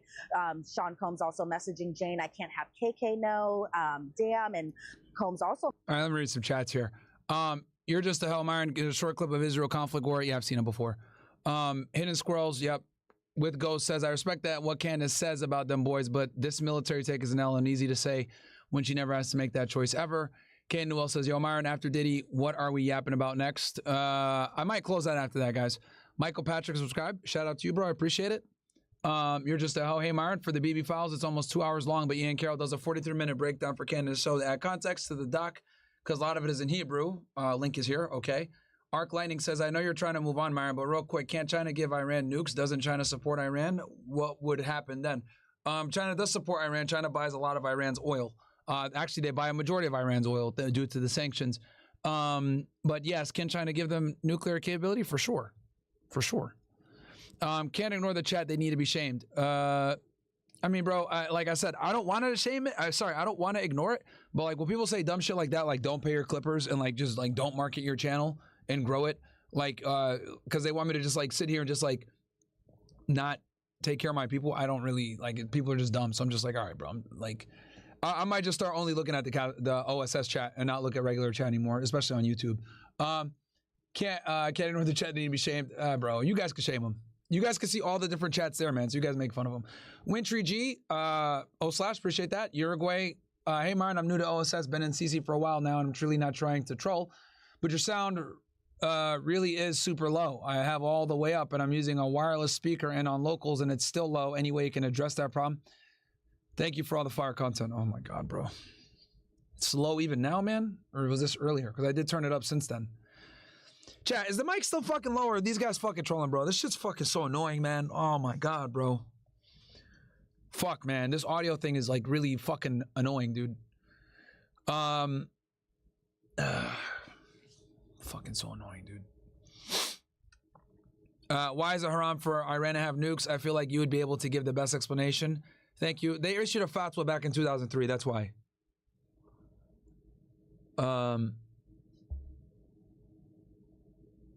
Bro needs hearing aids. It's good.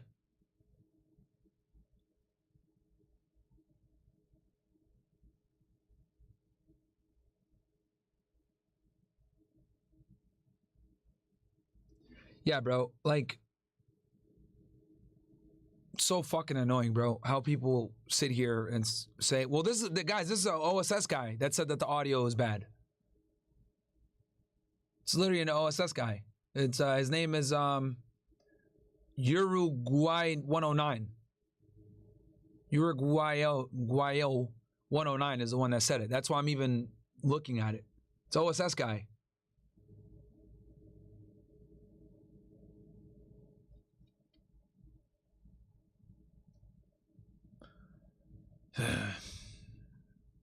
Bro.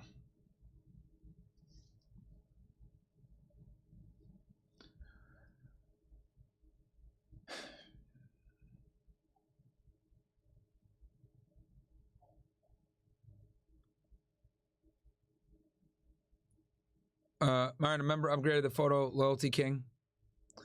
That's from So Boosted. Thank you. Johnny Boy says, what about the dudes that are involved presently with these Diddy chicks? Are they still there? I'm confused by your question, Johnny Boy. EMAC James says, recommendation for you, Myron. Along the dog tags, can we maybe get MGX necklaces O/bracelet? Just in case your boy want to get drippy. And would you bring Brett on for Money Monday so we can show the process of how to become a good clipper? We could in the future. Daryl Philbin, what is the protocol for handling digital evidence after a case? And will the evidence most likely get leaked? Digital evidence, there's a chain of custody. And the original piece gets held, and then they make what's called a digital forensic copy so that the case agent can actually like look at it and like interpret it and everything else like that. So that's kind of what it is.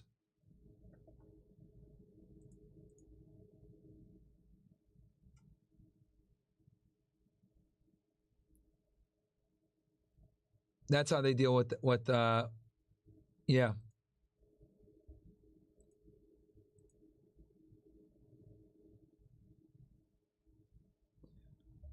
All right, let's get back to the Diddy thing.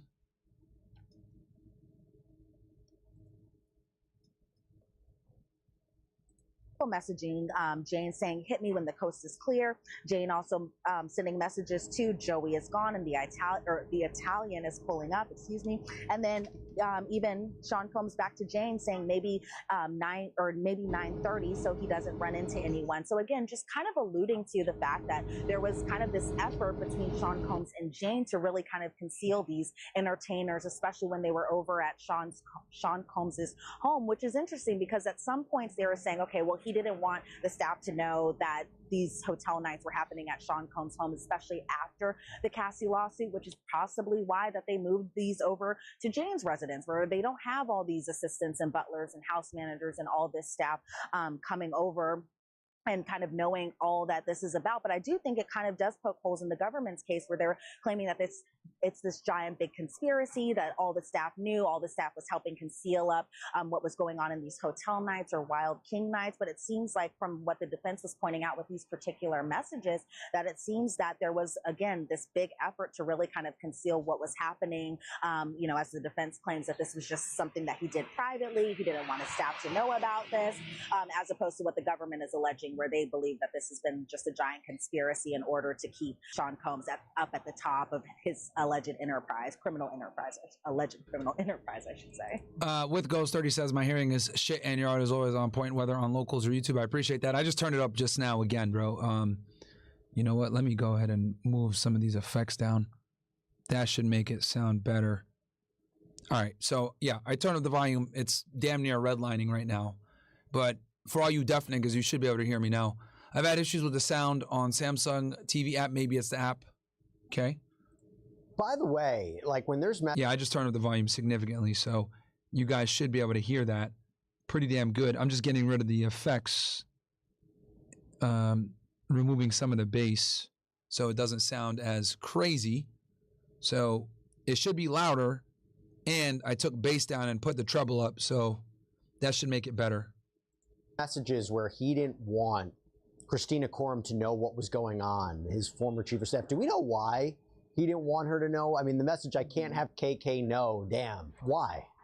Yeah, that wasn't necessarily clear as to why, but I do remember even after the Cassie lawsuit had dropped that the defense really kind of pointed out these particular messages where Christina Coram is saying things along the lines of, you know, you shouldn't have lied to me, you should have told me everything. And I'm wondering, does it have to do with maybe her not being fully in the know of what was going on in these Wild King Night or hotel nights? Because if I was a juror on this case, that would kind of linger through my mind. How much did Christina Coram, who hasn't testified on behalf of the government, who hasn't testified on behalf of the defense, like what did she truly know, as the government claims she was a co-conspirator? But it seems like what the defense is pointing out with these messages is that it seemed like at some points in this, according to the defense's argument, that maybe Christina Coram really didn't know all that was entailed in these hotel nights, really that their job was just kind of to set it up in terms of just bringing the guests over, or candles and lights, nothing that was happening anything close to alleged sex trafficking behind these closed doors at these hotel nights, or in cases of them being at Jane's residence or Sean Combs' residence. It didn't seem like from these messages that maybe she didn't know the full scope of what was really going on. And I know that the prosecution had an opportunity to redirect this witness, and it seemed to me they were basically like, what? Yeah, these charts don't include every text message in this case. And I think at one point, didn't they even try to say, hey, this is a clear evidence of transportation to engage in prostitution, right? Don't we have evidence that Sean Combs transported this sex worker or sex workers for purposes of prostitution? And I think there was an objection. I think they were really trying to hit the... Silverback says, I may watch... Oh, shit. That's fucking crazy sounding. Let me put this shit in the center. All right, he says, I may watch a vid while watching you, and the other video will always have higher volume. Yours isn't hella low. It's just not normalized compared to other vids. I'm on PC with Edifier speakers. The point, I've always said, I think those two charges where it's literally transporting sex workers and alleged victims across state lines for the purposes of prostitution, it feels like more of a slam dunk kind of case. Isn't that what they tried to hit home? And that's basically what it is, because yes, but here's the thing though, Cassie and Jane and the other girls that work with, or that he would do these freak offs with, they would also pay to bring these escorts there. They were involved in the conspiracy too, which is kind of fucking crazy because they were all involved in doing these freak offs. When they redirected. But they're going to go ahead and become government witnesses and get immunity. It's crazy. Yeah, they try to bring it back a little bit, but of course there were going to be a bunch of objections from the defense, because right off the gate, AUSA Maureen Comey was like, okay, did those financial records show that Sean Combs paid for transporting people across state lines? The defense, that being Tenny Garrigo, stood up and was, or I think she might have been sitting down in this particular instance, but she was just kind of like, objection, Your Honor. Again, the government really kind of trying to point like that he was paying for people to be transported across state lines. They were really trying to get that question in as they started their redirect, but then there was a bunch of objections by the defense, and so those were sustained by the judge. And so then Maureen Comey was just like, okay, well, did they show that they being the records, did the records show that Sean Combs paid for travel? The witness replies, yes. Did you recall texts? Are they every single text or what you were just shown? And then the witness replied, what I was just shown. And this was something that they even talked about during his direct examination, where he was only given the exhibits that the government gave him. It wasn't like he was doing a really big investigation on this, that he did this independently. It was really just all the exhibits, the messages, the videos, everything that goes with it that was handed to him by the government. And so the government then pulls up messages from around the time frame of Cassie's. All right, chat, this is what I did. I went ahead and I upped the volume on OBS for the mic input to 120%, and the desktop audio is 100%. So that should make it better a bit for you guys. So I upped the mic input from 100% to 120%, and then desktop audio is 100%. Lawsuit, then there was a sidebar, and then So I you was should be able thinking to at hear me that point better. the jury looks tired. They were just Now, going through so even through this many audio, messages by this. I did it on OBS versus on the mixer. Man, there's just so much shit you got to adjust here. Here, let me make this a bit louder. Okay. So yeah, I think now it should be better because I got the mic input at I'll bump it up to 125%. Okay, and desktop audio is 100%. So Point, but then the government you guys should be able to hear me by saying, over they brought up the this audio on the desktop 2024 incident where Jane was allegedly physically assaulted by Sean Combs at her home, that the government says, okay, well, were the texts after this incident happened, were they loving in nature? And then the witness was like, they weren't loving in nature. And then that's where they kind of ended with their last witness, because soon afterwards, the government rested their case.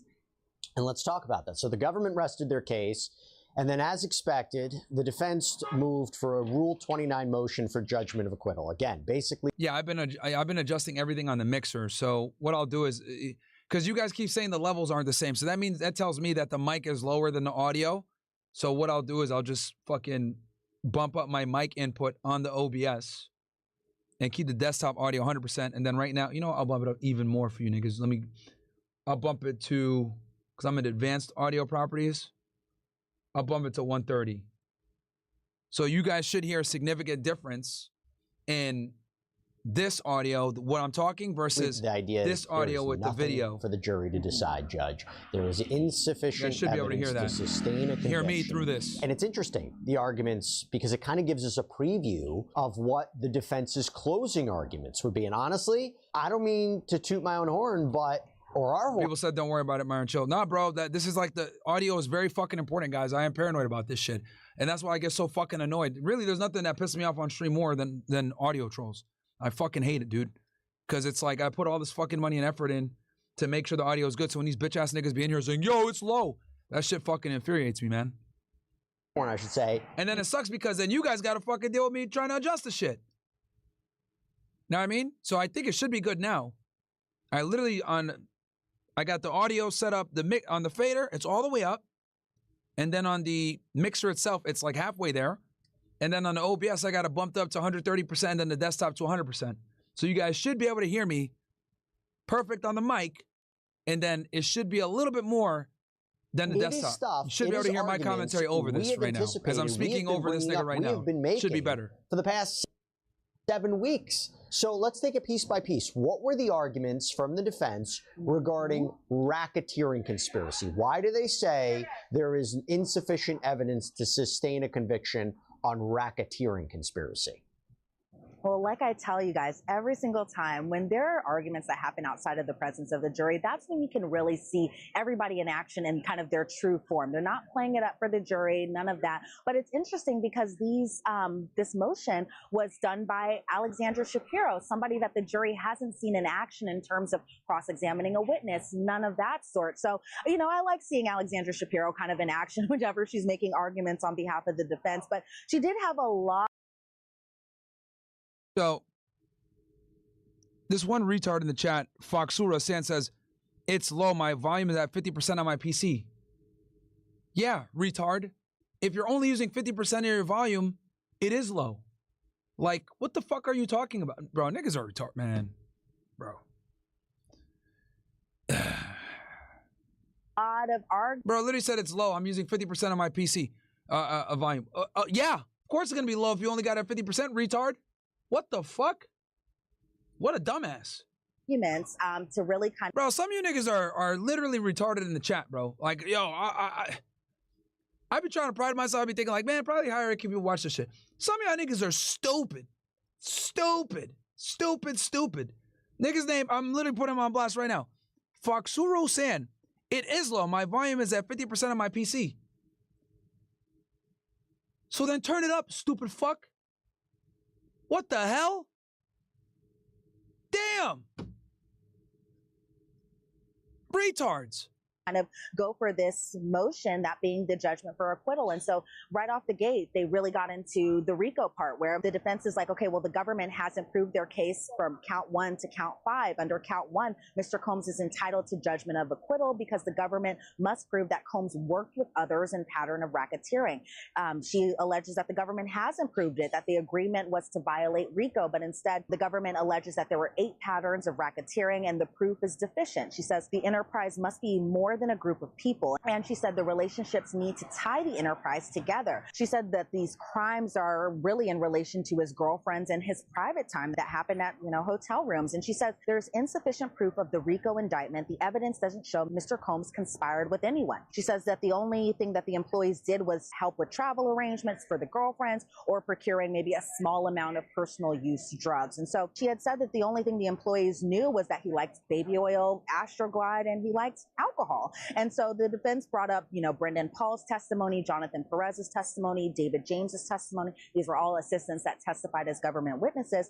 And she said that all 3 of them had kind of mentioned that they thought these hotel nights were personal in nature. And so in terms of even just the escorts or entertainers that were booked, they were booked by a combination of Cassie, Jane, and even Sean Combs, something that they did admit to, but they say that there was no employees that were helping with the booking. And so then the defense mentioned that Diddy was not even wanting Christina Coram to know that Paul was even coming over to his home, something that was talked about in those text messages too. And she said that there was numerous evidence showing that the employees helped Cassie more so than Sean Combs in terms of just, if they're building up this enterprise in order to. Man, this is crazy, bro. I gotta, let's see here. Let me go.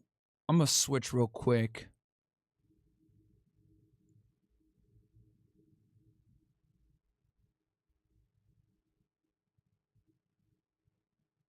Hold on, let me fast forward this shit real fast.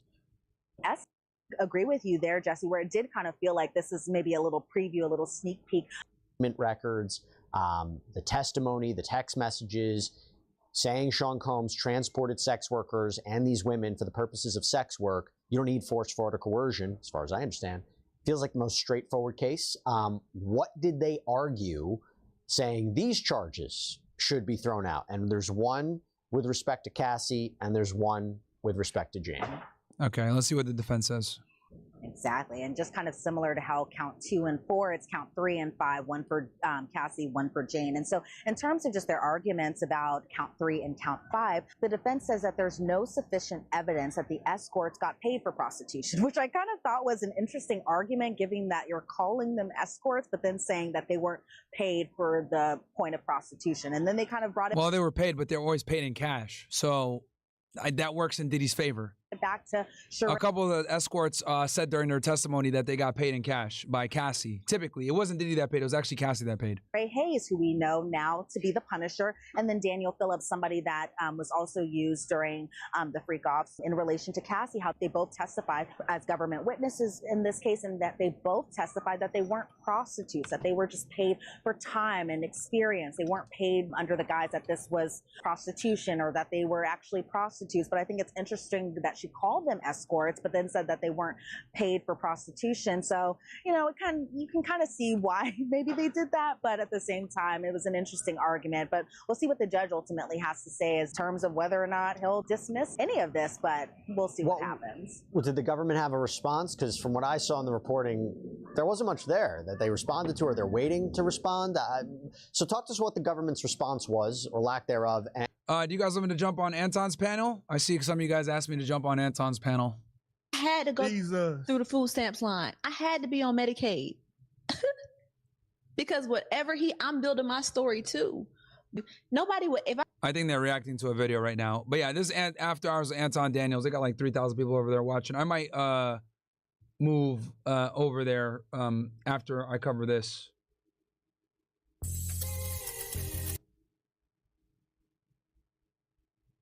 fuck, bro?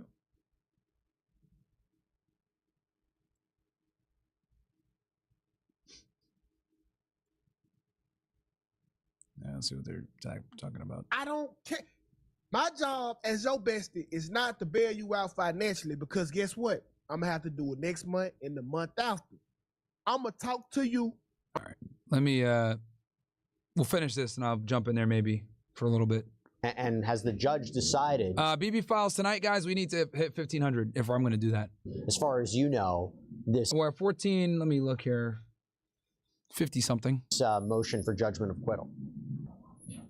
Yeah, so the government's response wasn't much of a response at all. I was expecting, given the length of those arguments by the defense, that maybe the government might take equal or maybe more. 1461. So 40 away roughly. More amount of time to kind of get those final arguments in their case. But really, they were kind of like, you know, this case should still be given to the jury. They planned on, I think, possibly submitting a letter just kind of to point out the defense's arguments here and there. But in terms of just the judge, he said he's going to reserve his decision, meaning that we didn't hear what his final decision was going to be. But given that they are still talking about charge conference, they're still talking about, you know, closing arguments happening on Thursday and Friday, it seems that, you know, for the most part, we're still geared up. It doesn't seem like that judgment of acquittal in full might be, you know, fully taken by the judge, but we'll see. He's still kind of reserving his opinion. So you never know what can happen in this case. But for now, we're just kind of waiting to see what he has to say tomorrow. And let's talk about Sean Combs. So Sean Combs in open court spoke, and this was about his decision. All right, that's a big deal. And it's his decision alone whether or not he wants to testify. What happened? So this is a moment that the jury no way he's going to testify. Isn't able to see. Again, the jury's not here when this is happening, but we inside the gallery, the public, the press, we're all able to kind of finally see Sean Combs speak. Trey Love says, I'm an audio engineer, bro. The new settings sound good on the phone. iPhone speaker 70% is loud enough. Usually it's super lagging, especially when you play vids. I think OBS has limit or something, but it's all good. Shouldn't nobody complain now unless their speakers are ass. Okay, I appreciate it, bro. Yeah, I bumped up. Just so you have an idea, since you're an engineer, I got my fader all the way to the top. On the mixer, it's a Zoom P8. I got it midway for the volume. It's constantly hitting the yellow/orange there, and then on the audio thing, on the mic input, I have it where it's hitting the yellow on OBS, but I went and bumped the mic input to 130 and the desktop to 100. So it's 30% more loud, or 30% louder, it should be, than the desktop audio. So it is what it is. I appreciate dedication, Myron. I do have to say, for someone always calling people monkeys, you kind of look like one.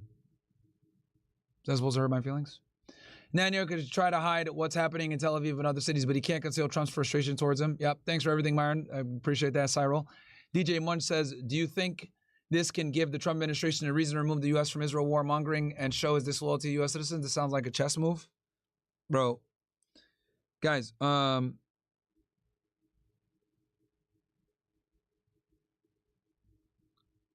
you guys got to understand, bro. Trump is still going to be beholden to the Zionist lobby that put him in power, bro. Don't mess with the volume. Myron is good. It's always been good. Yeah, I know. Niggas are retarded. Audio's great now, but thank you for fixing the problem, man. Sorry to derail your show. I was serious. I love the show. I just want to be good. That's all. Hey, Myron, just said check Telegram for the kick people.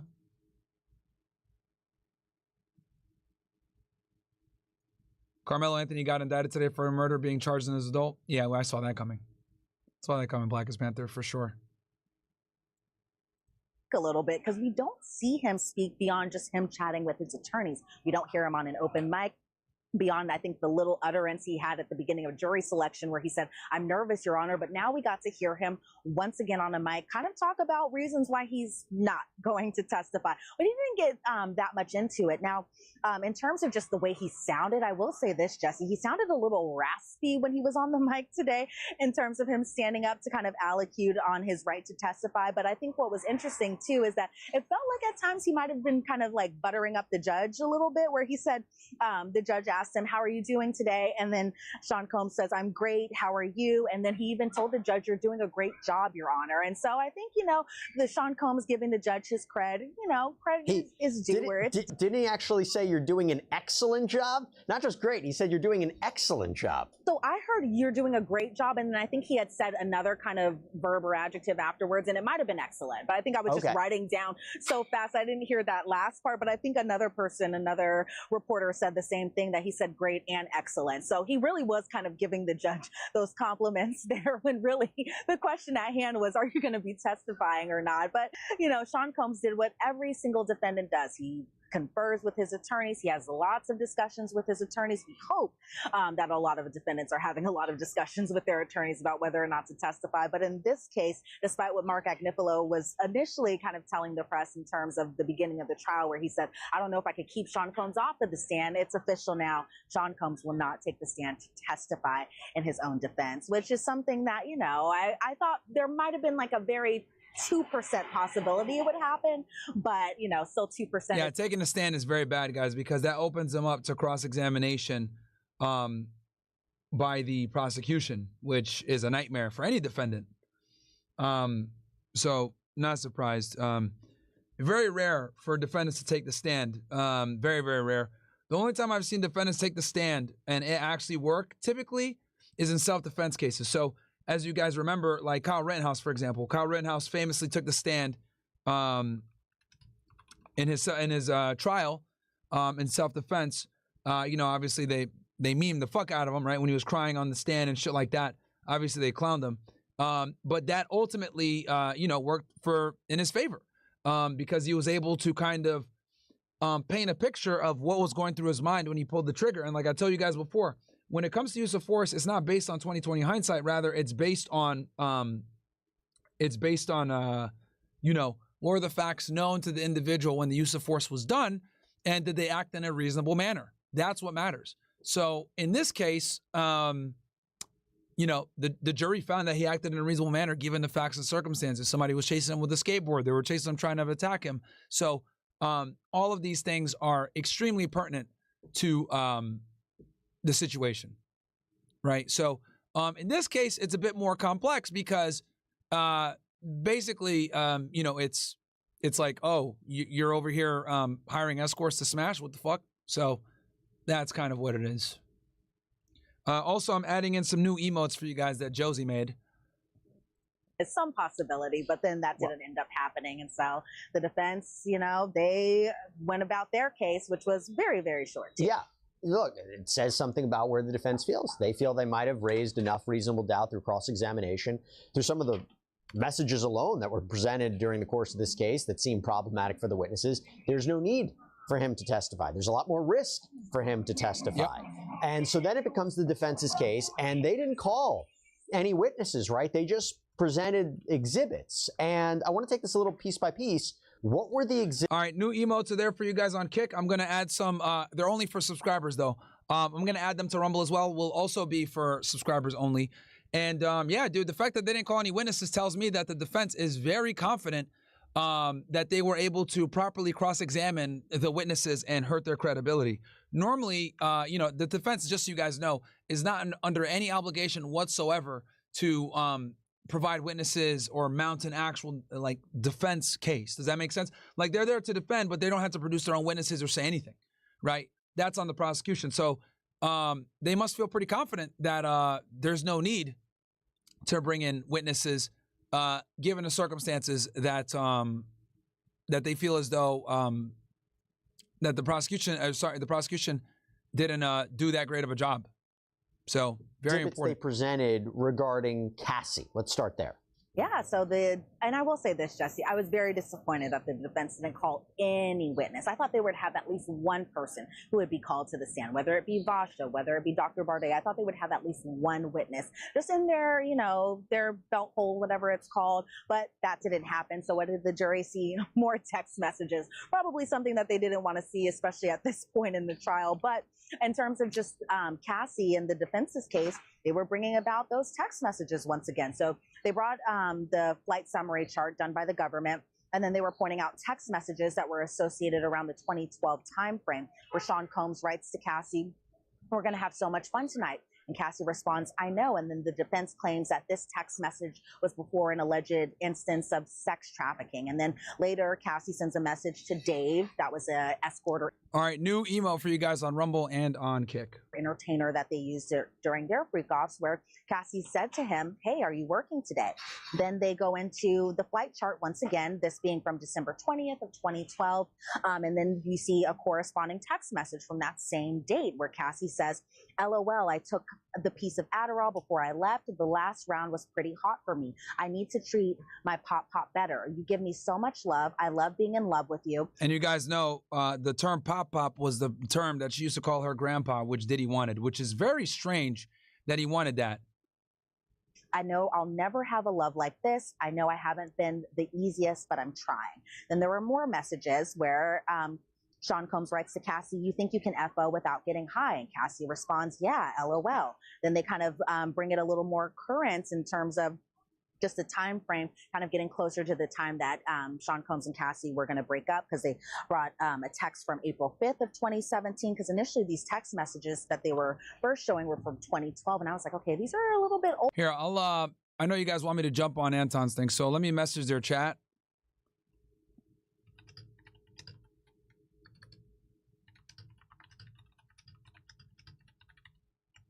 Because I know a lot of you guys like it when I jump in these panels. So I will, I'll put this to the side while we keep watching this. Older, but they brought some 2017 messages where Cassie writes to Sean Combs, "Can you send me a D pic? LOL." Then she writes, "I miss you." Sean Combs writes, "So what are you going to do?" And Cassie says, "Be your little freak." And I will say this, Jesse, this "be your little freak" text message that was sent by Cassie on April 5th of 2017 was something that the government did not want the jury to see. They objected to that specific text message, as well as this one from May 14th of 2017, where Cassie wrote to Sean Combs, "LOL, I just bought baby oil because I couldn't help myself."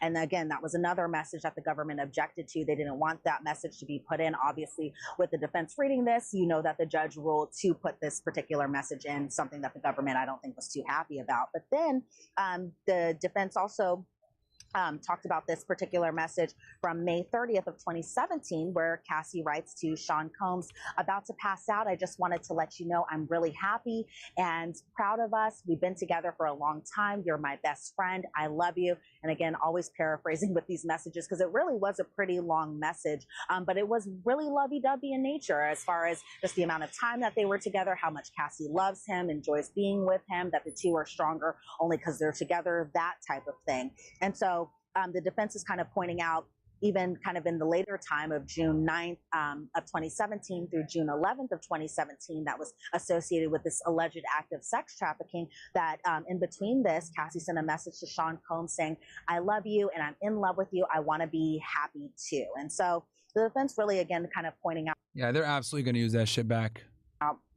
That these messages were lovey in nature, that these weren't instances that were happening after, you know, this course of alleged sex trafficking, none of that sort, because Cassie would send these really lovey-dovey messages. And then the defense also kind of pointing out the only reason that Cassie kind of broke up with Sean Combs wasn't because of, you know, sex trafficking or her not wanting to engage in these freak-offs. They allege that it was because of jealousy, as opposed to her being a victim of sex trafficking, alleged sex trafficking.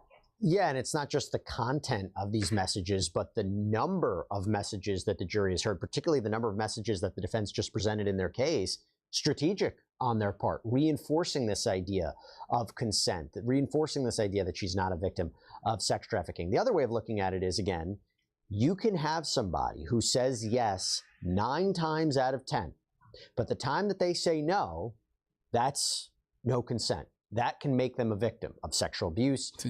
That can make them a victim of sex trafficking.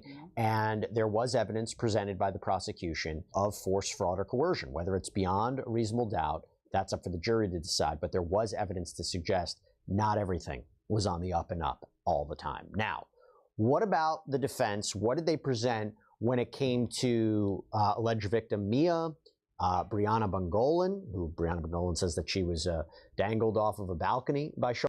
All right. They gave me the link. I'll jump in there real quick, chat. I'll jump in there. I know you guys like when I join these panels or whatever, so I'll join for a little bit.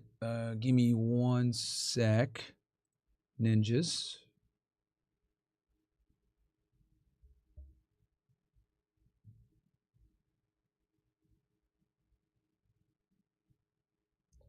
I got to do like some camera shifts and stuff like that for it. So give me 1 sec, guys. Yeah, see, it takes my camera away. Because they use StreamYard chat, so I got to like, you know, bear with me real quick, ninjas. All right, so cool. All right, on to the studio. It was, I asked you for help and you didn't help me, you helped them. So there's a big difference. So like, for instance, let's take Anton. I believe that Anton would help any of us out, any of us, if we asked. But if we don't ask and we don't say anything, Anton's not going to help beyond what he thinks. But Anton might go help somebody else tenfold because they asked or because he saw the actual need. So I think it's kind of unfair to hold B. Simone accountable for like watching her friend suffer and not helping her out, but she helped somebody else out, which is probably a part of the reason why her friend was like, I'm not mad at it, you know, and this is my journey. This is what God put me on. And I respect that. So let's assume she has a relationship with God. I can appreciate her saying, listen, this is my cross to bear. This is my road to walk. I got to get myself out of this situation. So I just think that it was a pretty healthy conversation that they were both able to have, because if either one of them would have had you hating, you this, you that type of an attitude, that wouldn't have been able to take place. So. Now, to your point, Carrie, B. Simone did say later on in that podcast, because the girl was saying how her grandmother died, and what B. Simone said was, let me know if you need anything, like if you want flowers or something. And the girl said, that's not what I wanted to hear. I wanted you to just show up with the flowers. And B. Simone was just kind of like, oh, you wanted me to, I guess, show up without permission, for lack of better words, like show up without being invited.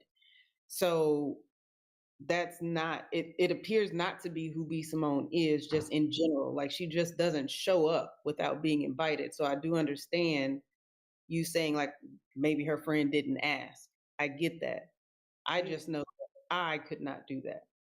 Well, and to me, that's where the whole dynamic of how people are naturally comes into play. And not for nothing, if B. Simone, like again, this to me is reflection time for B. Simone, right? So clearly she was impacted that her and her friend weren't doing this together.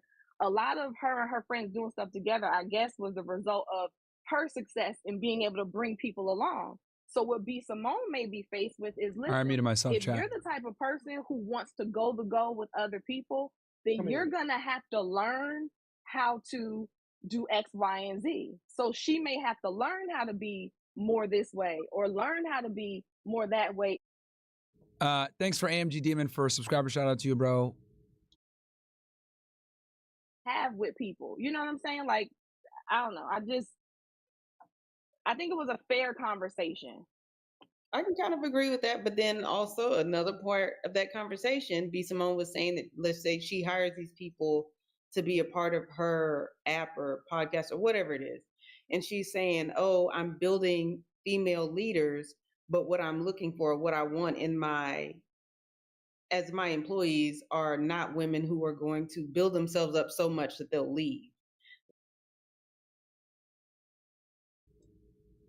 Capone says, Myron, I hate the audio trolls. Respectfully, I recommend only looking at CC/OSS chats. Yeah, to ask. Yeah, bro, I'm going to start doing it. I'm not going to look at the other shit no more. Myron still going hard. You and Ryan Dawson are real ones. You guys know it, bro.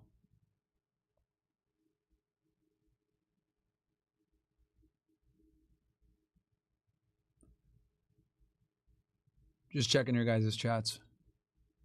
Make sure I don't miss none, you ninjas.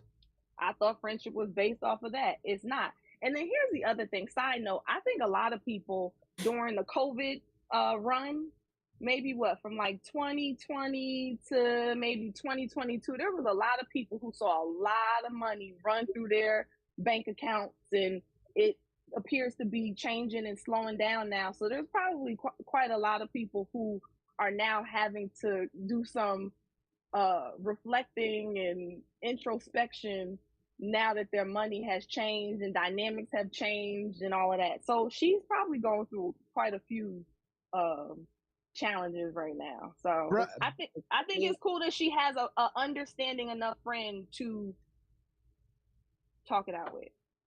Being y'all friends shouldn't be this hot, man. Also, guys, do me a favor. Smash the like button. We got like 2,800 likes. Got like almost 4,000 guys in here. Do me a favor. Smash that like button. What'd you say, Myron? You on mute, bro. Oh, no. I was talking to I'm on stream. I was talking to them. I didn't want to interrupt what you guys were saying. Did you guys ask me something? Oh, no. I thought you were talking. No. No, I want to get your thoughts. I didn't. Well, first of all, I appreciate you for coming through, bro. Thank you. No worries. I want to get your thoughts. What are your thoughts? On I saw the Trump with Israel and Iran, right?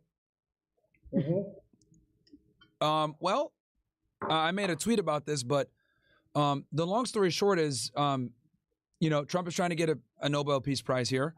And realistically speaking, though he is getting a ceasefire brokered, it's not going to end the conflict at all. Anyone that understands how long this conflict's been going on, we're talking about, 3 to 4 decades now at this point since the Iranian Revolution, understands that this is just a temporary ceasefire until, both parties can kind of replenish themselves and engage in warfare again. And the big reason why is because Israel miscalculated Iran's ability to destroy them. And what I mean by this is Iran has a very sophisticated ballistic missile program. Israel does have, competent air defense with the Sling and the Iron Dome and the Arrow. But the problem is that for every missile that Israel needs to shoot to intercept an Iranian missile coming in, it costs them significantly more money to defend themselves than it costs for Iran to attack them. So in the battle of attrition, had it went longer, we're talking about Tel Aviv and Haifa getting completely leveled and destroyed. And, it's interesting because Western media didn't really document the damage that was done in Tel Aviv or in Haifa. But the Iranians absolutely did do a significant amount of damage. I mean, they were shooting hypersonic missiles over there, which can't be stopped by these air defense. They did quite a bit of damage. But the thing is that a lot of people don't know this. There was a blackout thing put in place by the Israeli government where the press could not take video or pictures of the damage because that would allow the Iranians to get more precise coordinates so they can be more accurate with their next attack. So Israel had like a big censorship program that they were pushing where they didn't want the journalists and the media to publish. Obviously, video still got out there, etc., but they were suppressing it. Now, with that said, I do want to say also that Israel did a very good job of damaging Iran's capability to defend themselves as well. They ran a Mossad operation behind enemy lines. They were able to go ahead and destroy a good amount of their air defense, jam radars, launch drone attacks. So they did a significant amount of damage to Iran as well. But if we were, the longer the battle would have played out in that mode where it was Israeli airstrikes followed by Iranian missiles towards Israel, Israel would have lost that fight because it cost them significantly more money to defend themselves than it cost Iran to attack them. So that's kind of the gist of why the ceasefire was brokered. And then the other thing too, also I think that's important, is like this entire conflict was because of the nuclear program that Iran has. There's there's credible info out there that Iran moved a lot of the critical infrastructure when it comes to enriching uranium to 90% and getting the weapon well before the United States attacked them. So, and I wouldn't be surprised if Iran didn't have other facilities or they didn't have a nuclear program somewhere else, maybe even in another foreign country ally where they're running their program. So, a lot of this was smoke and mirrors. A lot of this was, show of force, etc. But there's no way that the Iranians didn't move their stuff out. And assuming they did, let's assume best case scenario that the Americans and Israelis did a good job and they destroyed their nuclear infrastructure. It doesn't matter. The regime's not going to change. They have the capability to remake their nuclear program because they've mastered the uranium centrifuge cycle, and they know how to enrich uranium and get a warhead. So they can still do it. It might take them a year or two, but unless they remove the regime, which is what Israel really wants to do, they're not going to, it's just going to be a temporary ceasefire. So you don't think that they're actually going to have a long-term peace deal that is brokered as a result of them getting a ceasefire that's in place right now? No way. And the reason for that is because Israel wants a regime change. Benjamin Netanyahu and the Israelis will stop at nothing to get rid of the Ayatollah and try to topple the government. Now, what they were hoping when they did their operation 2 weeks ago was that they would cripple the Iranian infrastructure, the higher-ups, make them panic, and then that would create the opportunity for the separatist groups within Iran to overthrow the government. But what actually happened was it backfired. the Iranian people got behind the Iranian government because even though a lot of them don't like the Iranian regime, they hate Israel more. So Israel's attempt to, divide the civilian population actually backfired because, keep in mind that when they got attacked while in the middle of diplomacy with the United States. And the attack was a sneak attack, and it was obviously very severe. So Iran took that as a very big attack against their national security. And since they were attacked first, the people rallied behind the government to defend themselves. And that is why people took to the streets after Iran was attacked and said, we need a retaliation towards Israel. And they did it within 18 hours, and they hit them pretty hard. Obviously, the media covered that, but both parties did a significant amount of damage to each other, for sure. What do you think the long-term result is, if you had to guess, based off of what you see happening right now? Okay, sure. So this is what's going to happen. On the Iranian side, they're going to work even harder to get a nuclear program. And the reason why is because having a nuclear bomb is going to be the only way that they could deter Israel and the United States from trying to effectuate a regime change. You look at North Korea, for example. They have a nuclear bomb. Though they're enemies. Since they have a nuclear bomb, we can't really do anything to them because of mutually assured destruction, right?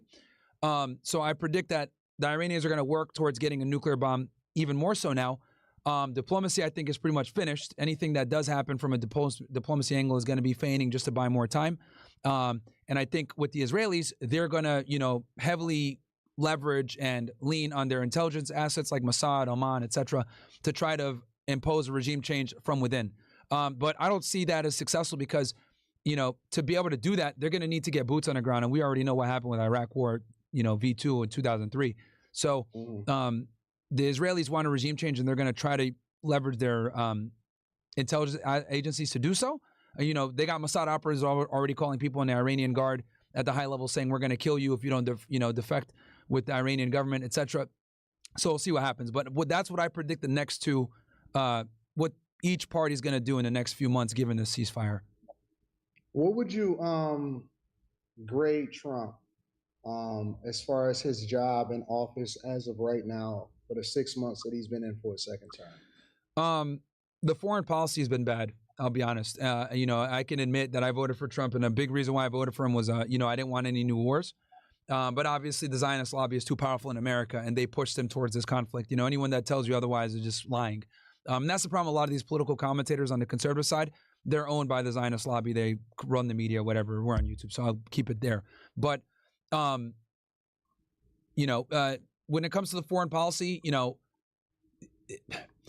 so he didn't negotiate the end of the conflict with Russia and Ukraine, right? And this is why he struck that mineral deal with Zelensky, because he understood that we're spending a ridiculous amount of money supporting Ukraine when they're losing. They've lost like 1 million soldiers now at this point. So he's like, you know what? If we're going to continue to support you guys, we needed to get some of the revenue from the minerals. So that's why they kind of struck that deal. We're still giving them aid because he doesn't see, a conclusion to the situation within the next few years. That's why I think he brokered that mineral deal. But that's a longer term deal. That's hoping that we recoup, assuming that we then at some point actually end the war with Russia, right? Absolutely. Yep. It's exactly. That's precisely what it is. It's to recoup the money that's lost so that while we continue to aid them, we don't go in the hole as bad. I guess Trump kind of underestimated how bad the situation was, thinking that he can broker peace, saying I can do it in 24 hours.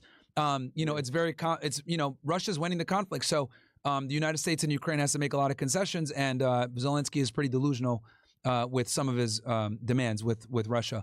And then as far as, this conflict with Ukraine, I would argue that brought us back, this conflict with Iran, that brought us back a step because, Iran and Russia are allies, and this is going to, make it even harder for peace talks with Ukraine and Russia. So I think him even being involved with a limited sense with just bombing the nuclear sites, I still think that was a bad move towards diplomacy, not just on the Iranian front with the Middle East, but it also did set us back a bit with the Russia-Ukraine conflict as well, because right after this conflict happened, the foreign minister of Iran actually met with President Putin to discuss strategy. And whenever they say strategy, that means military, nuclear bombs, and intelligence agencies every single time.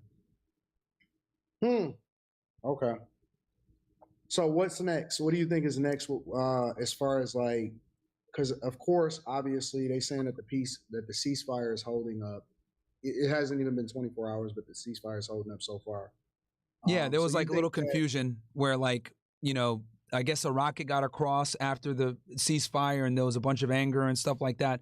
And Trump was really pissed off this morning because they almost resumed the war. I'll say this, Israel breaks ceasefires all the time. They did it with Lebanon and Hezbollah. They did it with Gaza and Hamas. They should have been they should have been done with the conflict in Gaza, but they pulled out of the ceasefire there because there was a 3-part deal with it that Trump negotiated, but Israel only completed the first part of the deal and then ignored the other ones. That's very important to know that the Israelis typically don't negotiate for ceasefires unless they're losing or they cannot continue the warfare that it is. So the only reason they agreed to this ceasefire is because they knew the longer that the conflict would happen, Iran's missiles will start to pierce more and more into their airspace. And we're talking about the destruction of Tel Aviv and Haifa.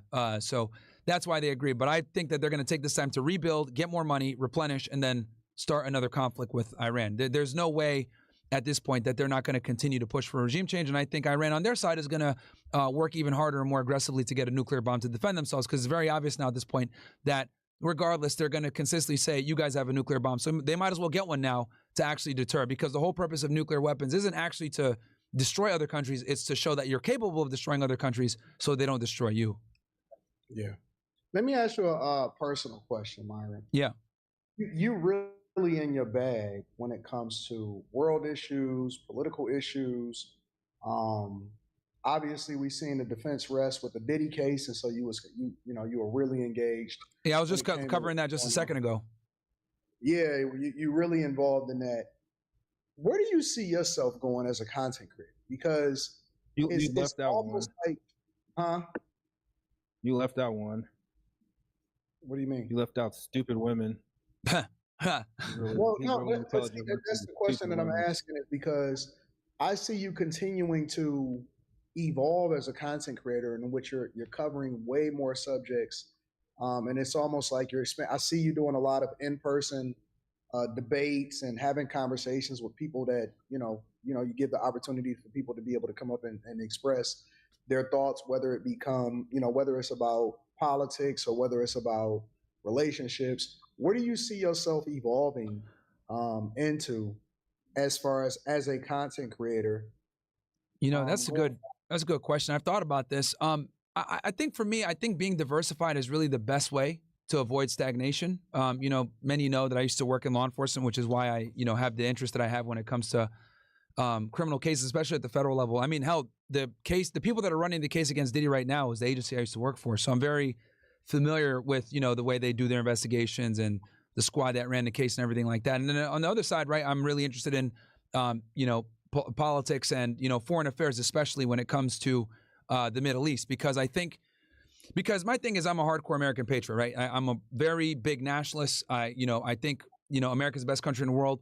And, I love this country. I've served this country, put my life on the line for this country. And I think for us to address some of the problems, I think one of the biggest problems we have in America is that we are occupied by a foreign government that runs our foreign policy. And for people to understand this properly, you must understand Middle Eastern foreign politics, because once you understand Middle Eastern foreign politics, then you can understand how our country is being subverted for the bidding of another government. I saw someone in your chat said that I'm an Islamist. No, I'm just a realist and a pragmatist. And the problem is that in Western media and in American media, up until recently, we haven't been told this information, or we haven't been told the truth about how our foreign policy really works. And the reality is that our foreign policy is run by a small group of people that have ulterior motives that might not necessarily be America first. A lot of people like to say, oh, I'm an America first, America first. I'll take it a step further. I'm America only. And when I say that, I mean, we need to have a 100% non-foreign conflict involvement with our foreign policy, where we're only involved in international trade and things from a peaceful perspective, no more foreign wars. And if you look at all the wars that we've had, especially with this war on terror, there's one common denominator, and it's the state of Israel. So that's kind of what I've prided myself on with when it comes to politics, is kind of talking about this a bit more and educating the American public on this, because it's been suppressed for so long. And I think there's, a very important distinction that needs to be made, that, this isn't necessarily a Jewish problem. This is a Zionist problem and an occupation problem of our government. And it's very important to be precise and be able to identify the real problem versus having this collective punishment ideology of let's go after an entire people. When in reality, a lot of the Zionists are evangelical Christians. There's a lot of Jewish people that are, that talk about these problems, like Max Blumenthal, Glenn Greenwald, comic Dave Smith, Norman Finkelstein. These guys are all Jewish, and they've been speaking about the atrocity that are going on with our foreign policy. So I think it's very important to be very specific and talk about certain topics and talk about it in a way where you can educate the people and give them a different perspective on that. So that's those are some of my interests and kind of why I go into them. Obviously, the true crime stuff because what I used to do, the foreign policy because it's something that we don't educate the American public about more. I think a lot of Americans don't know what their government is doing with our tax dollars and doing a bunch of bullshit. And then, obviously, debating the women, that's something that I do all the time as well, too, because something that a lot of guys can identify with, right, with the fuckery of modern women. So, yeah. Do you ever lose interest in dealing with or debating women? It does get monotonous at times because it ends up becoming the same typical debate. But, every time I do it and I get annoyed, I remind myself that there's someone that's probably seeing this for the first time, that's probably being exposed to these concepts for the first time. So, so some people might say it's redundant. I think it's very important because there's more guys waking up every single day, right? A new guy is Googling how to get back my girlfriend, or why did she leave me, or why did I get divorced, or why did she cheat on me? There's a new guy Googling that every single day. And they find content like mine, find content like yours, and we provide the answers to these guys because, unfortunately, this is a big problem for a lot of men. And I predict as social media becomes more advanced, as we become more and more attached to our phones, as online dating and social media becomes more and more prominent as a way to meet people, this problem is only going to be exacerbated. It's going to get worse because, unfortunately, when you go on the internet and you use dating apps or you use Instagram, whatever, that puts the ball in the women's court, right? Because the men are the ones approaching them. And what ends up happening is a majority of men just end up becoming invisible to a majority of women, right? And I've kind of figured this out from years of talking to different women. We've talked to almost 4,000 women now. The startling reality that I'm starting to see as I talk to more and more women, especially, women that are 18, 19, younger women, is the average man no longer qualifies for the average woman, right? I meet girls, they're average, nothing special about them, typical background, etc. But when I ask them, what do you want in return? They're expecting an exceptional man, right? And I do think a big part of this is because of the social media climate, the internet, the ease of meeting people. All of this is kind of increase women's standards without them necessarily reciprocating on their end and becoming exceptional women. They want exceptional men while bringing an average, individual to the relationship. Let me ask you one more question. This whole B. Simone conversation, I'm not sure if you're familiar with it, but a lot of it is tied around her responsibility, so to speak, or people's perception of her responsibility to actually help her friend who was not necessarily as financially well off as her. Okay. As a person that kind of leads a platform in which you employ multiple different people, when you kind of had the responsibility of making sure that people get paid and stuff like that, how do you feel about the whole responsibility as a person that is a leader or is generating a lot of revenue to help friends out or to put people on or to make sure that other people are successful also? How do you feel about that whole sentiment and what other people believe is the responsibility of a person that is a breadwinner? Yeah, I think it's your duty. One of the things that I've really been big on is, obviously when I got my start on YouTube in the red pill space with certain YouTubers, as Fresh Fit became bigger and bigger and became a bit more mainstream and kind of got out of that, single red pill niche. One of the things we pride ourselves on is we bring those guys that helped us get put on and grow our channel in the early stages. We like to bring them back on the show and expose them to our more mainstream audience that they might have otherwise not been able to get exposed to. And I look at that as kind of, I call it retracting the ladder back, where the people that helped you get up, you don't retract the ladder, rather you keep the ladder there so they can come up and you help them up. I'm real big on that, right? I've brought a lot of people on that, for the first time they're getting out in front of a mainstream audience, but I think that that's kind of my duty, where if we make it, the people that helped us get there, we should bring them up too. Now, I know some people, they'll make it and then they'll retract the ladder, right? And then they won't let those people come up with them because they want to be the star. I think that's a very bad way to move, because what ends up happening is you basically say, oh, I can't bring them up because they're going to be too powerful and I'll lose my influence. No, bring them up and then let the better man win. But a lot of people don't have that foresight. They kind of look at it like, oh, I made it, they helped me, but I'm not going to bring that up. So that's my take on it. I do think that if you're the guy where a bunch of people are around you and they helped you get to that position, I think it's treacherous to not help them and bring them up alongside you.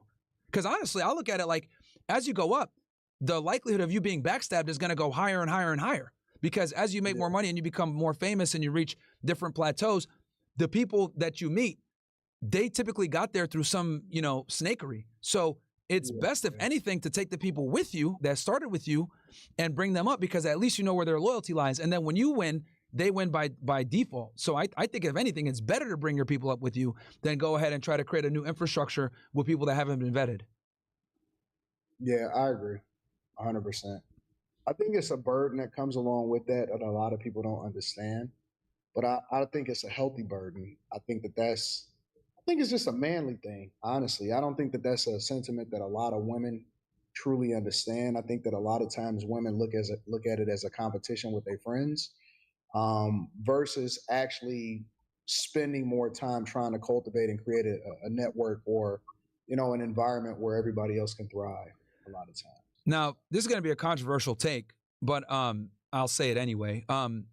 I don't think women have the capability of the same loyalty as men, and I'll explain what I mean by this. So the women's psyche is a psyche of extracting resources. And what I mean by this from a biological sense, right? Like, obviously, we're in modern society. Women can make their own money. Women can go ahead and fend for themselves, etc. Great. We understand that in modern society. However, the reality is women are still physically inferior to men. Women are still smaller than men, weaker than men, etc. So there's still primitive biological traits within their mind that dictate the way they behave. So, for example, men, we don't need to see other men with our women to know that our woman's attractive. We have the ability to look her up and down. I find her attractive. Cool. I don't need social proof to be attracted to her. Women don't operate that way. They see a guy, if he's by himself, oh, he's maybe handsome, but if he's there with 5 girls, oh, who is this guy? I kind of want to get to know him. So women make a lot of their decisions based off of the herd and the social dynamics, right? That's why men that have social status that are ugly are still able to get very attractive women, but it might not necessarily work the other way around, where a woman that's ugly that has social status might not necessarily be able to pull the same caliber of guy, right, on her level. So that's kind of where the disconnect comes. So I say that to kind of paint the picture and the foundation that women are inherently not loyal because that is detrimental to their survival. If a woman's with a man and that man shows that he can no longer provide, protect, provision, and he can't maintain his duties, what ends up happening is she'll look to another guy that can, because, 1,000 years ago, this incompetency can get her killed. Not just her, but her child as well. So she has a vested interest in not just protecting herself, but her offspring. And if the man cannot provide that value for her and her offspring, well, her job is to survive alongside the children. Her duty is to herself and her children first.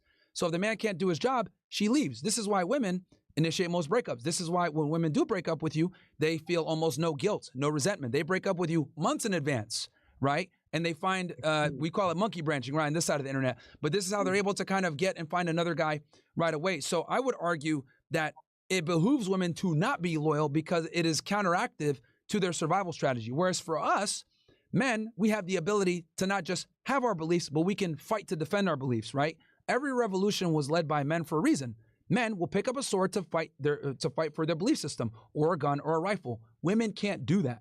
So since they can't do that, they must align themselves with the strongest men that can ensure their survival. This is why, back in the day, a dude would have the top guy, Genghis Khan, would have all the women. Why? Because he would ensure their survival. It doesn't go the other way around. So with men, I think the reason why men, it's a masculine trait to be loyal and stand by your bros is because we're looked at as warriors and we can stand and defend ourselves and our brethren. Women can't do that. So we don't hold them to the same standard, right? There's a reason why it's called I'm a man of my word, right? And not I'm a woman of my word. There's a reason why when they say be a man, man up, 9 out of 10 times that means taking responsibility for not just yourself, but for other people. Women aren't held to these same standards. As much as people might say that's sexist or misogynistic, it's true. We almost infantilize women, and then if they do want to rise up and be responsible, we applaud it. Cool, you're responsible and you're loyal. But as a man, you're expected to do that. For women, if they do it, it's, extra credit. For us, we must do it. It's mandatory. And if you don't do it, you're considered a bitch, and we have social norms in place to embarrass you and to shame you for not adhering or being loyal, right? Being a snake as a woman is completely acceptable, but being a snake as a man, that's met with a certain level of vitriol, even more so because we're supposed to be honorable, right? That's the reason why, like, when the two men meet and they shake hands, that's supposed to be something, right? Scarface famously said, Al Pacino, all I have in this world is my balls and my word.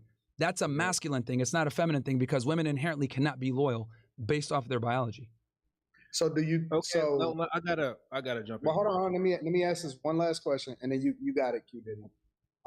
So by that, do you think that we should not hold women accountable or as accountable when they decide to move on based off of their circumstances or based off of the whole mindset of survival or leveling up when they then go with a different guy? That's a good question, because we're taking a biological urge and how they're wired, and we're trying to apply new social standards to that biological wiring. You know, I think the best way to approach this is, I think men need to understand the fundamental wiring of women, right? And understand that in their mind. So when some bullshit does pop off, they're not surprised. I think one of the biggest reasons why so many guys get their heart broken or they get angry, or, you know, a lot of it comes from frustration of not understanding women, right? It's not that it's as bad. It's rather, it's the lack of knowledge and the lack of awareness that drives men to say, what the hell, I did everything right. And it's that inability to figure it out that really frustrates them, which makes sense. If you look at like the world around us, right? The ingenuity, the internet, the fact that we're on computers and microphones, etc. This all came from the man's yearning to, you know, make life better and figure things out. So whenever we're not able to figure things out, especially with women, men get very frustrated, right? They can figure out how to, you know, go to the moon, but they can't figure out how to keep women happy. So, you know, so I think with men, I think the biggest thing is understanding how women think and how they behave, and understanding the rudimentary biological background, as negative as that may be. And then that will make everything else make sense. So when she does break up with you, or when she does leave you, or when something that you didn't plan for does happen, you can always go back and say, okay, I understand. You don't have to like it. You don't have to be angry, but you just being able to understand will make things a lot more peaceful. You'll be able to get over it sooner. You'll be able to say, you know what? It is what it is. She didn't like me anymore. My value, I got lazy, whatever. Hypergamy kicked in, and then you can move on to another girl because you kind of understand what it is. But a lot of guys, they don't have this knowledge. 100% agree. Because I've always said that my one rule, my only rule is I will never stop you from leaving. I am not trying to hold on to you. Once it's over, it just is what it is. And, you know, that's just life. Go ahead, Q Diddy. I know you had something that you was going to say. It wasn't and anybody much. else Myron could jump in this also, but go ahead. Myron said a lot, but I just don't want the chat to like, don't let that deter you from the fact that women are still fucking dumb. Well, yeah, I mean, look, we make jokes all the time. And the reason for that is because there's simply not a burden of performance, right? So if a girl is intelligent, think about it, right? If a woman is intelligent, we actually like commemorate that. We're like, wow, like you're actually sharp. Like, wow, like we praise that. Well, why do we praise it? Because it's not common. You know, what's the stereotype? If a girl's pretty, right, she's dumb. But if you find a girl that's pretty and smart, beauty and brains, as they say, right, that's something that's novel because it's not that common, because there isn't a burden of performance on women to be pretty and be intelligent. There really isn't. If they do it, it's extra credit, but if they don't, it's no big deal. But there's no such thing as handsome and smart or some kind of idiom for that. Like, no, you're just supposed to get it as a guy. If you're not competent, you deal with consequences for being an idiot. Women aren't held to the same standard. Now, I know people might say that's misogynistic or sexist, but it's the truth. You can be a woman with 60 IQ and meet a man that's extremely successful and have your life taken care of. It doesn't work the other way around as a guy. If you got 60 IQ as a dude, you're cooked. You're going to have a very tough time, you know, finding a partner, let alone getting out of your basement with the Cheeto crumbs on your fucking shirt. So that's the difference between, you know, male excellence versus female excellence. Does anybody else have anything in this? Money by the ton. I get more bitches than you, your daddy, and your uncles, nigga. Shut the fuck up. Here we go. No, I 100% agree. I don't think there's anything that you said that I disagree with. Yeah, I think the biggest thing, man, is like, that's why content like this is so important to kind of like educate guys. Cause like, even though, you know, like me and you, Anton, right? We've been doing this for a few years now. We might get annoyed going over the same talking points or same studies or whatever, kind of educating men on the way women think. But, you know, I always think to myself, you know, there's someone that might be hearing this for the first time that's thinking about ending it all. And then them hearing this makes them push back, you know, the thing. I'll tell you guys a story that I'll never forget for the rest of my life.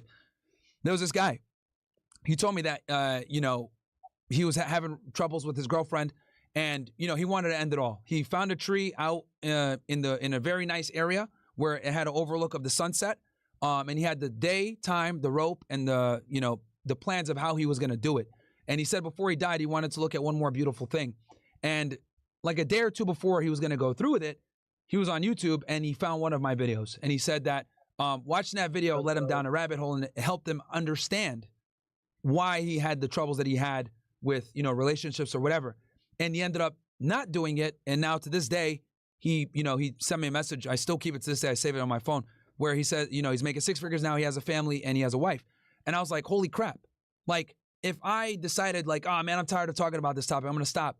And then he didn't, see that stream, or maybe he didn't see that video, who knows what would be happening now, right? So this information was able to keep someone alive so you can go ahead and have a family. And, that profound effect is kind of what has me doing this still, even though I dislike sometimes talking to women. I'm not going to lie, it gets annoying sometimes. But I understand that the redundancy is required because there's guys that need to hear this stuff over and over and over again so it gets through their head.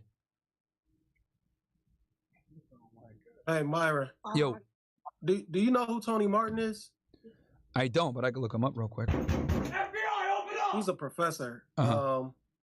He wrote the I don't even want to say it on here. The J Onslaught. He wrote this book. I think you should look into it.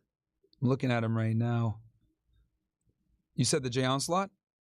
Yeah, he wrote the J Onslaught. Okay. Yeah, he had a little conflict with those folks some years ago. Okay. But check them out, man. Okay, I'm pulling it up right now. Interesting. Okay, I already know I'm gonna like this. But yeah, man, it's a very censored topic. But I think once people understand, and that's why once you understand Middle Eastern foreign policy, to kind of bring it back to that topic real quick, you'll totally understand why we do a lot of the things that we do and why we have the laws in place and the lobbies in place and why we fight the wars that we fight. And I think it's very important for Americans to understand, right, that a lot of these conflicts that we've had recently isn't really for American interests. Like the Iraq War, for example, is one of the biggest failures ever, right? And it had nothing to do with 9/11. That's the crazy part. Like when I tell people the truth about the Iraqi war and how Saddam Hussein had absolutely nothing to do with Osama bin Laden, people look at me like I'm crazy. But the reality is that, Saddam Hussein and Osama bin Laden were actually sworn enemies. And I could quickly go over this. The story, basically it's this. In the 1980s, the Soviets invaded Afghanistan. And Osama bin Laden, who is a wealthy heir to a very successful construction company in Saudi Arabia, went to Afghanistan to fight the Soviets. He went ahead and created a militia called the Mujahideen. They fought the Soviets and they actually won. But the CIA and American intelligence also gave Osama a significant amount of assistance and aid, and they were able to win the conflict. So fast forward to the early 90s, Saddam Hussein invades Kuwait. Kuwait strategically is a oil-rich country, and Saddam was angry because after the war he owed a lot of money. The Kuwaitis didn't want to lower the price, whatever, a lot of money disputes. So he invades, takes over within 24 hours because the Kuwaitis don't have a real military. This obviously creates a lot of problems for Saudi Arabia. Their national security has an issue now. So Osama returns to Saudi Arabia because he's Saudi Arabian, and he says, look, he tells the royal family, I will fight on your behalf. I just beat the Russians. We can stop this guy. The royal family looks at him and says, thanks, but no thanks. We have the U.S., we have the petrodollar set up. They're going to protect us. No, thank you. And this infuriated Osama bin Laden because he looked at it like, why are Americans who are not Muslims fighting on Holy Land on behalf of Saudi Arabia? This is unacceptable. Now, Saudi Arabia doesn't have freedom of speech. You can ask, Khashoggi about that. So what ended up happening was they banned him from the country and sent him off in exile. He went to Sudan for several years in the 90s. This is where he became radicalized and created the Al-Qaeda that we know now. And this kind of began the resentment of his attitude towards America. And then on top of that, our aid of Israel and our support of Israel to assist them with, toppling many Arab governments in Muslim countries and bombing them. This also aided in his anger towards what led to 9/11. Now, why do I say this? I say this because our, neocon administration during the Bush era, as well as Israeli intelligence, lied and said that Saddam was involved with Osama and Al-Qaeda because of passing information or meeting somewhere in Asia with anthrax. That's not true. It's objectively false. And then we found out when we went and invaded Iraq and there was no weapons of mass destruction. The reality is Osama and Saddam hated each other, and Osama was prepared to fight Saddam to keep him from invading Saudi Arabia. So that's the real story between them that the mainstream media never covers because it destroys their narrative that they hate us because we're free. That's not true. It's an objective lie. And that war was really fought for the benefit of Israel because the toppling of Saddam Hussein allowed Israel, to this day, a significant amount of their oil comes from northern Iraq, where the Kurds are. So when you figure things out and you find out the real narratives of why things happen, it always points back to the same region. That war gave us zero benefit, 1 million dead, thousands of U.S. soldiers killed, innocent people that died for what? Iraq to this day is still destabilized, and the only people that benefited was Israel, really. Now, why do you think they miraculously, anyone who tries to branch away from the central banking just kind of gets deleted? Because they own it, man. I mean, if you look at the Rothschilds family, right, and I think everybody here knows who they are, they have a banking dynasty. They control a majority of the world's gold. They mess with the gold markets all the time. Central banking, if you own the country's money, you own the country. It doesn't matter who the leader is. There's a famous quote saying, I don't need access to the leadership. I just need access to the finances. Then I'll control the country. And that's kind of what it is. A lot of people that oppose central banking ended up killed, surprisingly. Conspiracy theory, Slimmy in the building. No, the conspiracy is what they tell you. The actual truth is the truth. The conspiracy is what the media tells. Because you know who runs the media. Yep. I'm not saying that you're wrong. I just said you're in the building. Nah, I don't got no conspiracies. What them folks be doing is, And that's why I was like such a vocal critic of us dropping a bomb in Iran, because I saw what was coming. And to be honest with you guys, Trump wanted to drop that bomb on Iran way sooner. It's because half his base said no new wars, what the hell, that he actually, pushed it back and thought twice about it. But if this was 2003, he would have went into that conflict way sooner. So thank God for alternative media. Thank God for, big influencers that, put pressure saying, yo, we didn't vote for this. We didn't have this level of, voice back in 2003 when Bush and Cheney, these guys, invaded Iraq. But now we do. And we can kind of see history repeating itself because back then, Netanyahu was saying, oh, yeah, Saddam has weapons of mass destruction. I'll never forget. He was at Congress in 2002, right before we invaded. And he said it verbatim, if you take out Saddam, it will have positive reverberations all across the region. That was a lie. Didn't do anything. It made it even worse. We created a power vacuum, created more terrorist organizations. But the reality is they just needed Saddam out of there, and it benefited them. So, what we saw going on right now with bombing Iran is part two. And this was all prophesized in something called the Clean Break Memo in 1996, where a bunch of neocons, that dual citizen individuals of a certain state, they proposed a entire strategy, a war game strategy of how they would take over several countries in the Middle East and how taking these countries over or destabilizing them and or, regime change or, coups, whatever it may be, this would affect their security in the realm. It's called the Clean Break Memo, a pattern of securing the realm. And that is securing the state of Israel in a region where there's constant hostility. And interestingly enough, every single one of those countries on that list have been either destabilized, bribed, overthrown, or destroyed.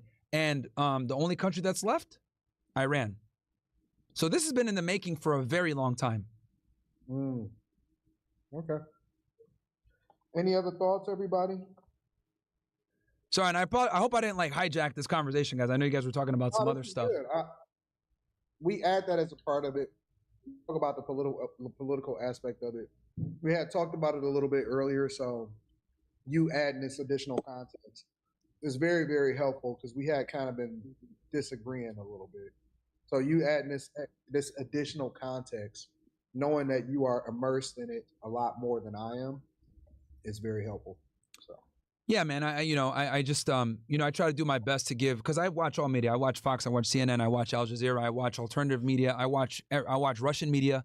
And what I try to do is I try to get all parts and do my best to bring like almost like a consolidated, version of what's going on. And obviously, Western media puts out a certain narrative, and then other medias put out certain narratives. So I try my best to kind of blend them, or at worst, give you guys the other perspective of what the other media is saying, so you can kind of compare and contrast. When do you sleep? During the day, man. I'm like a nocturnal dude. I normally sleep during the day, and I stream, like I start my stream like 5, and then like I just work into the night, and then I like sleep in the morning, and then I sleep all day. It's like a vampire. All right, last question. Sure, brother. When do you have time for a relationship? As of recently, man, it's been tough, bro. I'm not gonna lie, man. It's been tough as of recently, especially the past years. But it's all good, man. I think people getting to see this side and get another perspective on stuff. I think it's good because given my background and then also the topics that I cover, where it's like a lot of it is like censored or might not be covered that much. I try to give another insight. I don't have as much time to allocate towards nurturing what it is that I got going on. So I always am curious to find out how other people operate. Most of the people that I know that are very successful, they don't focus on the relationship as much as they focus on what they feel like is necessary for them to do to win. Oh yeah, I'd be lying to you if I told you that my relationship was awesome and I was like, no man, like my social life, I had 100% transparent, gone, cooked, finito. I'm streaming all day, and then when I'm not streaming, I'm researching, reading the news and stuff like that, and then make sure I have a topic. So yeah, my social life is absolutely suffered as a part of this. Like I'm not gonna lie and say, oh, I got it great. No, hell no, man. It's fucking cooked.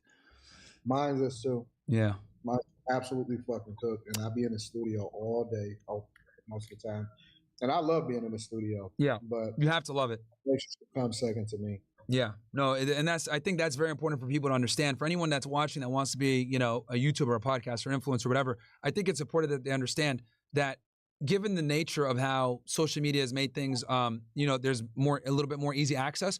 Now it's more competitive, and since it's more competitive, a lot of the times as a YouTuber, you're competing with like professional TV networks, right, yep, for viewership. 2020 Absolutely. Kind of proved that. So. It used to be kind of like a job that people did on the side for fun or whatever. Now it's like, people really do this and you're competing against full-on production squads. So it's very competitive. And the only way that you're really going to have an edge when you're competing against full-on broadcast TV channels is you got to put in significantly more work, because you might not necessarily have the production staff or the resources like, a CNN, a Fox News, a BET. A lot of these legacy channels have created YouTube channels instead to yep, collect back some of that revenue they lost, because cable TV is dead. It's cooked. It's all on demand now. It is dead. You're 100% right. Any thoughts, anybody, before Myron? Or Myron, I mean, you can stay as long as you want. Yeah, no, I'll dip out, man. I know you guys were having a combo before. I got a quick question. Oh, go ahead. Yeah, what's up, brother? No, I was just gonna say the only thing that I would say is I don't agree with the disloyalty thing regarding women. All of this Trump stuff, I have to say, I've more so just kind of been trying to sit back and really understand as much as I can based on as many facts as I can find. Because to be quite honest, depending on who you listen to, you get a whole different perspective that makes sense. Like I listened to Piers Morgan, and he spoke to Candace Owens, then he spoke to this other guy, I can't think of his name. I'm sorry, I can't think of his name. Then he spoke with God, I can't think of his name either. It was 3 different people, and all of them gave 3 different perspectives with history attached to it that made total sense. Then I listened to the interview between Tucker Carlson and I'm so bad with names. Ted Cruz, probably, yeah. Yes. And even their discussion, both of them to me were like making valid points. And then I tried to do my own research and look at, I think it's like Al Jazeera. Yeah. So I'm doing my best to listen to all these different perspectives, which is also causing me to have to go back to understand how did Israel even come to be? How did it even come to be? what was our beef with Iran all this time, like all of these different components. So I appreciate you coming up here sharing what you've shared. And the reason I'm being so quiet is because I'm just digesting. Because I will. It's a lot of info. I don't know Trump, obviously. I don't know what his motivation is, but I do get a sense that he is attempting to operate in some capacity of like his own intention to take care of the country. Again, whether I agree or not is not it. It's not about if I agree with what he does. What I'm saying is, it seems like he is attempting to run the country how he thinks it should be ran. Now, I understand that there are things way behind the scenes that I don't know. There are agreements, arrangements that's been put into place a long time ago. There might be some that are in place with him in the current seat, but I'm still trying to be objective, if you will. And just as much as not eat the meat that they give on this side, I don't want to do the opposite just because people are saying things are true on that side, if that makes sense. So I'm taking it all in. I'm taking it all in and trying to, figure it out. I have my own thoughts on should we be over there? Why did should we not? you say you disagree with the loyalty part? I said I disagree. I said I disagree with the loyalty part because Was she a woman? No. Well, kind of.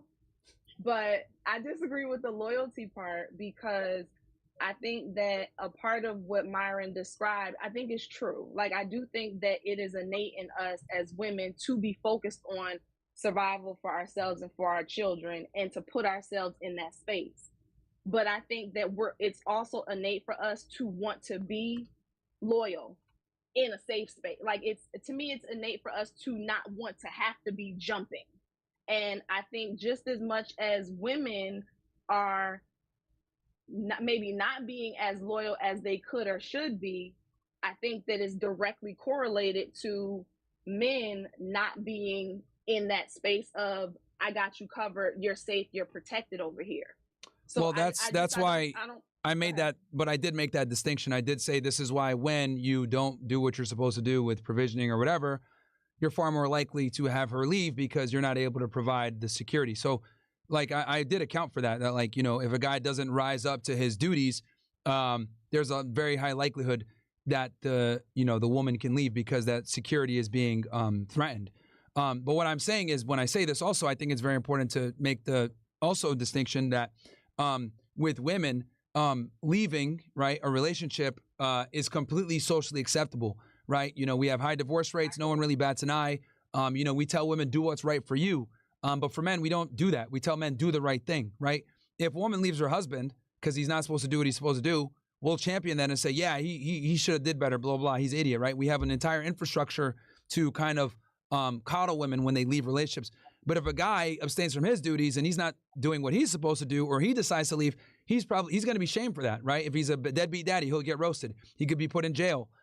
So what I'm saying is that there's consequences for men lacking loyalty versus, like, for women, there aren't really the same level of consequences or the same social negative repercussions. We used to have them with religion and shame and these other things. But now, since the America has become a far more secularized society where,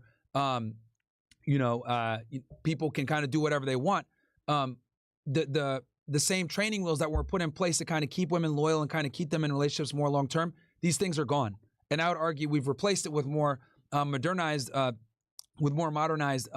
strategies where it's like, be happy, do what's best for you. We have these mantras that feminists always put out there where a woman's happiness overrides the family being together, right? We have how many times does a woman say, I left because I wasn't happy, right? This is something that was, unheard of 30, 40 years ago.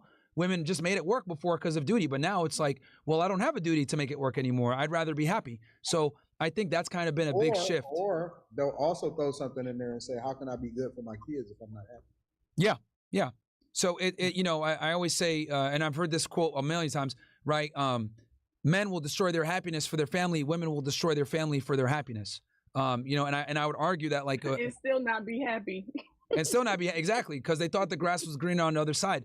And the argument I make is, social media, dating apps, all the internet in general has exacerbated this problem because since women are hypergamous and they're looking for the best option, right? That's just how they naturally swing. I want the biggest, strongest, best that I can get. The internet has made it where there's a plethora of options and there's all kinds of these men out there. So a girl, 50 years ago that grew up in her small town, dated a guy from high school, that's all she knew, that's all she hooked up with, and religion was a big thing. People would make fun of her if she was being a 304, etc. It used to be this was the only guy that she had. This was the only frame of reference. This is what she knows and this is what she loves. But thanks to the internet, thanks to our more hookup culture, promiscuous society, women have a bigger frame of reference of men. And then on top of that, higher status men have access to them because they can message them. This has absolutely destroyed the fabric of how relationships used to be, because if you leave a woman to her own devices, she's always going to get the best that she can get. And what women don't realize is the best that you can get might not necessarily be the best that you can keep. And that's the biggest distinction where women make the L. They'll have a good guy. They realize, oh, I could do better. This guy's hitting me up. They go to that guy. They can't keep him. And then they realize, oh, this was an L. But it's not until they get older in their 30s that they realize that the Sheryl Sandberg, feminist rhetoric of have fun in your 20s, get settled down later on in life, that actually is a backwards way of them trying to find a relationship because they have a bigger frame of reference than men, and it's going to be significantly harder to satisfy them. It was already hard to satisfy women before the internet. Now with social media and the access of higher status men, it's even worse. So what I call it is the perpetual grass is greener on the other side syndrome with modern women, where they always think they can do better, which technically they can. But how long can they do better? That is the key. And this is where modern women fuck up, because they think I can do better, but they don't realize they can't keep better. Just because you can do better doesn't mean you can keep better. And that's where they fail, because they get these guys, they have sex with these guys, but they can't retain these guys. Another quick question for you from the chat. My homie Shay, she wanted to know, do you rock with Candace Owens? Yeah, Candace is great. We agree on a lot of things. Israel, feminism, what's going on. I like Candace a lot. We've had her on the show before too. So I think she's great. Yeah, I would say a lot of what you were mentioning was kind of the sentiment of what she was discussing with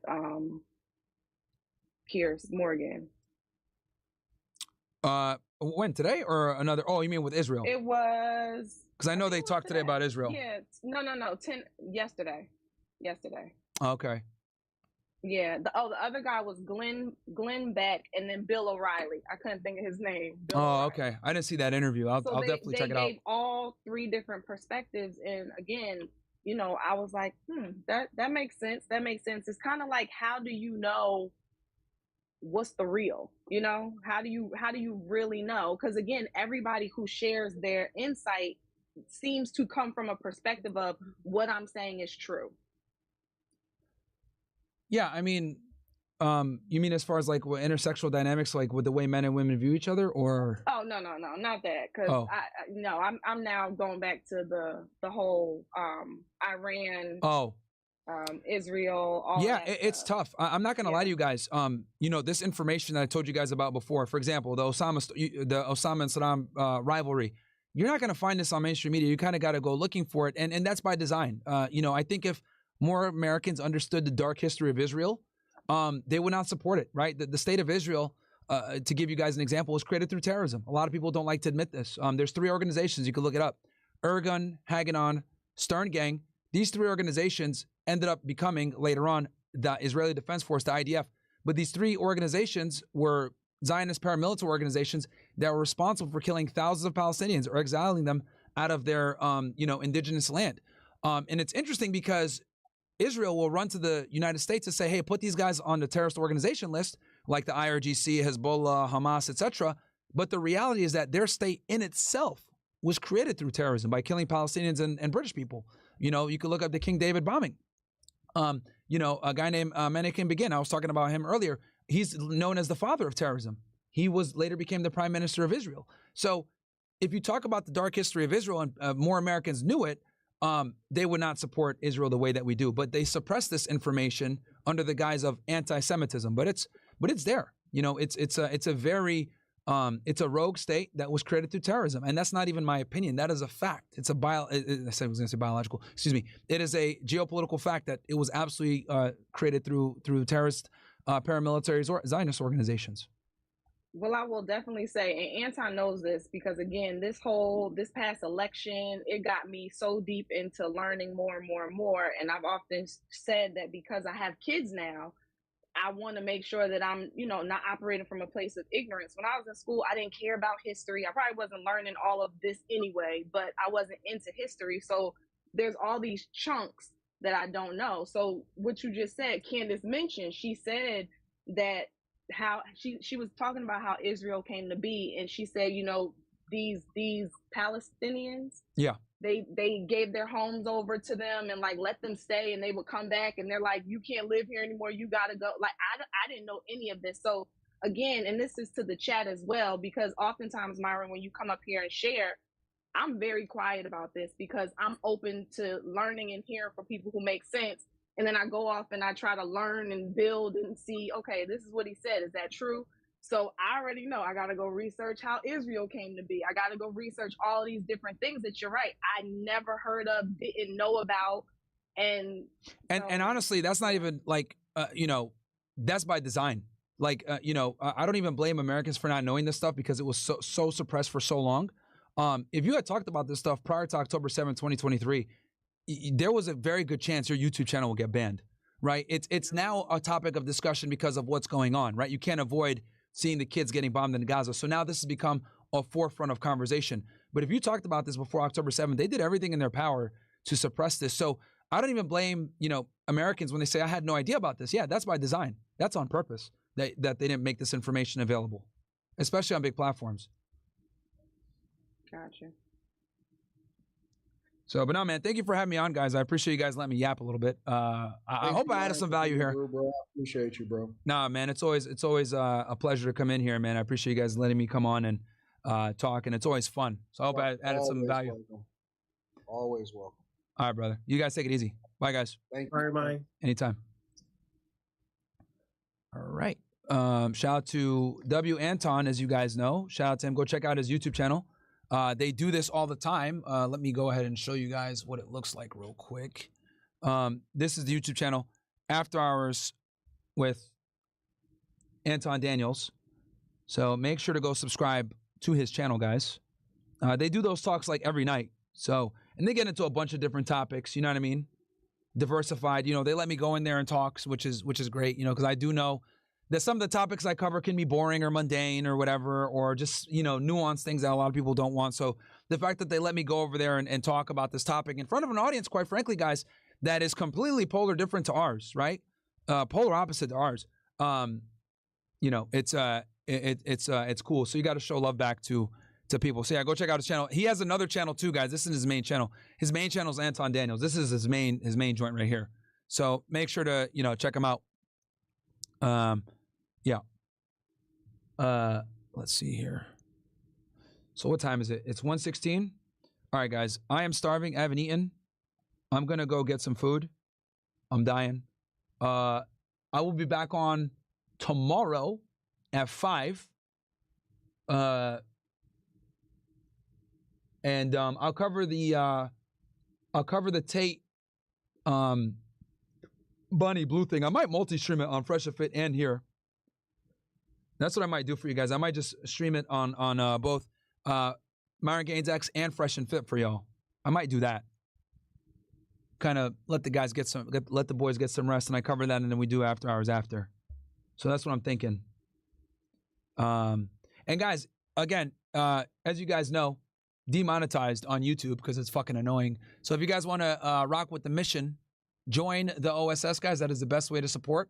You know, I still stream on YouTube for you guys because I know a lot of you guys prefer to watch on YouTube. The only thing I ask is smash the like button if you can't afford it, which is fine. Or $4 for the first month, join the OSS, or join the join for the year. So here, let me go ahead and gotta run a quick little ad, my own ad, because niggas don't sponsor realness. So if you guys enjoy this kind of content, the best way to support is join OSS, guys.